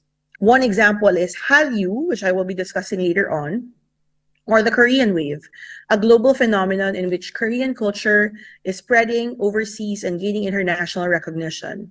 This paper explores the relationship between Hallyu and the travel motivations of Filipino millennials who visit South Korea. Specifically, it examines 5 factors of Hallyu, which includes K-dramas, K-pop, K-beauty, K-fashion, and Korean culture and traditions. A convenient sample of 102 Filipino millennials were surveyed about their Hallyu engagement and its influence on their travel motivation to South Korea. So just a short premise to everyone. I'm quite sure that some of you can recognize some of the characters that are here.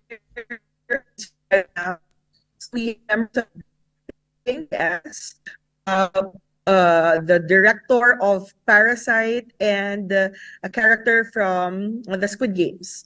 So Hallyu is a Chinese term which, when translated, literally means the Korean wave. It is a collective term used to refer to the phenomenal growth of Korean culture and popular culture, encompassing everything from music, movies, drama to online games and Korean cuisine, just to name a few. So to move forward, based on our study, the results would include that the majority of the respondents are between 25 to 26 years old, which compose of 48.1%. Majority of them are female and with an average monthly income between 15 to 30,000 pesos, and most of them are particularly single. So furthermore, in terms of exposure to the Hallyu culture or the Hallyu wave, a lot of them were actually exposed through K-shows, including K-dramas, K-variety shows, and K-movies, followed by K-pop. And the least factor is K-fashion. So just a small tidbit, actually in Korea, they don't really have a diversity of sizes. So I would presume that a lot of Filipinos do not really, they purchase, but not as much because of the lack of available sizes, especially for the Filipino physique. In social media application, 99 of the respondents uses particularly Facebook, followed by YouTube by 71.6%. All Hallyu factors that were presented in the study were able to obtain an overall weighted mean that corresponds to a verbal interpretation of agree. So it includes K-shows, K-pop, K-beauty, K-fashion, and K-culture, and tradition have an overall weighted mean approximately of 2.97, 2.93, 2.67, 3.01, and 3.47 respectively. The most influential Hallyu factor among the 5 is K-culture and traditions, ranking the first among the overall weighted mean of each factors. Regarding the effects of Hallyu in terms of the general preferences of the respondents, 40 of the respondents strongly agree that Hallyu greatly affects their travel preferences, and 4 of them strongly disagree. Among the 102 Filipino millennials, 40% agreed that Hallyu greatly affects their travel preference. To conclude the results of the study, majority of the Filipino millennials stated that they first got exposed to Hallyu through K-dramas or Korean dramas, followed by K-pop. They use multiple social media applications such as Facebook and YouTube, and these platforms are used by the majority of Filipinos as well. In terms of engaging in consuming Hallyu, They prefer streaming platforms such as View, Netflix, and Viki because it provides them quality Hallyu content with a few clicks in the comfort of their homes. All Hallyu factors were able to obtain a verbal interpretation of agree because of the massive popularity of Hallyu or the K culture in the Philippines. It is also since it's easy to engage in Hallyu because of its availability in the country. Since there are Hallyu providers that meets the demands of Filipinos who patronize these Korean cultural products, the Korean wave has become a mainstay in the Philippine society without any signs of stopping or even slowing down. Almost half of the respondents strongly agree that Hallyu influences their travel preferences. Having a preference toward any aspect of Hallyu encourages people to go out and experience it firsthand. Having this interest in mind creates travel motivation that eventually leads to tourist behavior. This only means that 40% of the total respondents will do their best to visit South Korea because of their various travel motivations from various Hallyu factors. Finally, Korean culture and traditions rank first in considering the overall weighted mean of each factor because millennials are a different kind of tourist segment who wants to experience the culture in person after seeing it in K-dramas, hearing about it through K-pop, and their exposure to K-fashion. So thank you very much to everybody. I'm now welcoming questions and other inquiries. Thank you. Thank you, Dr. Bani Abantao. Do we have questions from the floor? Do we have question? So there's no question, Dr. Bani. So most probably your presentation was very clear for everybody. Thank you for the sir. brief presentation. We will now go to the last presenter. No more na, tomorrow na. Okay, we will have it tomorrow in the virtual session. So so the second session, the second technical session is finished this afternoon. I will give the floor to the moderator.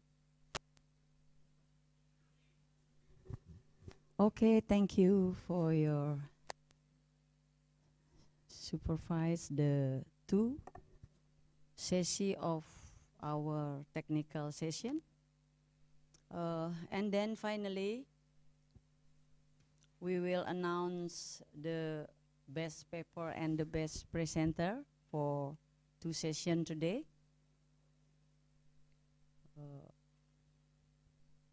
It's legitimate, yeah? It's legitimate.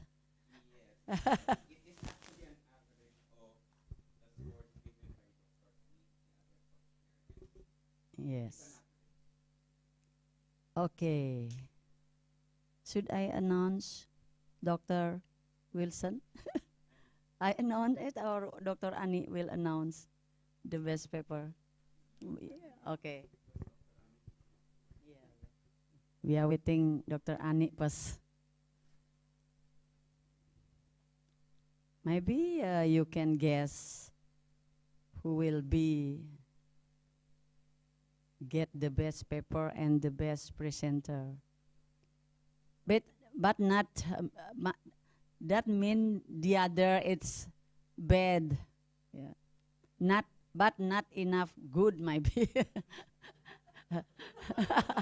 Not good enough, yeah. Not good enough for Dr. Wilson and Dr. Ani. Yeah, average. Yeah, okay. Bu Ani, should you announce or me? Okay. For best paper,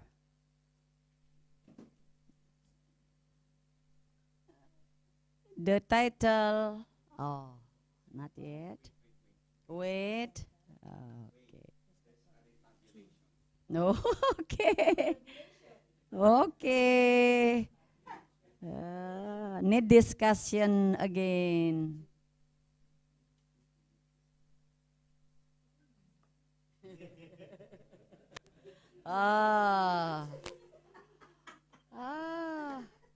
In Indonesia, it's called deg-degan.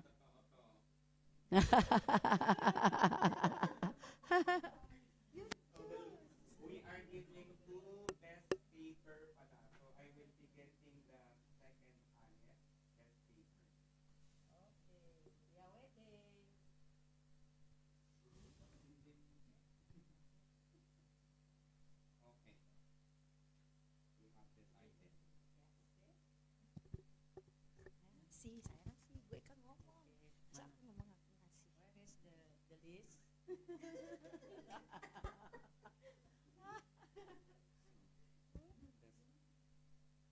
the first one.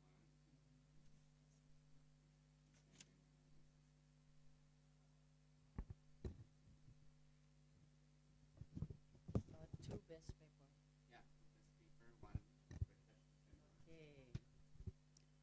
Finally, we got three.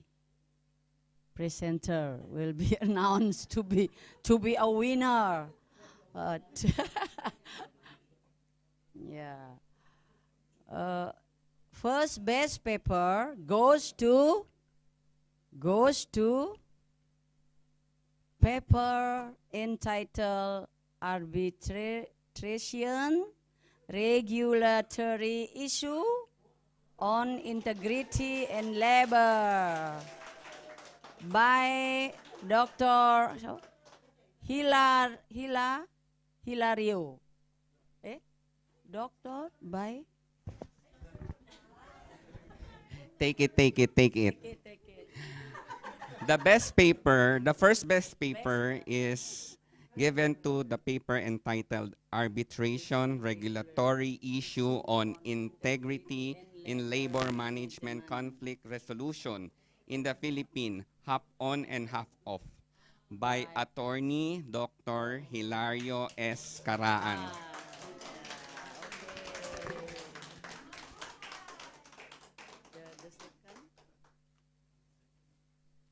The second best paper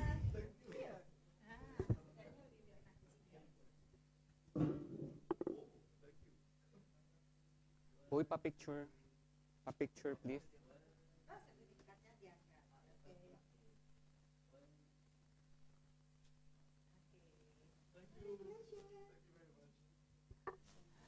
The second paper goes to the paper entitled Measuring the Intention of Non-Business Undergraduate Students to Enroll in Taxation Courses. Mr. Janus Aris Simbilio.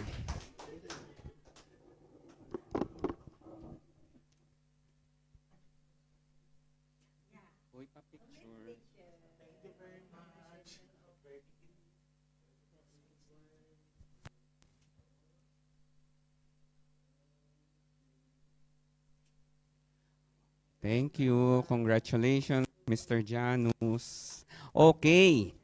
The best presenter for today's session, entitled Prevalence of Data Sharing Practices Among Physicians in the Philippines, Impact on Hospital Management. Dr. Eleanor B. Almoro. Hindi sayang yung tayo mo. Finally.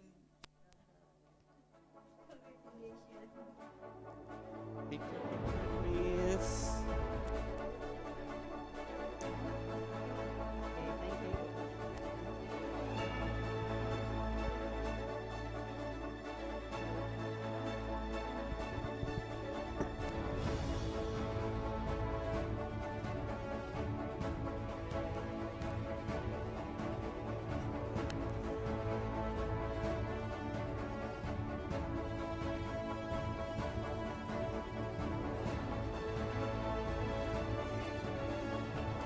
Okay, thank you, Dr. Ani. Thank you.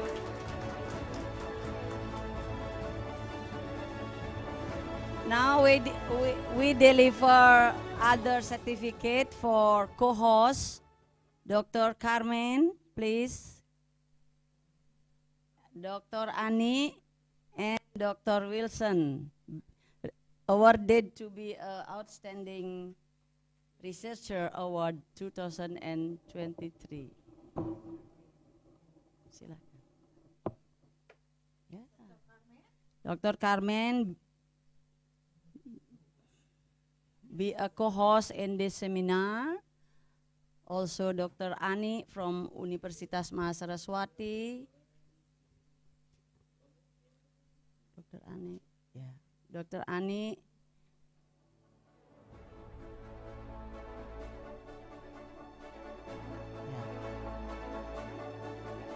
And the last for Dr. Wilson Cordova to be an Outstanding Researcher Award 2023. Come on, dog. Why you didn't happy? Okay.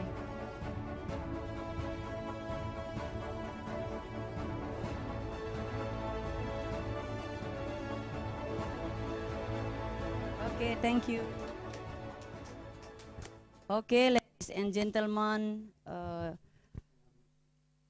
it is the end of the day one of our conference, and maybe we will meet tomorrow by online seminar.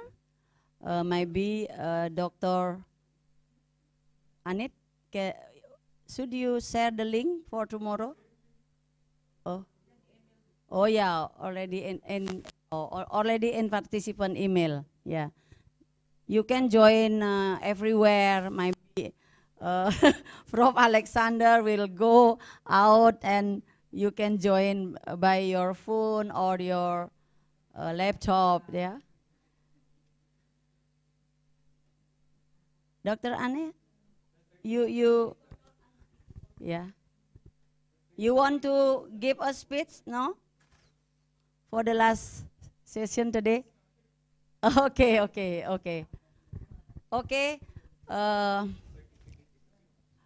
The certificate for participant you have collect and you will deliver personally?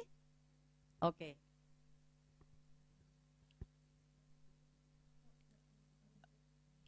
Putus sesi.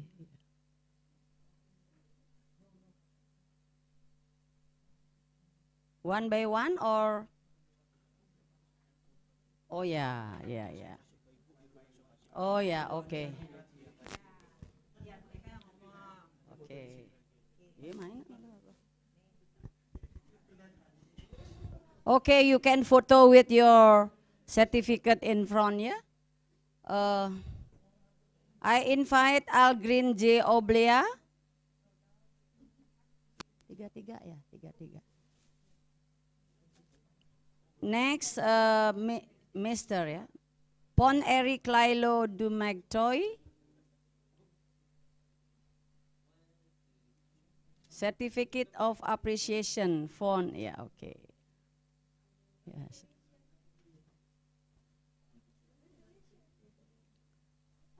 Next, Miss Cecilia R. Nicholas.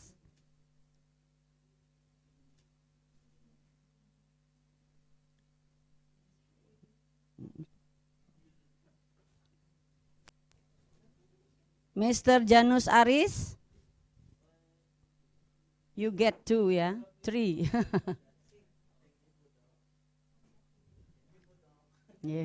Yeah, thank you. You're welcome. Dr. Wilson Cordova.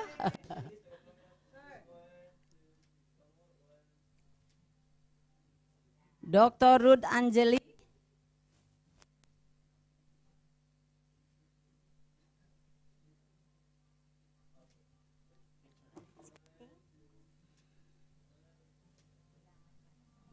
Mr. Sofan Marsus.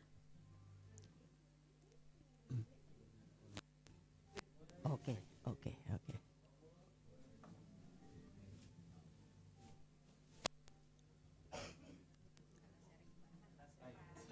Miss Rosalinda.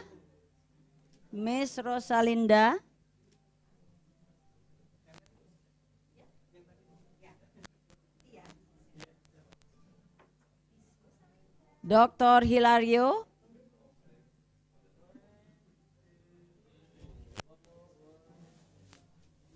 Sudah semua ini.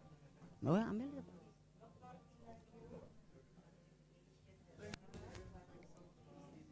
Dr. Eleanor B. Almoro.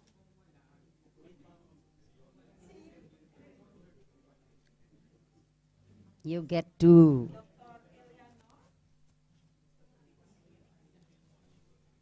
Miss Camila Cassandra Arellano.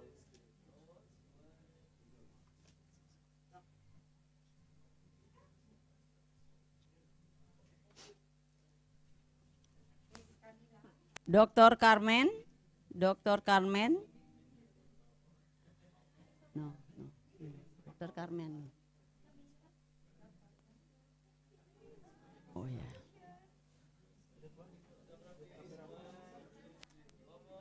Carmen, Dr. Carmen. Dain. Oh.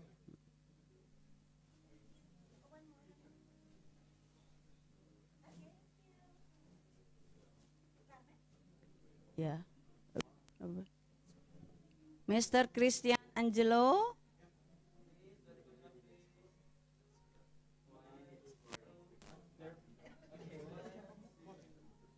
Oh iya, kok nggak ada? Udah ambil.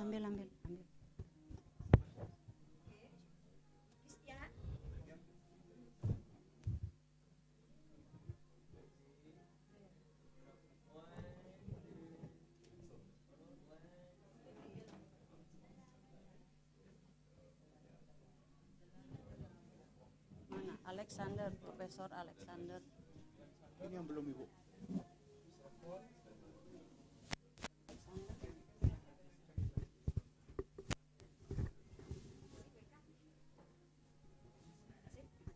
Mr. Von Eric. Von Eric. Is there? No. Reyes.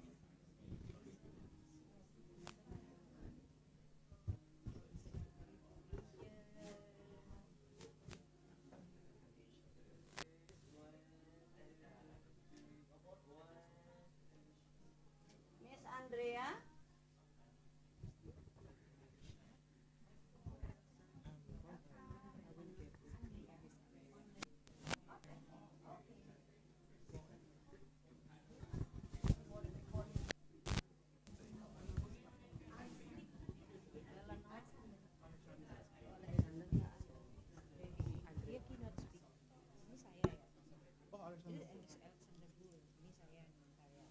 Profesor Alexander.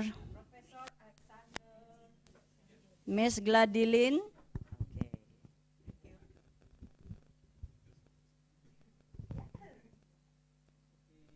Miss Rosalinda. Already? Already, okay. Dr. Eleanor.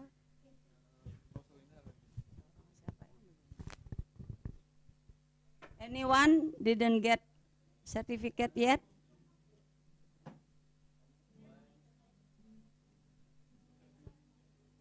Any participant didn't get? Dr.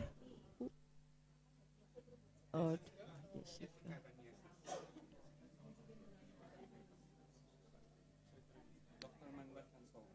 Belum ya, Manuel. Dr. Manuel.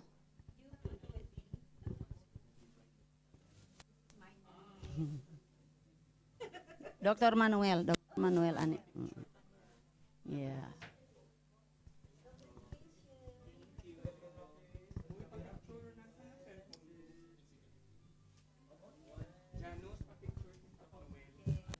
Miss Associate Professor Jessica Renises, Jessica.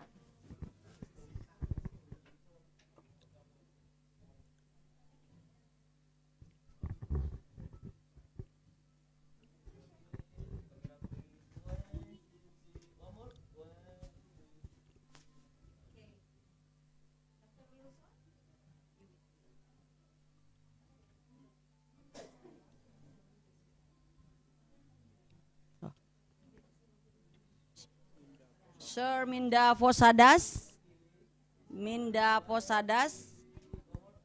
Suster Minda Posadas. Suster.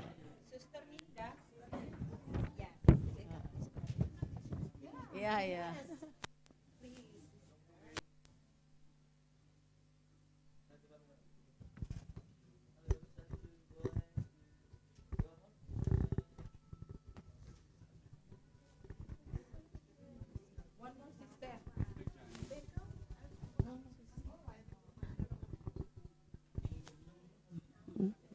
She already.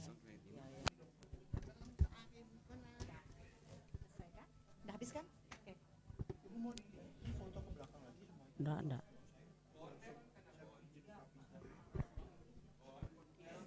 Dr. Anit, we can close the seminar today, or you will give a speech?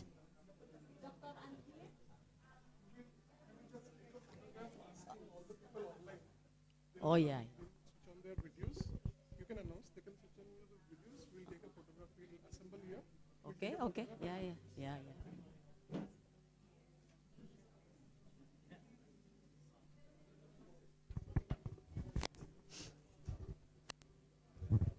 Okay, before we finish our first day seminar, I invite you again to take one photo together. Yeah, please. Yeah. Because if with the light, it's not good.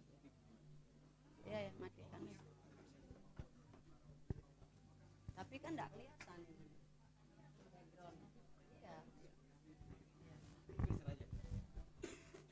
Please, ladies and gentlemen, we get one picture before we finish this first day.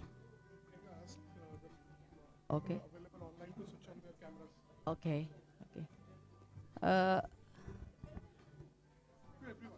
Okay. People on the online, please open your camera, because we will take picture together with the participant offline. Thank you. Open your camera, please. Di sana ya. Oh ya, okay, di sana, okay. Because we will take picture with the online participant. Yeah. Yeah, okay.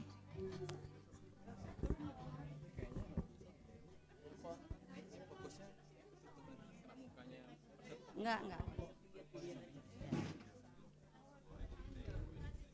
Oke. Di mana tutup? Oh, sini. Coba. We try first. Ya, di sini. Bagi dua aja ya. Ya, pinggir sini. Ya.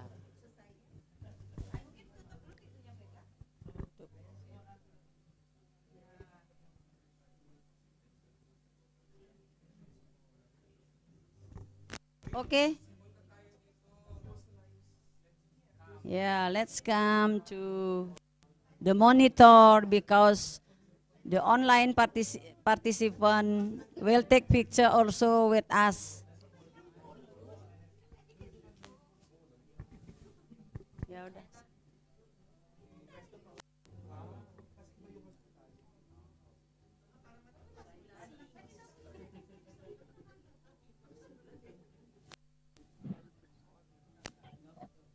Maybe you can take side by side. This, yeah. Side by side, yeah. Left side and then. But if you can capture all, it doesn't matter.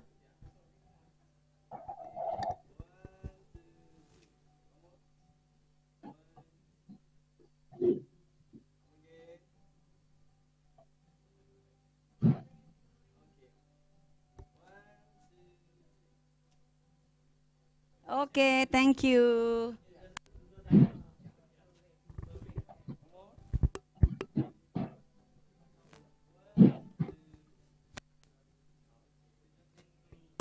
Already? Okay, thank you for your contribution today. Tomorrow we will meet by online, okay? Thank you very much. See you. Thank you, everyone. Sama-sama. Do you understand? Sama-sama. Mabuhay. My third or fourth time here in Bali. Thank you. We met the first time.